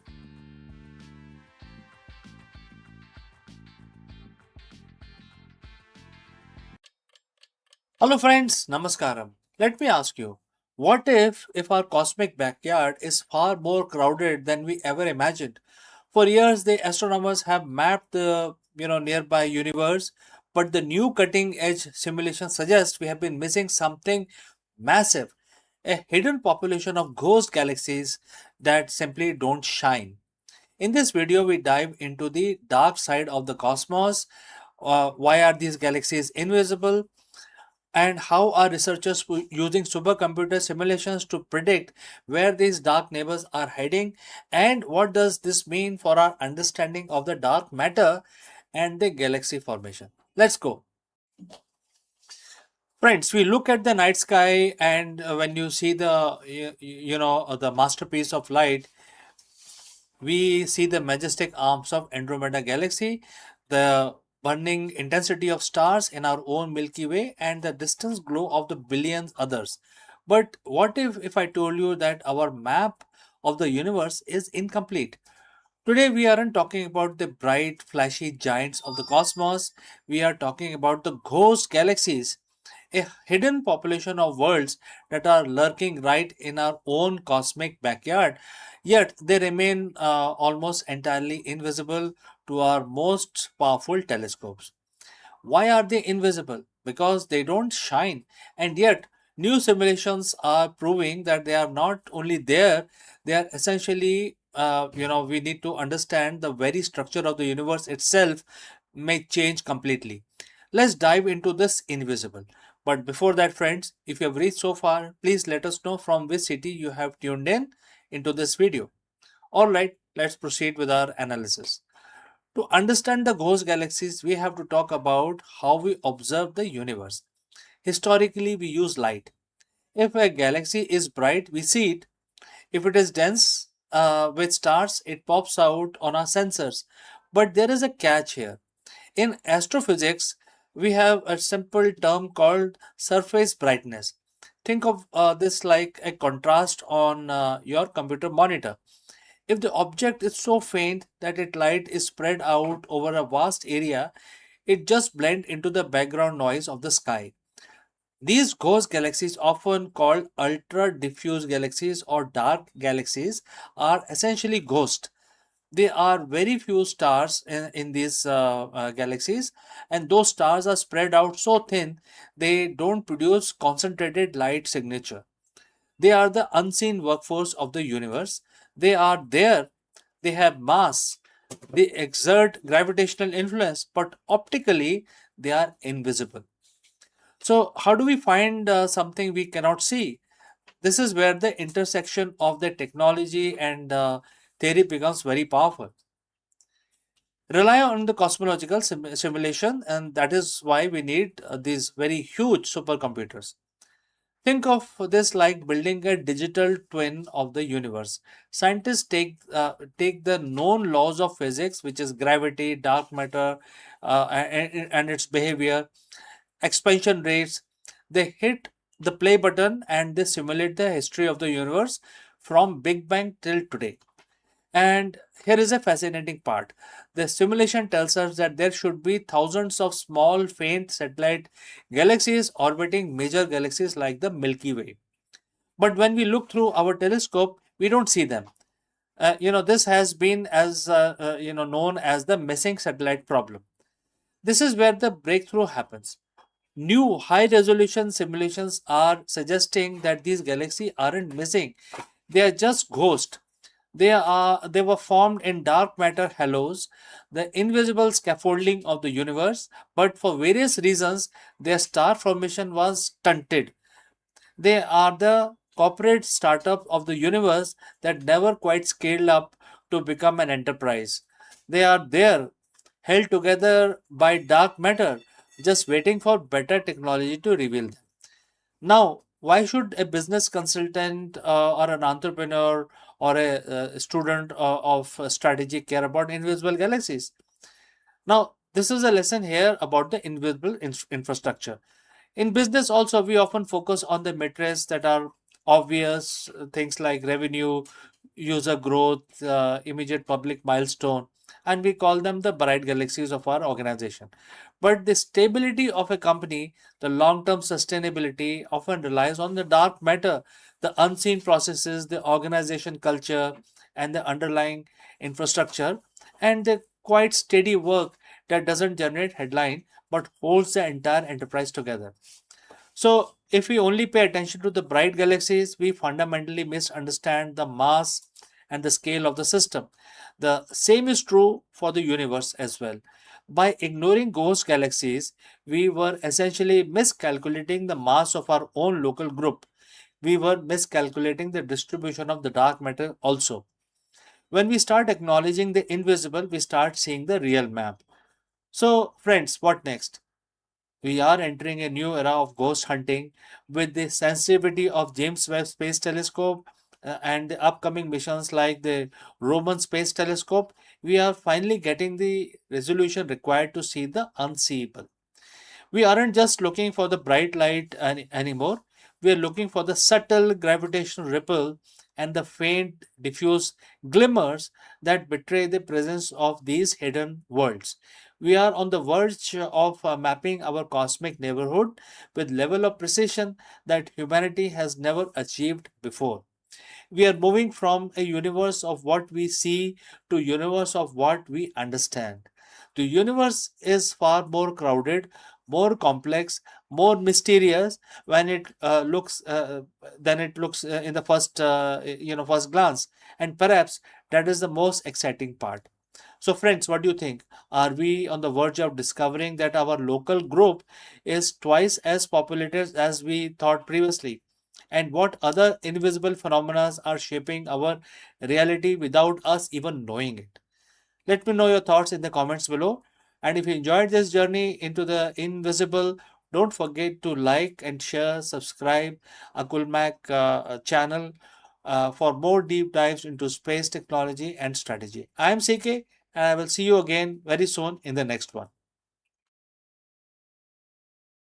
In 2026, as humanity navigates in an era defined by artificial intelligence, quantum computing, and digital economics, it is striking to realize that most advanced systems will rest upon the foundation laid nearly 1400 years ago by Brahmagupta.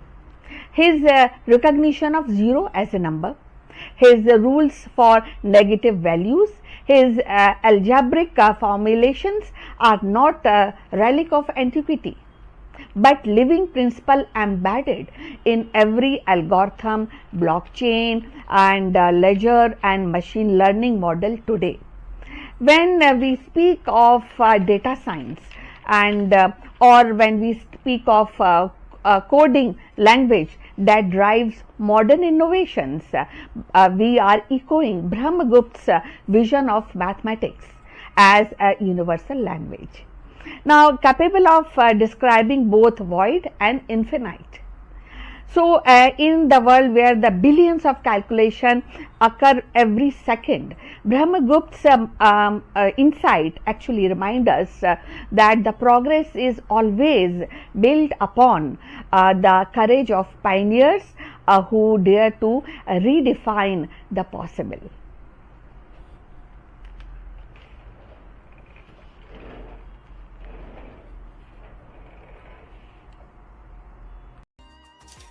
In the world of high stake business, we talk about freedom. We in fact talk a lot about freedom and market freedom, financial freedom, the freedom to innovate. But for the modern CEO, the reality is often opposite. You are tethered to the stock ticker, bound by the expectations of the board, and often a prisoner to your own decision making loop.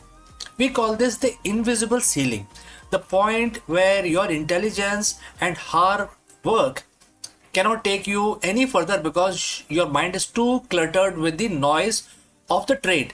But what if there was a way to achieve a state of strategic liberation, a state where you operate with absolute clarity, where your decisions are not reactive but visionary? Over 7,000 years ago, a roadmap for this exact state was laid out in a dialogue on a battlefield. Today we are looking at Bhagavad Gita chapter 5 verse 17. It's not just a spiritual mantra, it is the ultimate executive manual for the 21st century.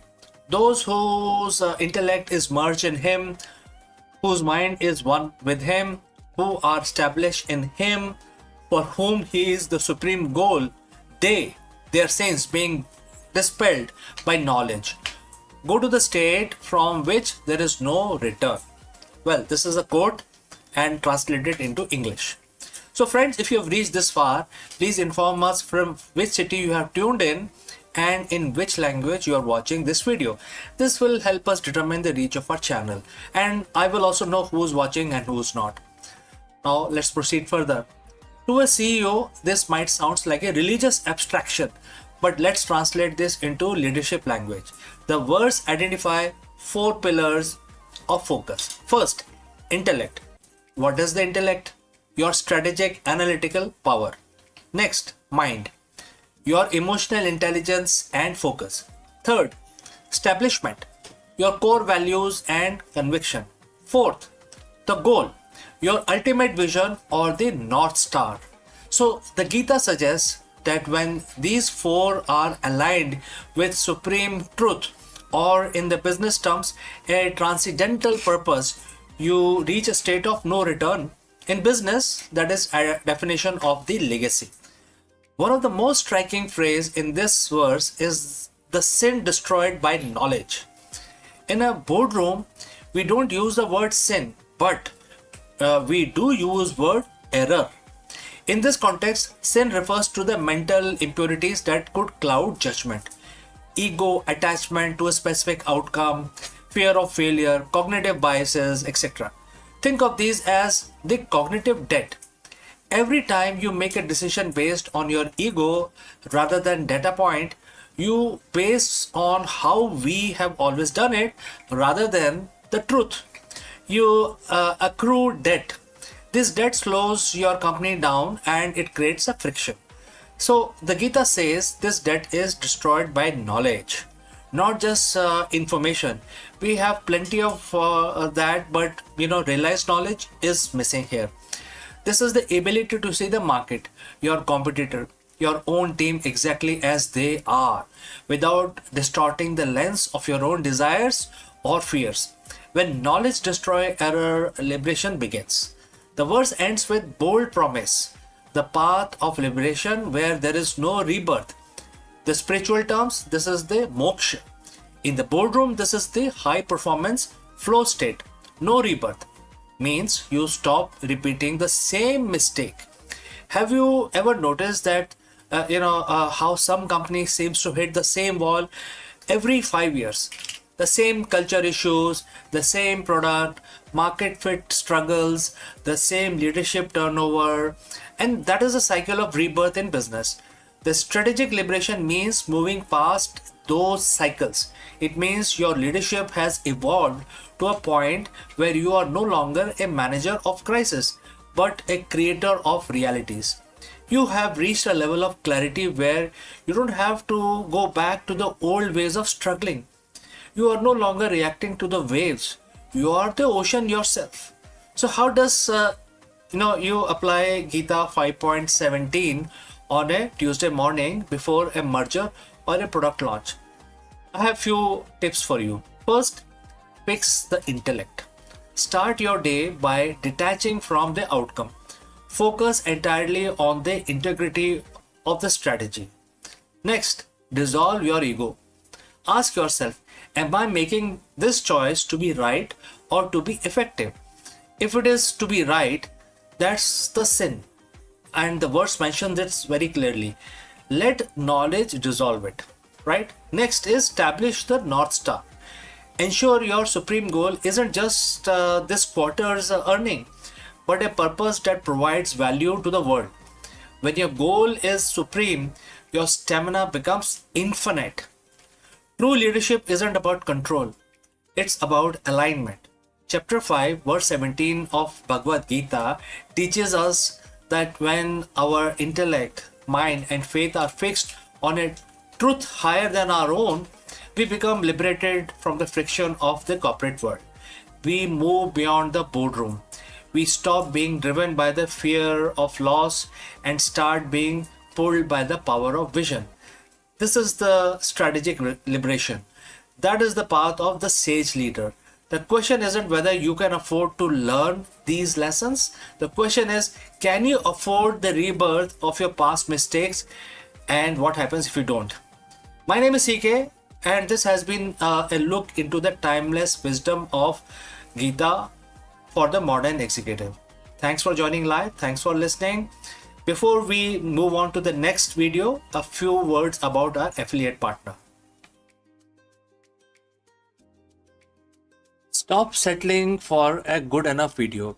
If your built-in laptop camera looks like a grainy mess, it is time for an upgrade. Want to instantly level up your video presence? I like to present the Lenovo Performance FHD webcam. This is a game changer for your desktop setup. Technically, this is packed. It has a very sensitive RGB sensor, very crisp photographs it takes. Also comes with 2 microphones on board, which helps you to record very clear voice in stereophonic format. And these microphones are very sensitive. You can actually move away from the camera up to 2 meters and these microphones will pick up your voice without any problem. This is a very strong piece. This is very sturdy.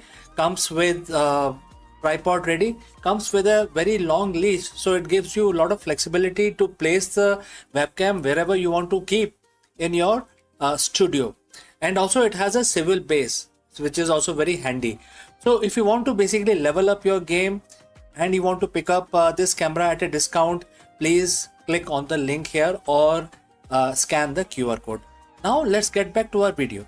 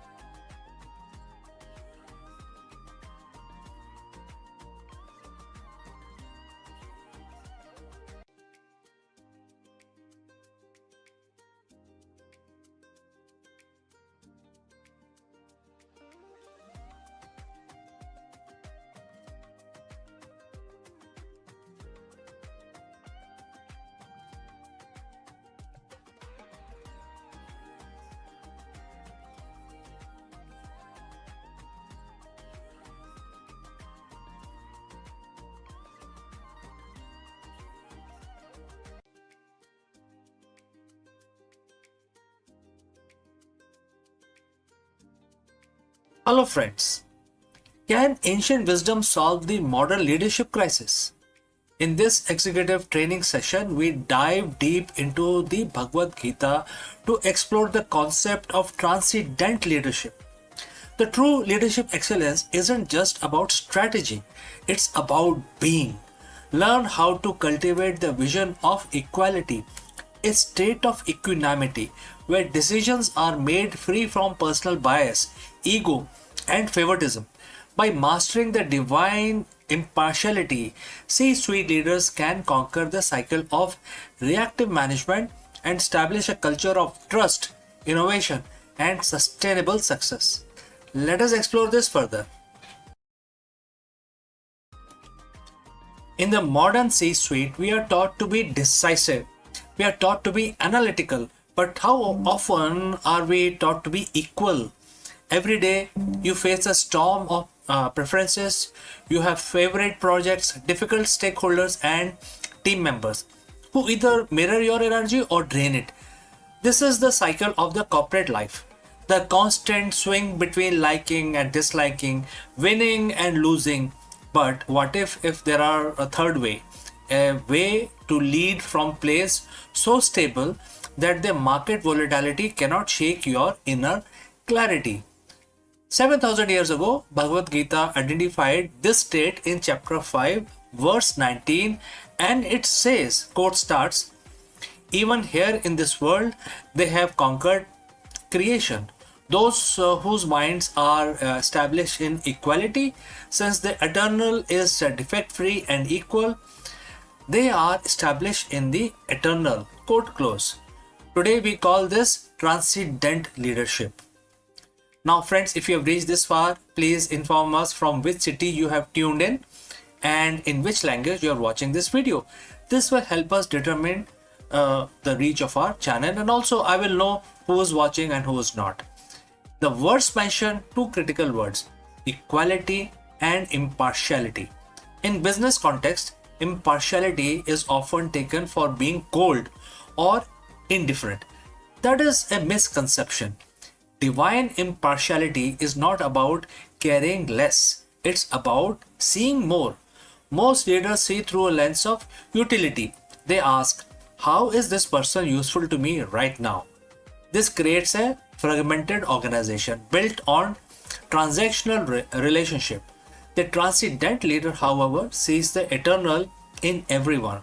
They recognize that every employee, from the intern to the CFO, is a manifestation of the same underlying potential. When you lead with this vision, you stop reacting to people's personality and start responding to their potential. By being defect free like the eternal, you remove the defects of leadership and also remove biases, nepotism, and ego driven anger. You become the steady point in a turning world. The words claim these leaders have conquered creation. In the boardroom, creation is the project, the product launch, or the quarterly earnings. We usually live in a cycle of various things, starting with attachments, whether this project succeed or if not, then I will not feel successful, right? Next is fear. What if we fail? Third is reaction, micromanagement, or blame somebody else. So transcendental leadership breaks the cycle. When your mind is established in equality, you realize that your worth is not tied to the birth of a success or the death of the failure. Think about most respected leaders that you know, right? They are the ones who stay calm when the stock price drops and stay humble when it soars. They conquered their emotional cycles of the workplace. They are the transcendental leaders. They are actually living on a transcendental situation. They operate from a higher frequency where they can see the solution while everyone else is still panicked by the problem. So friends, how do you apply the verse 5.19 tomorrow morning? And I would like to suggest 3 pillars for you to basically implement this theory in practice, starting with 360-degree human view. That is the first thing that you need to change in your personality. So next time you are in a meeting, consciously look at the person you disagree with most. Remind yourself that their core essence is no different from yours. This doesn't mean that you agree with their strategy. It means you respect their presence. This dissolves hostility and opens the door to genuine negotiations. Second, decision making in the gap. So, that is the second change that you need to bring about. Between a stimulus and your response, there is a gap. Use that gap to ask, am I deciding based on the personal preference, or am I deciding based on the equal good of the organization? Third is relinquish I actor, which is, in other words, is ego. So Bhagavad Gita teaches that the leader is not the sole cause of success. You are a channel. When you share the quality of the divine, you share the credit, you share the wisdom, you share the burden as well. Verse 19 concludes by saying that those who master this equality are established in the eternal. For a leader, this is the ultimate competitive advantage. It is the transcendental situation, a state of high performance peace. You aren't just managing a company, you are mastering yourself. When you lead with impartiality, you don't just build a better business, you build a legacy of wisdom. You become a leader that people don't just follow because of a paycheck, but because your very presence brings clarity to their chaos. The challenge for you today is therefore simple. Find one situation where you are biased and bring the light of equality to it.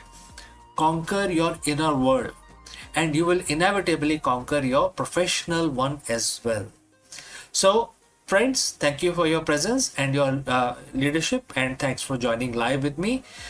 We have come to the end, but before I end, a word about our affiliate partner. Stop settling for a good enough video. If your built-in laptop camera looks like a grainy mess, it is time for an upgrade. Want to instantly level up your video presence? I like to present the Lenovo Performance FHD webcam. This is a game changer for your desktop setup. Technically, this is packed. It has a very sensitive RGB sensor, very crisp photographs it takes. Also comes with 2 microphones on board, which helps you to record very clear voice in stereophonic format. And these microphones are very sensitive. You can actually move away from the camera up to 2 meters, and these microphones will pick up your voice without any problem. This is a very strong piece. This is very sturdy. Comes with tripod ready. Comes with a very long leash, so it gives you a lot of flexibility to place the webcam wherever you want to keep in your studio. And also it has a swivel base, which is also very handy. So if you want to basically level up your game and you want to pick up this camera at a discount, please click on the link here or scan the QR code. Now let's get back to our video.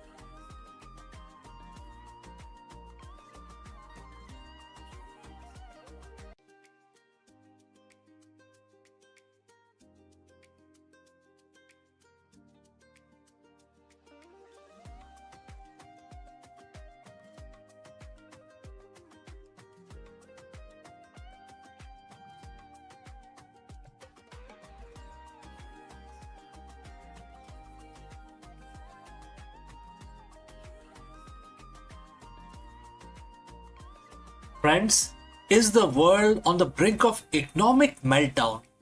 In this video, we break down the explosive news as President Trump announces a staggering 50% tariff on Chinese imports.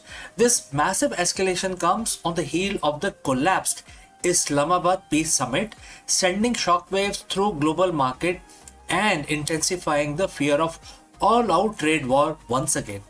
We dive deep into the geopolitical fallout, the failed negotiations in Pakistan, and what these new trade barriers mean for our wallet, the tech industry, and the future of international relations. Let's go. The diplomatic table has been flipped. What started as a high-stake attempt at the global stabilization in Islamabad has ended in a spectacular public breakdown, and the response from White House, it's an economic earthquake. That President Trump has just officially announced a 50% tariff on nearly all Chinese imports. We aren't talking about a negotiating tactics or a minor adjustment anymore. This is the nuclear option of a trade policy. In the next 10 minutes, we are going to peel back the curtain on why the Islamabad Peace Summit failed so catastrophically, how these tariffs will ripple through your bank accounts, and why analysts are calling this the beginning of the most dangerous economic era since the Great Depression. So friends, buckle up. This trade war didn't just restart, it just went nuclear. It just went ballistic. So friends, if you have reached this far, please inform us from which city you have tuned in and in which language you are watching this video. This will help us determine the reach of our channel. Alright, let's continue our analysis. To understand the 50% hammer, we have to look at the wreckage of Islamabad Peace Summit. For weeks, the world watched Pakistan with bated breath. This was supposed to be a grand bargain, a moment where the US and Chinese finally found a middle ground on security, intellectual property, and regional influence. But the reports came out of the closed door session described a scene of total deadlock. Well, the sticking point is it wasn't just trade, it was the refusal to compromise on tech sovereignty and failed resolution of the maritime disputes as well. When the Chinese delegation walked out on the final day without a joint, when I say Chinese, it's basically the Iranian as well, because world knows that the Iran is completely backed by Chinese and Russian. Alright, so when they walked out on the final day without a joint statement, the peace summit became a press disaster. The Trump administrator and their philosophy has been, strength through leverage. Without a deal, the White House felt they had no choice but to maximize the pressure. The 50% tariff isn't just a tax, it's a direct retaliation of the perceived lack of cooperation in Islamabad. In economic terms, what we call is a decoupling accelerator. At 50%, it becomes mathematically impossible for many American companies to maintain their current supply chain in China. And if you're an American retailer, a 50% tax at the border wipe out an entire profit margin, and you're left only with two choices: pass the cost to the consumer, which is guys like you and me, or move your manufacturing elsewhere. Well, this is time consuming, it will take years. From semiconductors to the shoes on your feet, every single line item is about to get a Trump surcharge. This is a bold gamble that US economy is strong enough to absorb the shock, while the Chinese manufacturing sector buckles under the weight of lost business. The reaction from Wall Street has been instantaneous. We saw the Dow and the Nasdaq took triple-digit dives within minutes of the announcement. But the real chaos is happening in the shipping lanes. The logistics experts are warning of supply chain gridlock. Importers are scrambling to the front door shipment before the tariffs officially takes effect, leading to a massive bottleneck at the various coast, especially American coast. And we already know that the Strait of Hormuz is also blocked. And then there is a retaliation factor. China has already signaled that they won't take this lying down. In fact, yesterday their foreign ministry said that please stop interfering in our affairs. So we are looking at a potential export ban on rare earth mineral, the stuff needed to make electrical car batteries and smartphones. And if the US tax Chinese goods, then China cut off the raw material to make those goods elsewhere. We aren't just looking at the higher prices, we are looking at the scarcity. So is there anyone winning here? So in the short term, domestic manufacturers in the US might see a surge in demand as the foreign competition becomes too expensive. Countries like Vietnam, Mexico, and India are also positioning themselves to catch the overflow as companies flee the Chinese market. But for the average consumer, the winner column is looking pretty thin. Economists warn that this could be a reignite of the inflation, just as we thought we had it under control. If $1,000 iPhone suddenly costs $1,400 because of the trade levy, the consumer spending, the engine of the American economy, could stall. So let's discuss pros and cons. What are the pros? Reshoring of the jobs, increased leverage in future deals, reduced dependency on rival. And what are the cons? Higher inflation, stock market volatility, and strained relation with allies who are caught up in different crossfires across the world.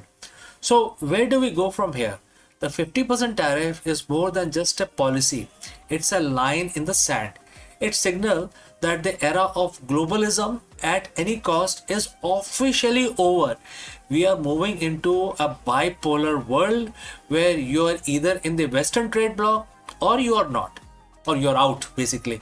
The big question remains, will China blink, or will this trade war escalate into a full-blown economic Cold War that lasts for generations? One thing is certain, the failure in Islamabad wasn't the end of the story. It was the prologue to a much more intense chapter in global history. So friends, I want to hear from you. Do you think 50% tariff is the right move to protect the American interest? Or is it the risk of a global recession too high? Drop your thoughts in the comments, and after receiving your comments, I will basically start making more analysis in future on the same subject. Don't forget to hit the subscribe button and the bell icon. We are going to be tracking this market reaction throughout the week and keep bringing the analysis to you. Thanks for watching. I am CK, and I will catch you again in the next one. Before I leave this section, a word about our affiliate partner. Stop settling for a good enough video. If your built-in laptop camera looks like a grainy mess, it is time for an upgrade. Want to instantly level up your video presence? I like to present the Lenovo Performance FHD webcam. This is a game changer for your desktop setup. Technically, this is packed. It has a very sensitive RGB sensor, very crisp photographs it takes. Also comes with 2 microphones on board, which helps you to record very clear voice in stereophonic format. And these microphones are very sensitive. You can actually move away from the camera up to 2 meters, and these microphones will pick up your voice without any problem. This is a very strong piece. This is very sturdy. Comes with tripod ready. Comes with a very long leash, so it gives you a lot of flexibility to place the webcam wherever you want to keep in your studio. And also it has a swivel base, which is also very handy. So if you want to basically level up your game and you want to pick up this camera at a discount, please click on the link here or scan the QR code. Now let's get back to our video.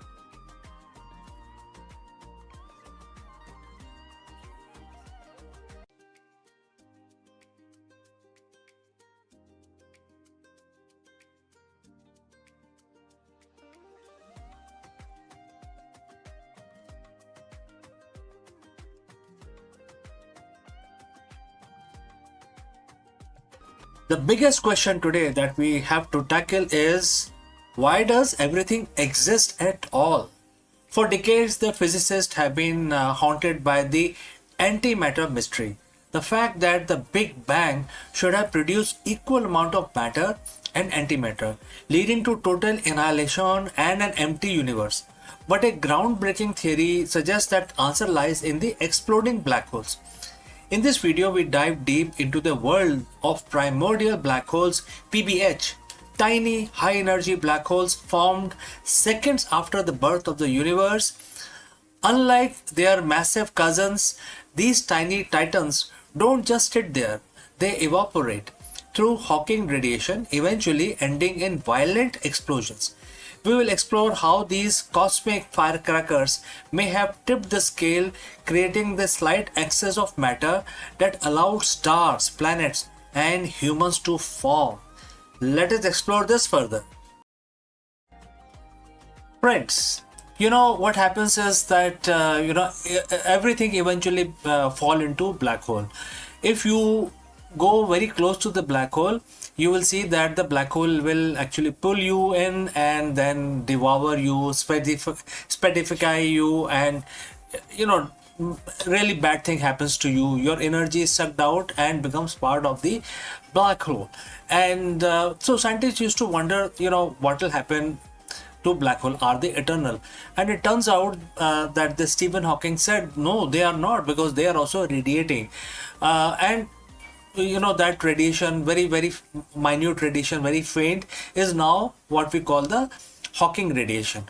This video is not about Hawking radiation, but the important part is that even black hole, which are the biggest sucker of the universe, also radiate, and therefore if they are radiating, that means their mass is going to reduce eventually, and then they will have to completely evaporate.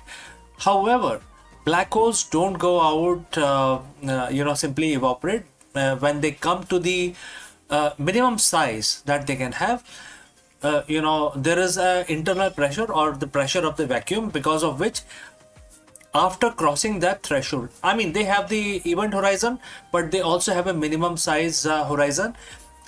Once they cross that, they simply explode. They cannot, the inward pressure cannot hold, and it evaporates or explode instantaneously, and the energy is released back into the universe. And that is what may have caused the extra matter that we see, the energy released after exploding of the initial black holes. So now scientists have debated, and they have agreed upon that when the universe formed, there were trillions, gazillions of the primordial black holes formed. These are microscopic black holes, and they are very small as a proton, but they have a mass equal to a moon. So they have still very strong power. They can pull things towards them. They can devour everything, but they are quite small, very difficult to detect. And since they are small, that means their time came before our solar system took birth. When we started coming to the world, the primordial, that's the assumption again, the primordial black holes would have been long gone. So now going back to the mystery. The mystery is, when the universe formed, there should be equal amount of matter and antimatter. Matter is what we are made of, and antimatter is equally an opposite matter. And when these two guys touch each other or come close to each other, they completely annihilate into a pure energy. So now we know that there was equal amount of matter and antimatter was formed in the initial first day of the universe, and then after some time the matter antimatter came close again and annihilated, and therefore there was a second bang. And we now know that the second bang really happened, and then it was still in the very early stages of the universe formation. However, if we take the if we consider the PBH, which is the primordial black hole, very tiny small black holes, if they were also formed before the annihilation happened, that means that portion of the matter was not part of the second bang, right? That means the second bang happened, the matter and antimatter collided and exploded with releasing a lot of energy into the space. However, the PBH were out of this explosion, and they evaporated, releasing a lot of matter. And that is where the mystery of why we do not see antimatter in the space. Whatever we see today using our very advanced telescope, we don't see anything made of antimatter. We see everything made of electrons, protons, neutrons, atoms. All of this is matter, and we don't see. Although we can make antimatter in the laboratory, but it does not last because it's very difficult to hold the antimatter. It will mix with matter and annihilate in pure energy. Nothing is left. It's a matter antimatter explosion is the best explosion, best release of energy, because there are no byproducts out of that. Pure energy is released. So when we don't see antimatter in the universe naturally occurring, that gave rise to the mystery, and that is what we are discussing today. What happened to the antimatter and why we exist at all? I mean, when matter and antimatter were produced, and then the second bang happened, then from where this matter remained in the universe, of which we are all made of, all the stars in the heavens, all the planets, all the living beings are made of matter. So scientists are now saying that the PBH may be responsible, because PBH would have survived the second bang, and then later they evaporated, releasing the energy, which then condensed into matter. And there was no question of antimatter, that energy condensing into antimatter.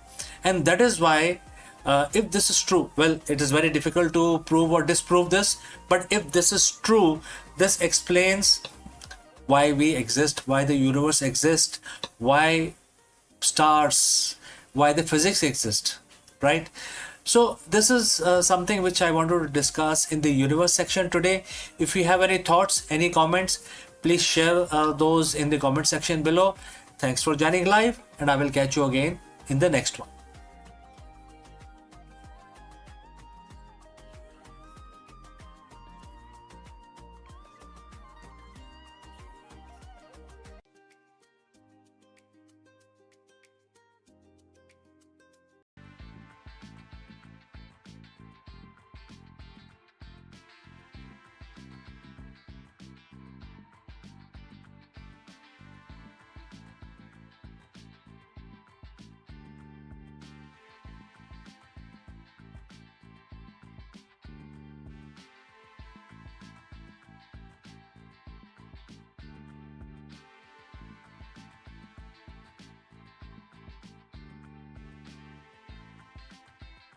Hello friends and namaskar. Let me ask you, is Mars actually resource poor?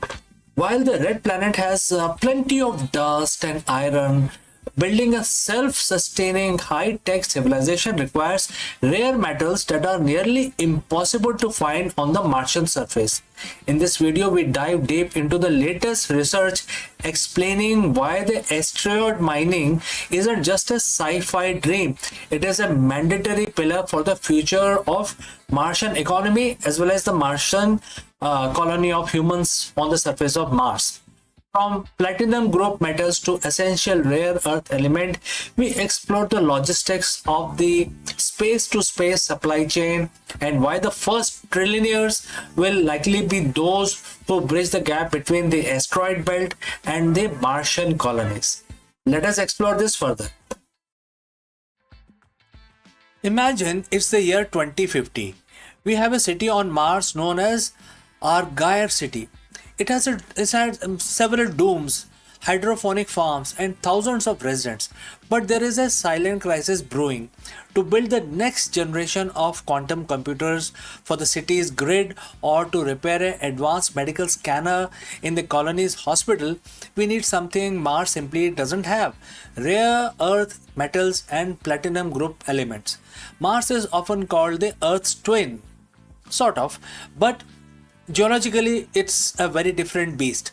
While Mars has iron, aluminum in abundance, it lacks the billions of years of complex plate tectonics and the hydrothermal activity that concentrated the rare minerals into ore bodies on the surface of the Earth. Today we are exploring why the dream of self-sustaining Martian civilization will fail without a strategic industrial backyard, which is the asteroid belt.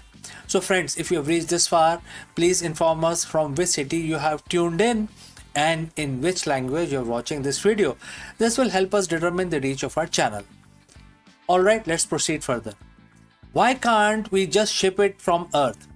To understand the Martian economy, you have to understand the gravity well. Earth is a massive planet with a deep gravity well. To launch a single kilogram of material from Earth to Mars costs thousands of dollars in fuel and the specialized hardware.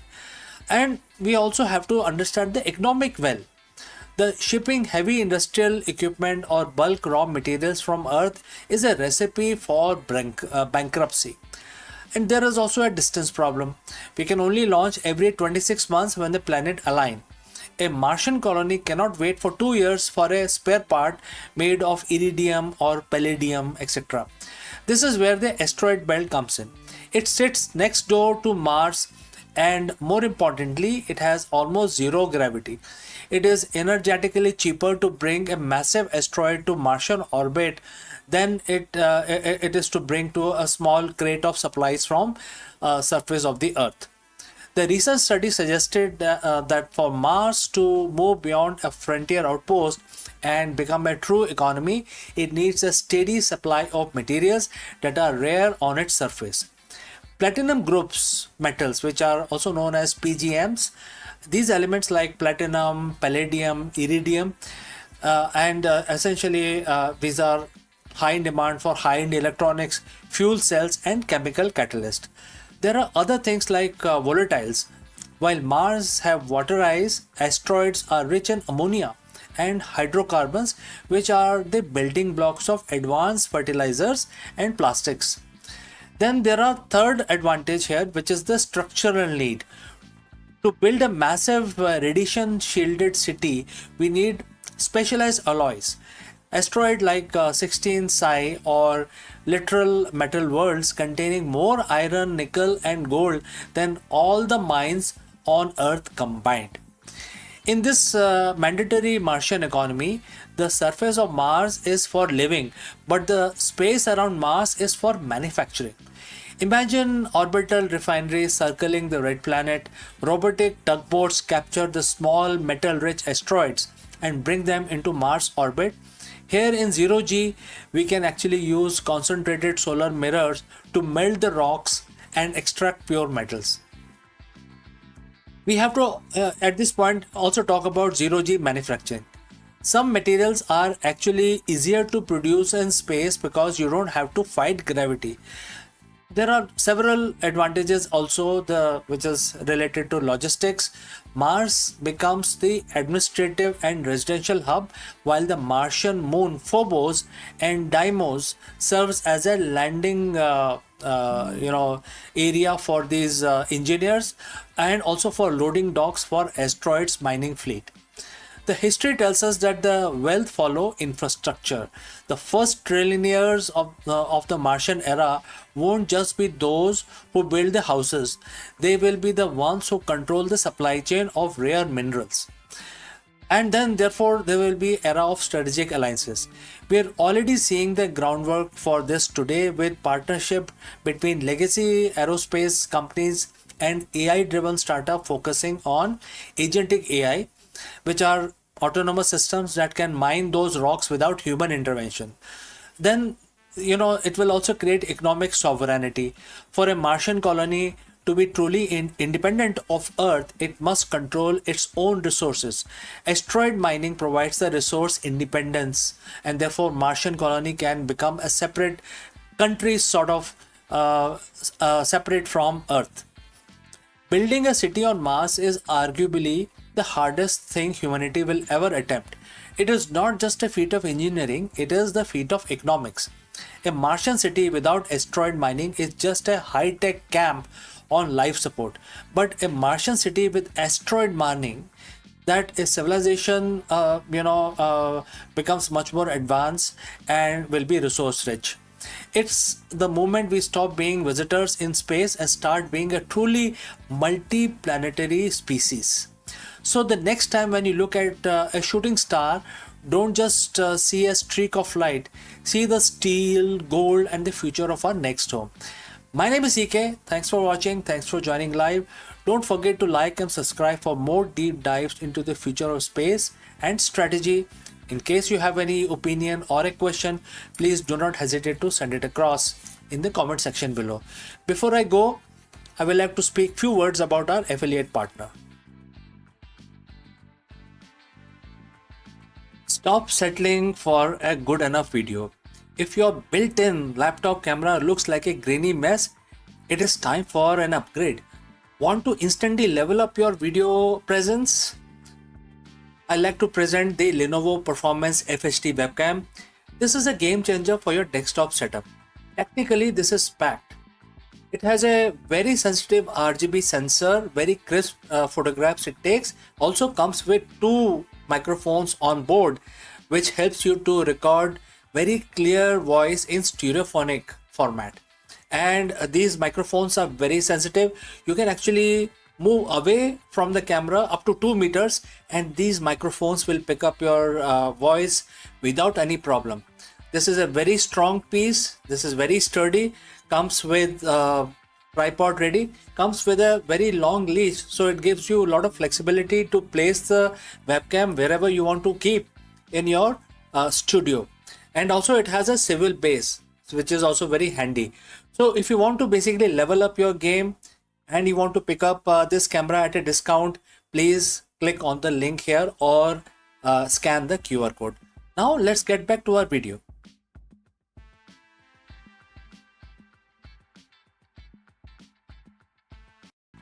Hello friends. The big question that we want to tackle today is, can the ancient wisdom make you a better leader in 2026? In this video, we dive deep into Bhagavad Gita chapter 6 verse 8 to uncover the secret of equanimity for modern executives, which is very essential. We will discover why the most successful CEOs aren't just masters of the market, they are the master of their own mind. Let us explore this further. In the world of high-stake business, we are taught to chase the gold. We celebrate the record-breaking IPOs, the quarterly wins, and the market dominance. On the flip side, we are taught to fear the mud, the PR crisis, the missed targets, and the economic downturns. But as a CEO, and all CEO knows this constant oscillation between euphoria and anxiety is quite exhausting. It leads to burnout, biased decision making, and the leadership style that is reactive rather than strategic. What if there is a way to lead from the place of total stability, a state of mind where your internal peace isn't tied to the stock ticker? Over 7,000 years ago, a profound piece of wisdom was shared on a battlefield that is more relevant to the modern boardroom than any MBA syllabus. It comes from Bhagavad Gita, chapter 6, verse 8. Today we are going to dive deep and break down how this one verse can transform you into an unshakable CEO. So friends, if you have reached this far, please inform us from which city you have tuned in and in which language you are watching this video. This will help us determine the reach of our channel. Alright, let's proceed further. Let us look at the verse itself. The quote starts, "A person is said to be established in self-realization, and it's called a yogi when he is fully satisfied by the virtue of the acquired knowledge and realization. Such a person is situated in transcendence and is self-controlled. He sees everything, whether it is pebbles, stone, or gold, as one and the same thing. Quote close. For a CEO, this doesn't mean you stop caring about your company. It means you change your relationship with the results. The verse identify three key areas, three key traits of the unshakable leaders. First, acquired knowledge combined with practical experience. Obviously, you can't shake that off. Number two, control over the senses, which includes your ego as well, and also different kinds of extensions that you may have. Number three, ability to see stones and mud and gold with an equal eye, right? That is quite difficult. Now let's get real about the gold and mud. Just look at your office. The gold is that massive Series C funding, or being featured on the cover of Forbes magazine. When things are gold, your ego expands. We think we have figured it out, all of it. We become overconfident, take reckless risk, and lose the humility that built the company in the first place. The mud is the supply chain collapse, the key executive quitting, or the negative cycle, some sort of a press release which is negative in nature. When we hit the mud, we panic. We make short-term decisions based on fear, which often makes the situation worse. The Gita tells us that the self-realized leader sees these as equal. Why? Because they are both external and temporary. If your happiness is tied to the gold, you are a slave to the market. If your identity is destroyed by the mud, you aren't leading, you are merely reacting. The unshakable CEO realizes that the value of the soul and the integrity of the mission do not change based on the material outcome of the day. How do we actually implement this? It comes down to three pillars. Pillar number one, knowledge versus realization. Most CEOs have the gyan, which is book knowledge. They know the spreadsheet, but the Gita tells you to get into realized wisdom. This is the gut feeling backed by a calm mind. It is knowing that this too shall pass, right? So what action you can take? When the crisis hit, don't just look at the data. Sit in silence for 5 minutes to separate your identity from the problem. All right, moving on to the pillar number 2. Sensory mastery. In modern terms, this is the emotional intelligence. Your senses react to notification, angry emails, and market rumors. A leader, who has a filter, they can choose which input to react to. They don't let a bad morning meeting ruin a $1 billion afternoon strategy, right? You need to keep them separate. Moving on to pillar number 3, the equal vision. This is the hardest part. Seeing gold and stones as equal doesn't mean you trade gold for stones. It means you don't let the gold intoxicate you, and you don't let the stones depress you. You remain your behavior is very steadfast like a rock, the unchanging center of the storm. When you become unshakable, your decisions, making capability improves. In fact, it improves so good, it becomes clinical in nature. Think of a surgeon. A surgeon cannot afford to be excited by the patient's wealth or disgusted by their wounds. They must see their anatomy as it is to perform the operation. The unshakable CEO performs market surgery because you aren't desperate for the gold or terrified of the mud. You see the truth of the situation. You see opportunities where others see disaster. You see risk where others see easy wins. This objectivity is the highest form of business intelligence. Becoming an unshakable CEO isn't the weekend workshop. It's a daily practice of returning to your center. So friends, next time when you are in a high pressure meeting or the next time you are in celebrating some sort of a win, a massive win, remember chapter 6 verse 8. Ask yourself, am I reacting to the gold or am I standing on the rock?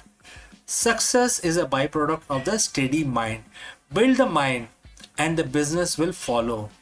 If this ancient perspective on the modern leadership resonates with you, hit the subscribe button, share this with your fellow leaders who need to find their center today. Lead with wisdom, lead with peace, become an unshakable CEO. So we have come to the end of our session today. Before I move on to the next section, a word about our affiliate partner. Stop settling for a good enough video. If your built-in laptop camera looks like a grainy mess, it is time for an upgrade. Want to instantly level up your video presence? I like to present the Lenovo Performance FHD webcam. This is a game changer for your desktop setup. Technically, this is packed. It has a very sensitive RGB sensor, very crisp photographs it takes. Also comes with 2 microphones on board, which helps you to record very clear voice in stereophonic format. And these microphones are very sensitive. You can actually move away from the camera up to 2 meters and these microphones will pick up your voice without any problem. This is a very strong piece. This is very sturdy. Comes with tripod ready. Comes with a very long leash, so it gives you a lot of flexibility to place the webcam wherever you want to keep in your studio. And also it has a swivel base, which is also very handy. So if you want to basically level up your game and you want to pick up this camera at a discount, please click on the link here or scan the QR code. Now let's get back to our video. Friends, a very big question that we want to address today is, are we alone or are we just being watched? For decades, we have scanned the stars for signals, but new speculation from SETI and leading astrophysicists suggest a chilling possibility. It is already too late to hide. While we search for them, humanity has spent the last century broadcasting our presence to the cosmos. In this video, we dive deep into the great silence and why the latest breakthrough in technosignatures and planetary detection suggests that any advanced civilizations within 100 light years likely to already know Earth is a home to an industrial civilization. Let us explore this further. For over 60 years, humanity has been staring into the abyss of space and asking one simple question: where is everybody? We call it Fermi paradox. The universe is ancient, it is vast, and according to everything we know about biology and physics, it would be crawling with life. Yet, when we point our telescopes at the stars, we get nothing but cold, dead silence. We have assumed that if they were out there, we would have found them by now. We have treated the search for the extraterrestrial intelligence, which is SETI, like a game of cosmic hide and seek, where we are the ones doing the seeking. But in 2026, the conversation has shifted. Leading scientists and researchers are now proposing as much more unsettling reality. The silence isn't because they aren't there, and it isn't because they haven't found us. It's because they likely discovered Earth a long time ago. While we have been whispering into the dark, wondering if we are alone, we have actually been shouting our presence to the galaxy for over a century. So friends, if you have reached this far, please inform us from which city you have tuned in and in which language you are watching this video. This will help us determine the reach of our channel. Alright, let's proceed further. Today we are breaking down the new SETI speculation. We are looking at why it is officially too late to hide, how our own atmosphere is betraying us, and startling new research that suggests alien signals might be hiding in plain sight right in our own data. To understand why we are already visible, we have to look at what we call the technosignature. Since the early 20th century, Earth has been surrounded by an over-expanding bubble of radio waves. This radio bubble is now over 200 light years wide. Inside the bubble are thousands of star systems. If there is a civilization within 100 light years of us with even slightly better technology than ours, they don't need us to send them a hello message. They have already heard our earlier radio broadcasts, our television signals, and most importantly, our high frequency military radars. But it is not just radio. In the last year, researchers have found while exploring the exoplanet, you know, because exoplanets search has reached a fevering pitch right now. We have been using the James Webb Space Telescope to look at the atmospheres of distant worlds, searching for methane, oxygen, carbon dioxide, the building block of life. Now the flip side of this perspective is, if an alien astronomer 50 light years away pointed a telescope similar to JWST or something much more advanced at Earth, what would they see? They wouldn't see the Great Wall of China or our cities. They would see our atmospheric fingerprint. They would see a planet with an atmosphere is in chemical disequilibrium. They would see an abundance of oxygen and nitrogen that shouldn't be there unless life was producing it. And since the Industrial Revolution, they would see technological pollutant, things like CFC and nitrogen dioxide, etc. To a distant observer, Earth isn't just a rock. It's glowing neon sign that says industrial civilization inside here. All right. So if we are so visible, then why haven't we heard anything back? This brings us to the groundbreaking study published in early 2026 by astronomer like Ben Zuckerman at the UCLA.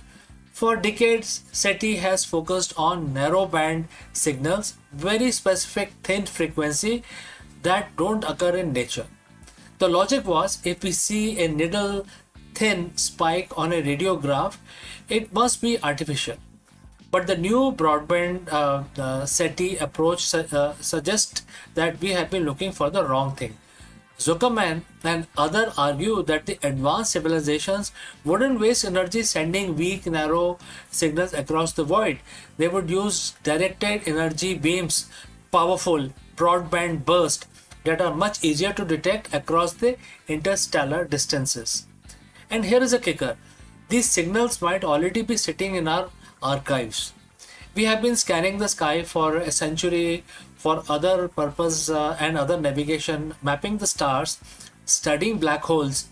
This new speculation suggests that the evidence of aliens isn't waiting to be discovered in the future. It is likely hiding in plain sight. Within the petabytes of data we have already collected, we just haven't looked at the data with the right algorithm yet. Think of it like this. We have been looking for specific person's voice in a crowded stadium when we should have been looking for the flashlight they were waving. There is another reason for this silence, and it was highlighted in March 2026.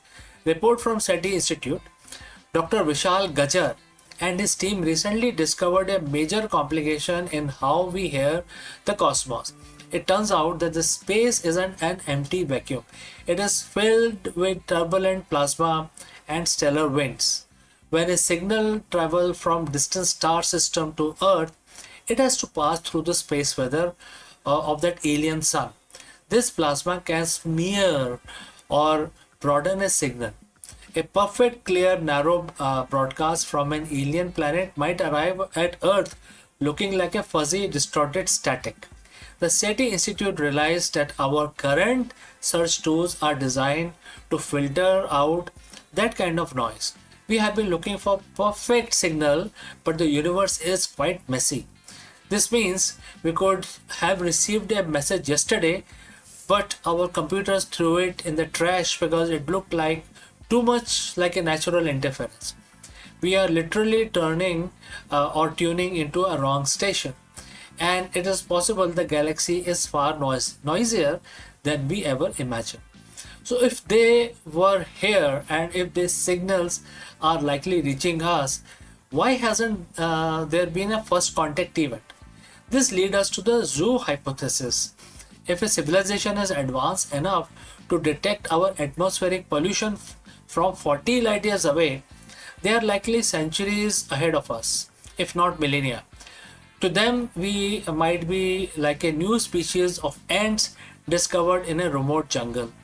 You don't walk up the anthill to introduce yourself, you observe it. You set up cameras, you stay hidden so you don't disrupt their natural development. But as our technology improves, as we launch the Nancy Grace Roman telescope and the Habitable World Observatory, we are becoming harder to ignore. We are starting to build our own cameras to look back at them. In April 2026, SETI Institute launched a Discover Future Lab. Their mission was to prepare humanity for the human dimensions of discovery. They aren't just asking how to find life anymore, they're asking what happens next. Because the consensus is changing, first contact might not be a signal we receive, but a realization we find in our own backyard. We used to think universe was a vast empty desert and we are lone campfire in the middle of the night, but the science of 2026 tells a different story.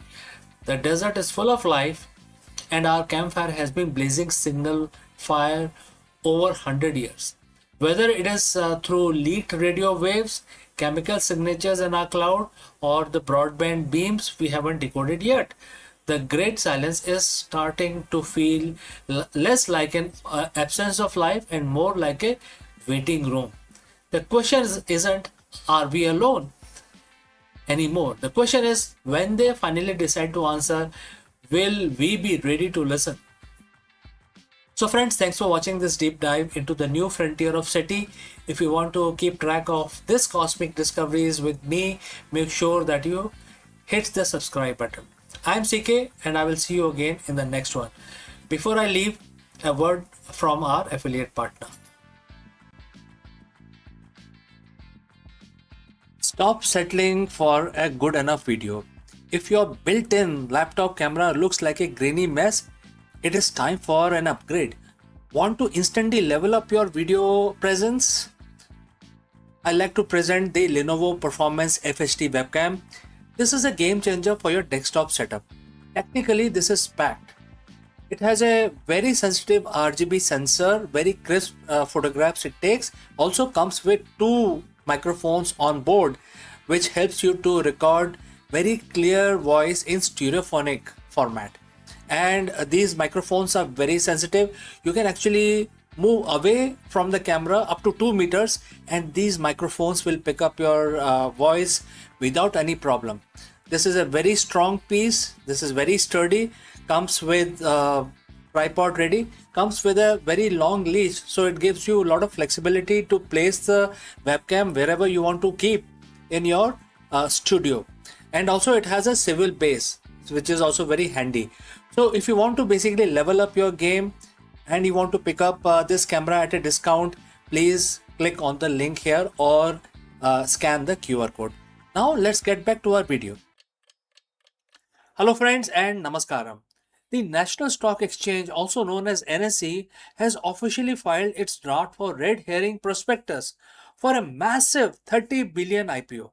In this video, we break down what this historic move means for the Indian stock market, why industry giants like SBI are offloading their stakes, and what investors need to know before the listing becomes available for general public. Let's go and discuss this further.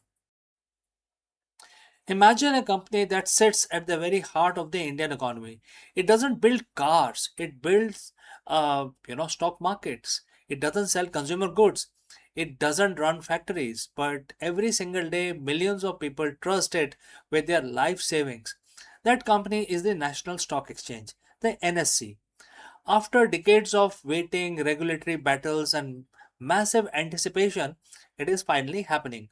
On June 17, 2026, the NSE officially filed its draft red herring prospectus. We are looking at a potential 30,000 crore IPO valuing this financial giant at over 5 lakh crores.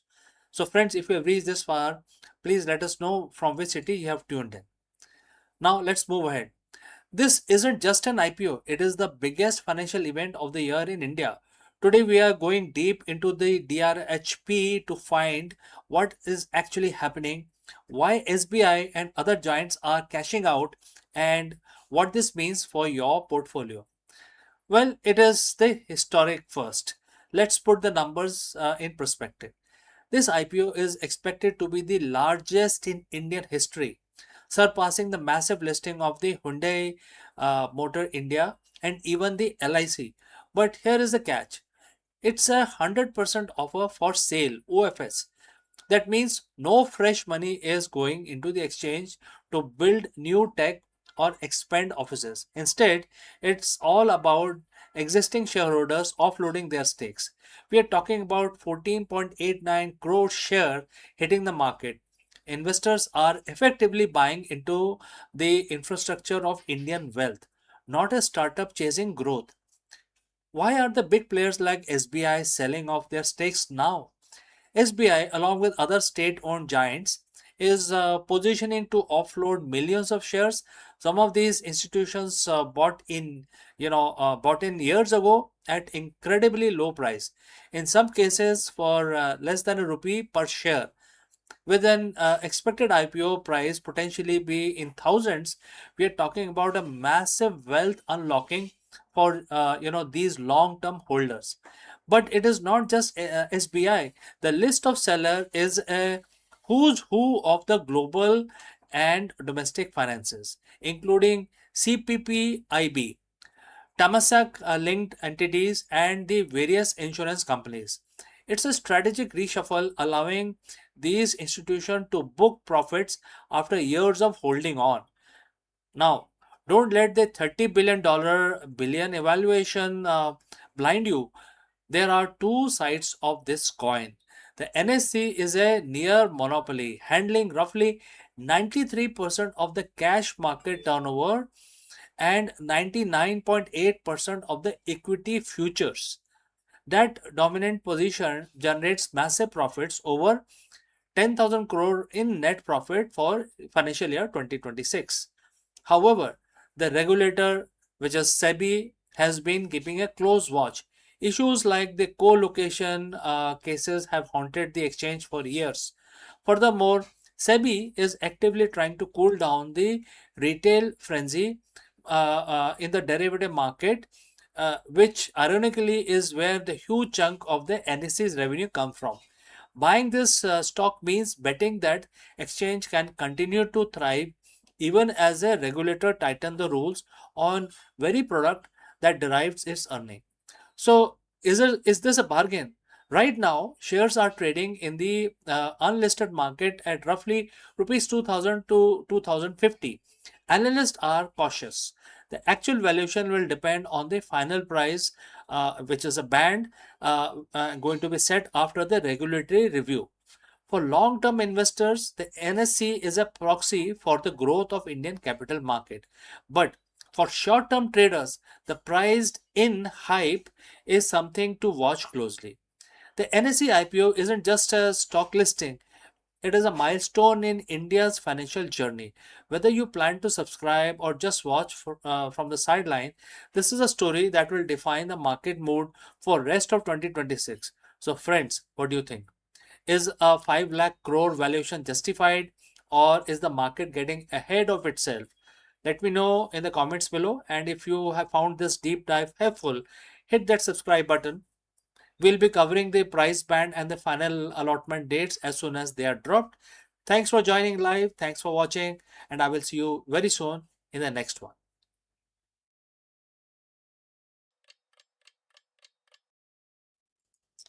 नमस्कारम दोस्तों, आप सबका स्वागत है। आज 30 जून है और आज मंगलवार का दिन है। सब जानते हैं कि जो मंगलवार का दिन होता है वो हनुमान जी के लिए समर्पित है। तो आज हम अपना दिन शुरू करेंगे हर रोज की तरह पूजा करके, और आज हम हनुमान चालीसा का पाठ करेंगे। तो ठीक है, हाथ जोड़ लीजिए, नमन कर लीजिए और हम पाठ शुरू कर रहे हैं। श्री गुरु चरण सरोज रज, निजमन मुकुर सुधार, बरनो रघुवर बिमल जसु, जो दायक फलचार। बुद्धिहीन तनु जानुके, सुमरो पवन कुमार, बल बुद्धि विद्या देहु मोहि, हरेउ कलेस विकार। जय हनुमान ज्ञान गुण सागर, जय कपीस तिहुँ लोक उजागर। राम दूत अतुलित बल धामा, अंजनी पुत्र पवन सुत नामा। महावीर विक्रम बजरंगी, कुमति निवार सुमत के संगी। कंचन वरन विराज सुबेसा, कानन कुंडल कुंचित केसा। हाथ वज्र ओ ध्वजा विराजे, कांधे मूज जनेऊ साजे। शंकर सुवन केसरी नंदन, तेज प्रताप महाजगबंदन। विद्यावान गुणी अति चातुर, राम काज करिबे को आतुर। प्रभु चरित्र सुनवे को रसिया, राम लखन सीता मन बसिया। सूक्ष्म रूप धरी सिंह दिखावा, विकट रूप धरी लंक जरावा। भीम रूप धरी असुर सहारे, रामचंद्र जी के काज संवारे। लाए सजीवन लखन जी आए, श्री रघुवीर हर्ष उर लाए। रघुपत कीनी बहुत बड़ाई, तुम मम प्रिय भरत सम भाई। सहस बदन तुमरो यश गावे, अस कहि श्रीपति कंठ लगावे। सनकादि ब्रह्मादि मुनीसा, नारद सारद सहित अहिसा। जम कुबेर दिक्पाल जहाँ थे, कवि कोविद कह सके कहाँ थे। तुम उपकार सुग्रीव ही कीना, राम मिलाए राजपद दीना। तुमरो मंत्र विभीषण माना, लंकेश्वर भय सब जग जाना।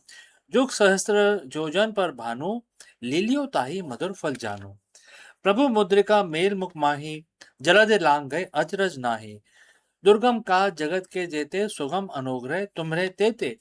राम दुआरे तुम रखवाले, पोत न आज्ञा बिन पैसारे। सब सुख लहे तुम्हारी सरना, तुम रक्षक काहू को डरना। आपन ते समारो आपे, तीनों लोग हाँकते कापे। भूत पिशाच निकट नहीं आवे, महावीर जब नाम सुनावे। नासे रोग हरे सब पीरा, जपत निरंतर हनुमत बीरा। संकट ते हनुमान छुड़ावे, मन क्रम वचन ध्यान जो लावे। सब पर राम तपस्वी राजा, तिनके काज सकल तुम साजा। और मनोरथ जो कोई लाए, सोई अमित जीवन फल पाए। जानो जुग प्रताप तुम्हारा, है प्रसिद्ध जगत उजियारा। साधु संत के तुम रखवाले, असुर निकंदन राम दुआरे। अस सिद्धि नौ निधि के दाता, अस पर दीन जान की माता। राम रसायन तुमरे पासा, सदा रहो रघुपति के दासा। तुमरे भजन राम को पावे, जन्म जन्म के दुख बिसरावे। अंत काल रघुबर पुर जाई, जहाँ जन हरि भक्त कहाई। और देवता चित न धरे, हनुमत से ही सब सुख करे। संकट कटे मिटे सब पीरा, जो सुमरे हनुमत बलबीरा। जय जय जय हनुमान गोसाई, कृपा करो गुरुदेव की नाई। जो सतपार पाठ कर कोय, छूटे है बंदी महा सुख होय। जो ये पढ़े हनुमान चालीसा, हुए सिद्धि साखी गौरी सा। तुलसीदास सदा हरिचेरा, कीजे नाथ हृदय में डेरा। पवन तनय संकट हरन, मंगल मूरत रूप। राम लखन सीता सहित हृदय बसो सुरभूप। जय श्री राम, जय श्री राम। तो दोस्तों, आज हमारी पूजा संपन्न हुई। अब हम अपना दिन शुरू करेंगे। हमारी तरह आपका दिन भी शुभ रहे, इसी कामना के साथ इस वीडियो को हम यहीं समाप्त करते हैं। जल्दी मिलता हूं दूसरे वीडियो में। हेलो दोस्तों, नमस्कार। आप सबका स्वागत है। आज 6 जुलाई है और आज सोमवार का दिन है। और आप सबको पता है कि जो सोमवार का दिन होता है वो भगवान शिव के लिए समर्पित होता है। तो आज हम अपना दिन शुरू करेंगे पूजा करके। हर रोज की तरह हम हर रोज पूजा करते हैं, तो आज शिव जी की पूजा हम करेंगे। हर रोज की तरह हम जैसे पूजा करते हैं, मंत्र का उच्चारण करते हैं। तो ये काउंटर मैं यूज करता हूँ। आप जैसे आपको सहूलियत हो, जैसे आपको अच्छा लगे, आप माला का इस्तेमाल कर सकते हैं और आप मन में भी गिन सकते हैं। लेकिन हमारा जो मंत्र है वो 11 दफा करना है। तो आज हम महामृत्युंजय का जाप करेंगे 11 दफा। तो ध्यान रहे, इस चीज का आप अच्छी तरह पालन करें। भगवान शिव का ध्यान कर लें, हाथ जोड़ के नमन कर लें। और अब हम अपना पाठ शुरू करते हैं, महामृत्युंजय का मंत्र। ठीक है, ऑल राइट। ओम त्र्यंबकं यजामहे, सुगंधिं पुष्टिवर्धनम्, उर्वारुकमिव बन्धनान्, मृत्योर्मोक्षीयमामृतात्। सद्यो जातं प्रपागामि, भगवन् मृत्युं जय शिवम् आवाहयामि।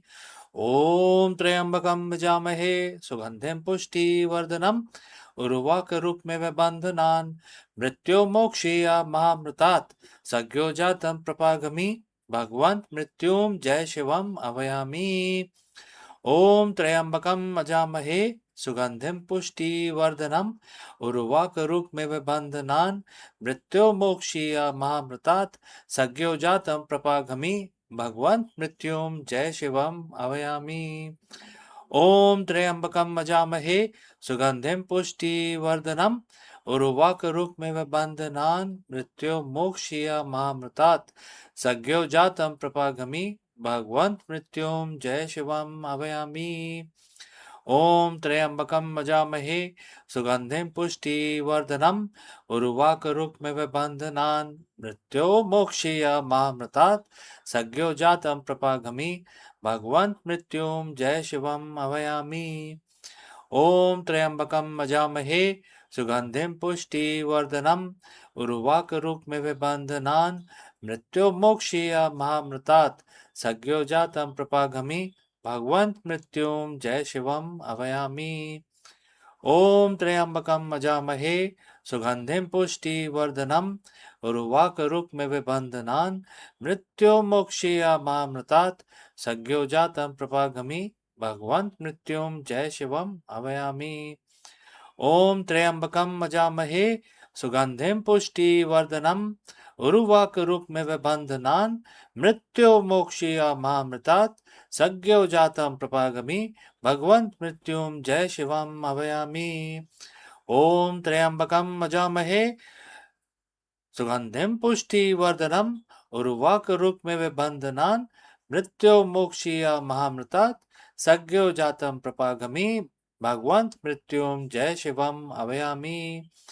ओम त्र्यंबकम अजामहे सुगंधिम पुष्टिवर्धनम उर्वाकरुक्मिव बंधनान् मृत्योर्मोक्षीय महामृतात् सज्ञो जातम प्रपागमि भगवन्त मृत्युम जय शिवम अभयामी। ओम त्र्यंबकम अजामहे सुगंधिम पुष्टिवर्धनम उर्वाकरुक्मिव बंधनान् मृत्योर्मोक्षीय महामृतात् सज्ञो जातम प्रपागमि भगवन्त मृत्युम जय शिवम अभयामी। ओम नमः शिवाय, ओम नमः शिवाय, ओम नमः शिवाय। तो दोस्तों, आज हमारा पूजा हमारी समाप्त हुई। अब हम अपना दिन शुरू कर सकते हैं। तो आपका दिन और आपका हफ्ता सप्ताह अच्छा बीते, मंगलमय हो, इसी कामना के साथ अब हम आपसे विदा लेते हैं, लेकिन जल्दी ही मिलते हैं दूसरे वीडियो में। धन्यवाद।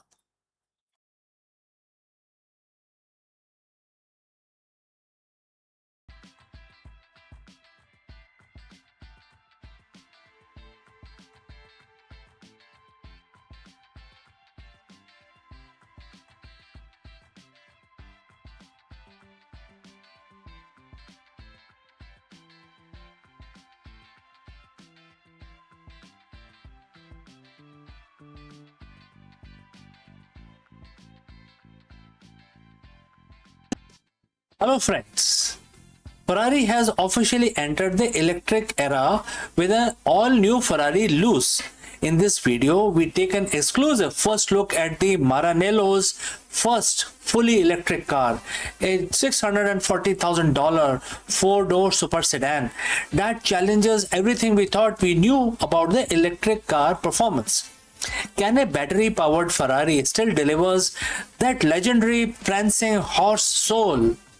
Is the $640,000 price tag justified? We analyze how the Luce compares to the Puro Sangu and other luxury EVs, and why the Ferrari's move to electric is far more calculated than just chasing trends. Whether you are a die-hard V12 pursuit or an EV enthusiast, this is the most important Ferrari launch of the decade. Let's go and discuss this further. For decades, the name Ferrari has been the synonym with one thing: the raw scream of the combustion engine. From the legendary V12 to the high-strung V8s, Maranello defined the supercar felt like. You know what it really means to have a supercar. Therefore, people used to say that I own a Safari. But today, The history book has been rewritten. Ferrari has officially unveiled the Luce, their first ever fully electric vehicle. It's a bold $640,000 statement that they aren't just joining the EV race, they intend to lead it. But can a battery powered car truly captures the prancing horse soul? Today we are breaking down everything you need to know about the most controversial, technologically advanced and expensive car Ferrari has ever produced. So friends, if you reached this far, please inform us from which city you have tuned in and in which language you are watching this video. This will help us determine the reach of our channel. Alright, let's move ahead. Let's get straight to the numbers because they are staggering. The Luce is built on a dedicated EV platform housing a 122 kilowatt hour battery pack. This isn't just an engine swap. This is a ground up engineering. It features 4 electric motors, one for every wheel, producing a combined 1050 horsepower, 1000 horsepower. That's enough to propel this 5-seat Grand Tourer from 0 to 100 kilometers per hour in just 2.5 seconds. To put that in perspective, it is faster than V12 powered by Puro Sangue. The drive system is rear biased for that classic Ferrari handling feel, with the rear motors capable of putting down 843 horsepower on their own. And for those wondering about the range, it's rated for about 530 kilometers on a single charge. It's clearly built to be usable GT, not just a track toy. The biggest hurdle for an electric sports car is emotion. Without the roar of V12, where is the passion? Ferrari spent 5 years with 40,000 kilometers of testing to answer this question. Instead of playing a synthetic fake engine noise through speakers, Luce use an innovative amplified hum. They place a sensor on the rear axle to capture the actual mechanical vibration of the motor, which are then processed and amplified. It's meant to be an honest mechanical feedback loop that keeps the driver connected to the machine. It's not trying to be a gas engine, it is trying to be the most exciting electric car engine possible. So you might notice the design looks different, and therefore that's because Ferrari collaborated with love from the design firm co-founded by former Apple design chief John Ive. The Luce abandons the classic mid-engine proportion we are used to. It's a 4-door, 5-seat layout with a long wheelbase and a sloping roofline. Up front, you get a clean, fully, full width lightning signature and an illuminated badge instead of a grille. The rear, however, keeps the classic 4 round taillight and aesthetic hidden behind a sleek black panel. It is minimalist, aerodynamic, and depending on who you ask, either a masterpiece of modern design or a massive departure from tradition. Let's step inside the the Apple designed or Apple influenced, and therefore when you get in, it is undeniable. The cabin is minimalist, focusing on 12.5-inch OLED display that mimics analog dials. There is always a clever 10-inch infotainment screen that moves, so both the drivers and passenger can adjust it. Crucially, they have kept a physical toggle for key control, and for the first time ever, you can seat 5 people comfortably in a Ferrari. The rear doors are rear hinged, making accessible incredibly easy. A touch of the luxury that provides this car is meant to be driven every day. So the big question is it worth $640,000? The car isn't just about the specs, it's about Ferrari proving it can survive the electric transition without losing its prestige. It's the second most expensive car in their lineup, trailing only to the Extreme F80. And deliveries start this autumn in Europe. while we'll have to wait until spring 2027 to see them on other continents, starting with America and rest of the world. Whether the lose becomes a future classic or a polarizing experiment, one thing is certain: Ferrari has officially left the age of gasoline behind. And friends, therefore, what do you think? Has Ferrari succeeded, or is this a step too far? Let me know in the comments below. Don't forget to like and subscribe for more deep dives into the changing world of supercars. And friends, I will see you again very soon in the next one. Before I go, I will have to say a few words about our affiliate partner. Stop settling for a good enough video. If your built-in laptop camera looks like a grainy mess, it is time for an upgrade. Want to instantly level up your video presence? I like to present the Lenovo Performance FHD webcam.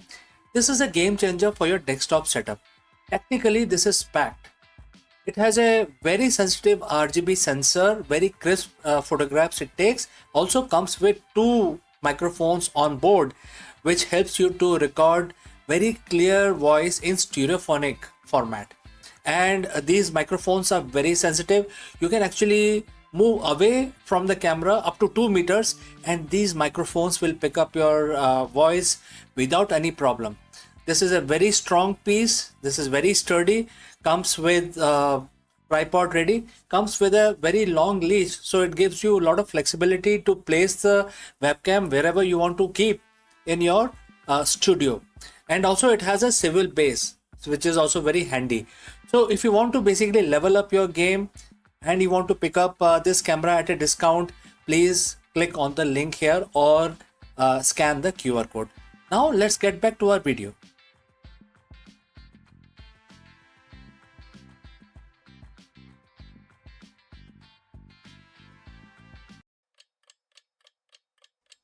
Hello friends, are you leading with clarity or are you reactive to the market chaos? In this video, we break down one of the most powerful management philosophies ever written, and that is Bhagavad Gita, mentioned in chapter 2 very clearly in verse 15. While the modern business culture often celebrates the hustle, the ancient wisdom teaches that the truly elite leader possesses something far more rare, which is equanimity. If you are a CEO or a business leader learning to navigate the dualities of business, joy and sorrow, profit and loss, success and failure is the ultimate differentiator between the short-term firefighting and long-term eternal business impact. Let's go and discuss this further. As a leader, we are often told that the secret to success is being in control. We track the KPIs, we manage the market volatility, and we try to predict the next disruption. We play the role of master of our own universe. But let's be honest, friends. How often do you feel like you're actually in control? In the high stake world of business, we are constantly buffeted by dualities: the joy of record breaking quarter followed immediately by the sorrow of a failed product launch, the elation of a new partnership followed by a sting of a loss of a very highly key team member. If your mental state is tied to these external fluctuations, you aren't leading, you are actually reacting. Today, I want to share a 7,000-year-old secret from Bhagavad Gita that flips this entire paradigm on its head.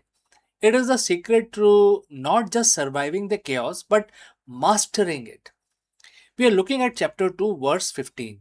The verse says, and the quote starts, to whom joy and sorrow are one and the same, he becomes qualified for eternal life. And the quote close. Now, for a CEO, eternal life might sound like a theological concept, but let's translate that into business terms. In a competitive market, eternal means sustainable. It means a business that doesn't collapse under pressure. When the verse talks about joy and sorrow being the same, that means part of the same coin. It isn't telling you to become a robot. It is teaching you equanimity. Imagine a balance scale like the one that you see everyday life in your real life. If your joy is too high, you get complacent. If your sorrow is too deep, you get paralyzed. The goal of the elite leader is to find this center point. It is the ability to look at the massive gain and massive losses and recognize them both as a transient data point. When you achieve that, you stop being a victim of your circumstances and start being the architect of your strategy. Think of this as a Jedi master, Jedi mindset of the boardroom. In the image, you know, you can imagine that you are building a lightsaber. Why? Because as a Jedi master, Jedi strength doesn't come from aggression; it comes from disciplined mind. How do we apply this in real company, in real life situation? First, detach from the outcome. You have to care deeply about the effort, the mission, the product, the team, but you must be detached from the temporary score of the market. Next, 24-hour rule. When something great happens, you don't get high. When something disastrous happens, you don't get too low. Take 24 hours to let the initial emotional spike settle before making any decision, any kind of decisions, right? So you actually follow a 24-hour rule. And because you're talking we are talking about the strategic decisions. Third, lead the culture. Lead the culture. Very, very important. Your team watches your energy. If you are frantic, they are frantic also. If you are steady, if you treat joy and sorrow with the same calm authority, you create a culture of resilience. You become the best of the men or the best of the leaders. That is a verse that refers to, right?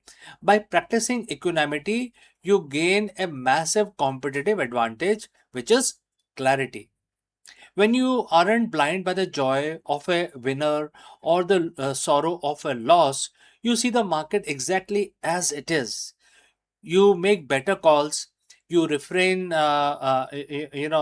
from making mistakes. You retain better talent. You build a legacy that lasts because it is built on foundation of internal stability, not external luck.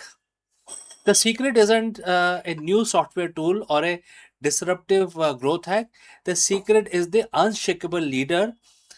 And therefore, before I wind up, I like to challenge you this week is in your next board meeting or crisis, kindly pause, recognize the duality, step back into that center point, lead from a place of calm, not as a from a place of reaction. This is your challenge for today. Friends, if you found this perspective helpful, hit the subscribe button for more deep dives and how can we marry the ancient wisdom for the modern C-suite? And you must lead with purpose, lead with equanimity. So, friends, thanks for joining live. Thanks for watching. See you very soon in the next one. Hello दोस्तों, नमस्कार। आप सबका स्वागत है। क्या आप एक CEO या बिजनेस लीडर हैं और हर दिन चुनौतियों का सामना कर रहे हैं? तो आप सही जगह पहुंचे हैं, क्योंकि इस वीडियो में हम भगवत गीता की सहायता लेंगे और आपकी इस सिचुएशन का आंसर ढूंढने की कोशिश करेंगे। हम ये जानेंगे कि जो सीख मिलती है हमें भगवत गीता से, वो एक मंत्र युद्ध क्षेत्र में एप्लीकेबल ही नहीं है, बल्कि हर एंटरप्रेन्योर के लिए एक जीवन दर्शन है जो आपकी टीम का नेतृत्व में करने में सहायता करता है। चाहे जीत हो या हार, एक लीडर को अपनी निष्ठा, कर्म पर कैसे निगाह रखनी चाहिए, हम इस वीडियो में सीखेंगे और इसके बारे में और डिस्कशन करेंगे। तो चलिए आगे बढ़ते हैं। तो दोस्तों, आजकल के दुनिया में, आजकल के परिप्रेक्ष्य में हम ऐसी एक रेस में हैं जहां जीतना ही सब कुछ है, जीतना ही अनिवार्य है। एक सीईओ के तौर पे आप हर सुबह एक नई चुनौती, एक नए संकट और एक नए डर के साथ उठते हैं। क्या ये मर्जर काम आएगा? मार्केट शेयर बढ़ेगा? क्या मेरी टीम परफॉर्म करेगी? हम सब अक्सर एक तनाव में जीते हैं, अगर मैं हार गया तो क्या होगा, अगर ये डिसीजन गलत हो गया तो क्या होगा। लेकिन आज मैं आपके साथ बिजनेस का एक ऐसा सीक्रेट कोड शेयर करने वाला हूं जो 5,000 साल पहले महाभारत के रण क्षेत्र में दिया गया था। यह सिर्फ एक श्लोक ही नहीं, एक आधुनिक कॉर्पोरेट जगत का सबसे बड़ा रिस्क मैनेजमेंट टूल है। ध्यान से सुनिएगा।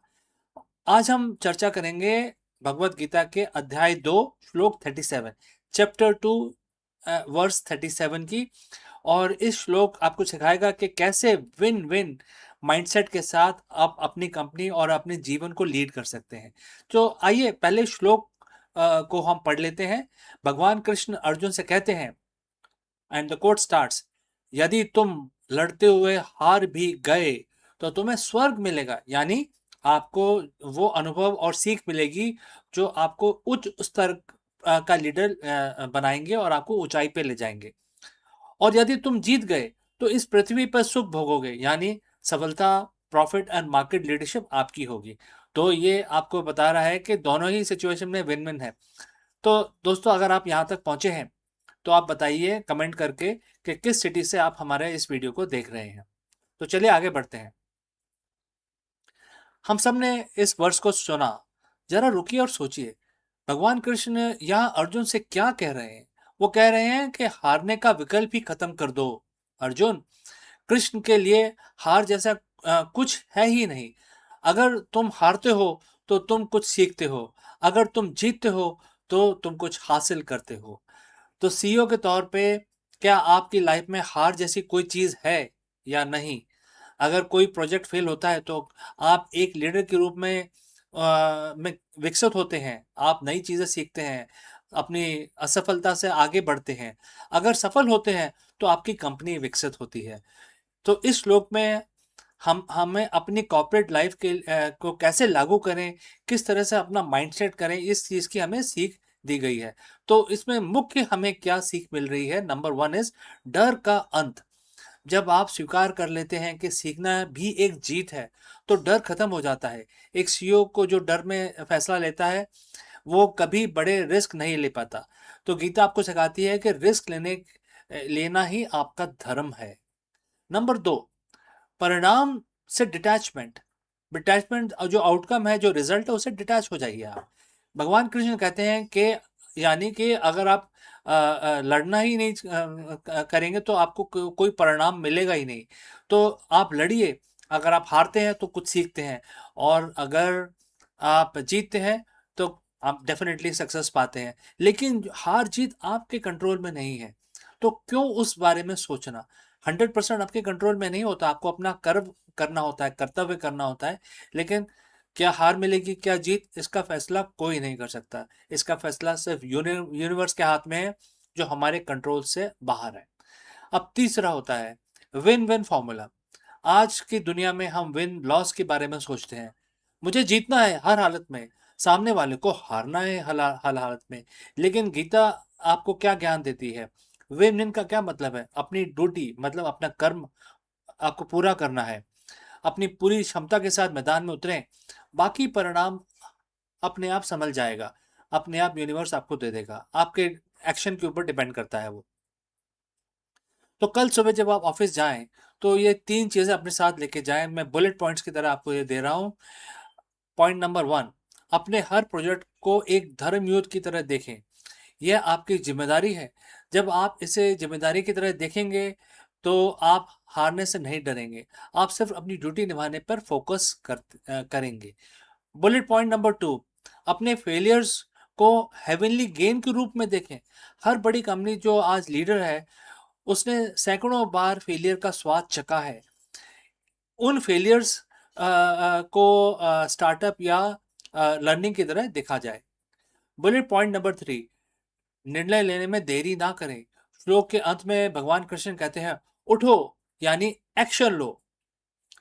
एनालिसिस में फंसे रहोगे तो मैदान में कब उतरोगे?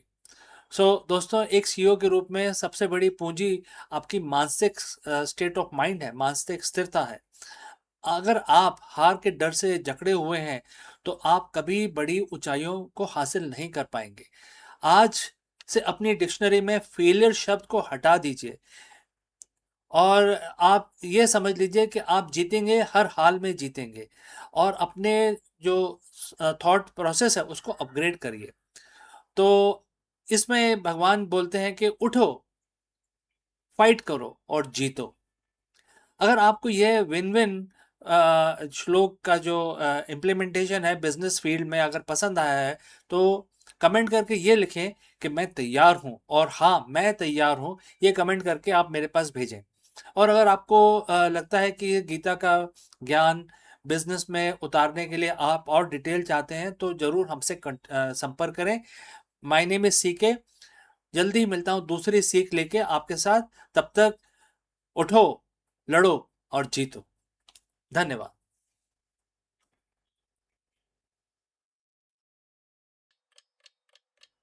Hello friends, Namaskaram.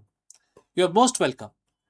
Prime Minister of India Indira Gandhi's decision to impose national emergency sent shockwaves through India, leading to 21 months of suspended civil liberties, mass arrest of political opposition, and strict press censorship. In this video, we dive deep into the emergency, a defining, controversial, and often misunderstood chapter in Indian political history. Was it a necessary step to stabilize the nation or the death knell of Indian democracy? We explored the events leading up to the declaration, the life changing impact of the citizens of India, and the lasting legacy of this period left on the nation's political landscape. Let's go. It was a quiet night in June 1975. The homes across India, families were turning into the All India radio, expecting the usual news. But on the morning of June 26th, the broadcast was different. The voice on the radio, calm and measured, announced that the president had proclaimed an emergency. Civil liberties were suspended, the press was censored, and the political opposition, they were being rounded up as we speak. That was a voice that mentioned during the All India Radio transmission. In a single stroke, the world's largest democracy went dark. For 21 months, India lived under a shadow. Today, we aren't just looking at history, we are looking at the warning. This is the story of the 1975 emergency, the time when the foundation of India were tested to their very breaking point. To understand the emergency, we have to understand the India of the early 1970s. It wasn't a peaceful time. The economy was struggling, inflation was skyrocketing, and there was growing movement on the street, led by a veteran socialist, Jay Prakash Narayan, or JP, as we all know him. So, friends, before we move forward, if you have reached so far, let me know the name of your city or country from where you have tuned in into this video. All right, let's move forward. Mr. Raj Narayan, the man who had lost his election against Prime Minister of India, Indira Gandhi, filed a petition alleging electoral malpractices. Justice J.M.L. Sinha delivered the verdict. Indira Gandhi was guilty of using government machinery for campaign purposes. Her election was declared void. She was barred from holding public offices for 6 years. For any leader, this was a political death sentence, but Indira Gandhi was not any leader. She refused to resign, and as the pressure from the opposition mounted, the decision was made. If she couldn't win the political battle, she would change the rules of the game entirely. It was the night of June 25th, 1975, while the nation slept, a massive coordinated operation was launched. Under the cover of darkness, the police began a nationwide sweep. By the next morning, the press was gagged. Electricity was cut to the newspaper offices in Delhi to prevent the printing of protest stories. When the papers did not return, they were blank or filled with government approved propaganda. The democracy that had been built on the dreams of independence was now effectively a one person rule. The constitution was amended, The judiciary was curtailed and the executive branch held absolute power. So, what was the life like during those 21 months? For an average citizen, it was time of fear and uncertainty. The government, driven heavily by Indira Gandhi's son Sanjay Gandhi, launched initiatives that were touted as development but implemented with lot of brutality. The sterilization drive became very, very infamous. In a desperate, misguided attempt to control population growth, hundreds of thousands of people were coerced into sterilization. For many, the choice was simple: comply or lose your job, your ration card, or even your freedom. Then there was the beautification drive. The cities like Delhi slums were razed to the ground, displacing the poor to the outskirts of the city. All the names of which were basically eyesores were cleared. There was no one to complain to. The courts were hamstrung. You couldn't speak in public. You couldn't write in the paper. You certainly couldn't organize a protest. It was suffocating silence that lasted nearly 2 years. But the authoritarian regime have a fatal flaw. They stopped listening to the people. Indira Gandhi, perhaps believing her own propaganda that the people were happy, called for election in the year 1977. She miscalculated. The Indian electorate, despite being silenced for 21 months, had not forgotten. In one of the most powerful display of democracy in history, the people of India voted the emergency government out of power in a landslide. Indira Gandhi lost her own seat. It was the first time the Congress party had lost a general election in independent India. So, what is the legacy of the emergency? It proved that democracy in India is not just a constitutional framework, it is a sentiment embedded in the hearts of people. It served as a violent reminder that freedom cannot be taken away in a single night, and it requires a constant vigilance to protect it. In the 1975 emergency remains the darkest chapter in India's modern history. It left behind scars that would take years to heal, but it is also forged a new political consciousness in the country, a realization that power, when left unchecked, will always consume itself. So, as we look back, the lesson is clear: democracy is fragile, it's a garden that needs to be tended in every single day. The 21 month of 1975 taught India that while the government can silence the press, close the courts, imprison the dissenters, it can never fully break the spirit of people who have tasted freedom. So if you found this dive into the history valuable, make sure to like and subscribe for more deep dives into the stories that shape the world we live in today. Thanks for watching, and I look forward to receiving your comments. See you in the next one.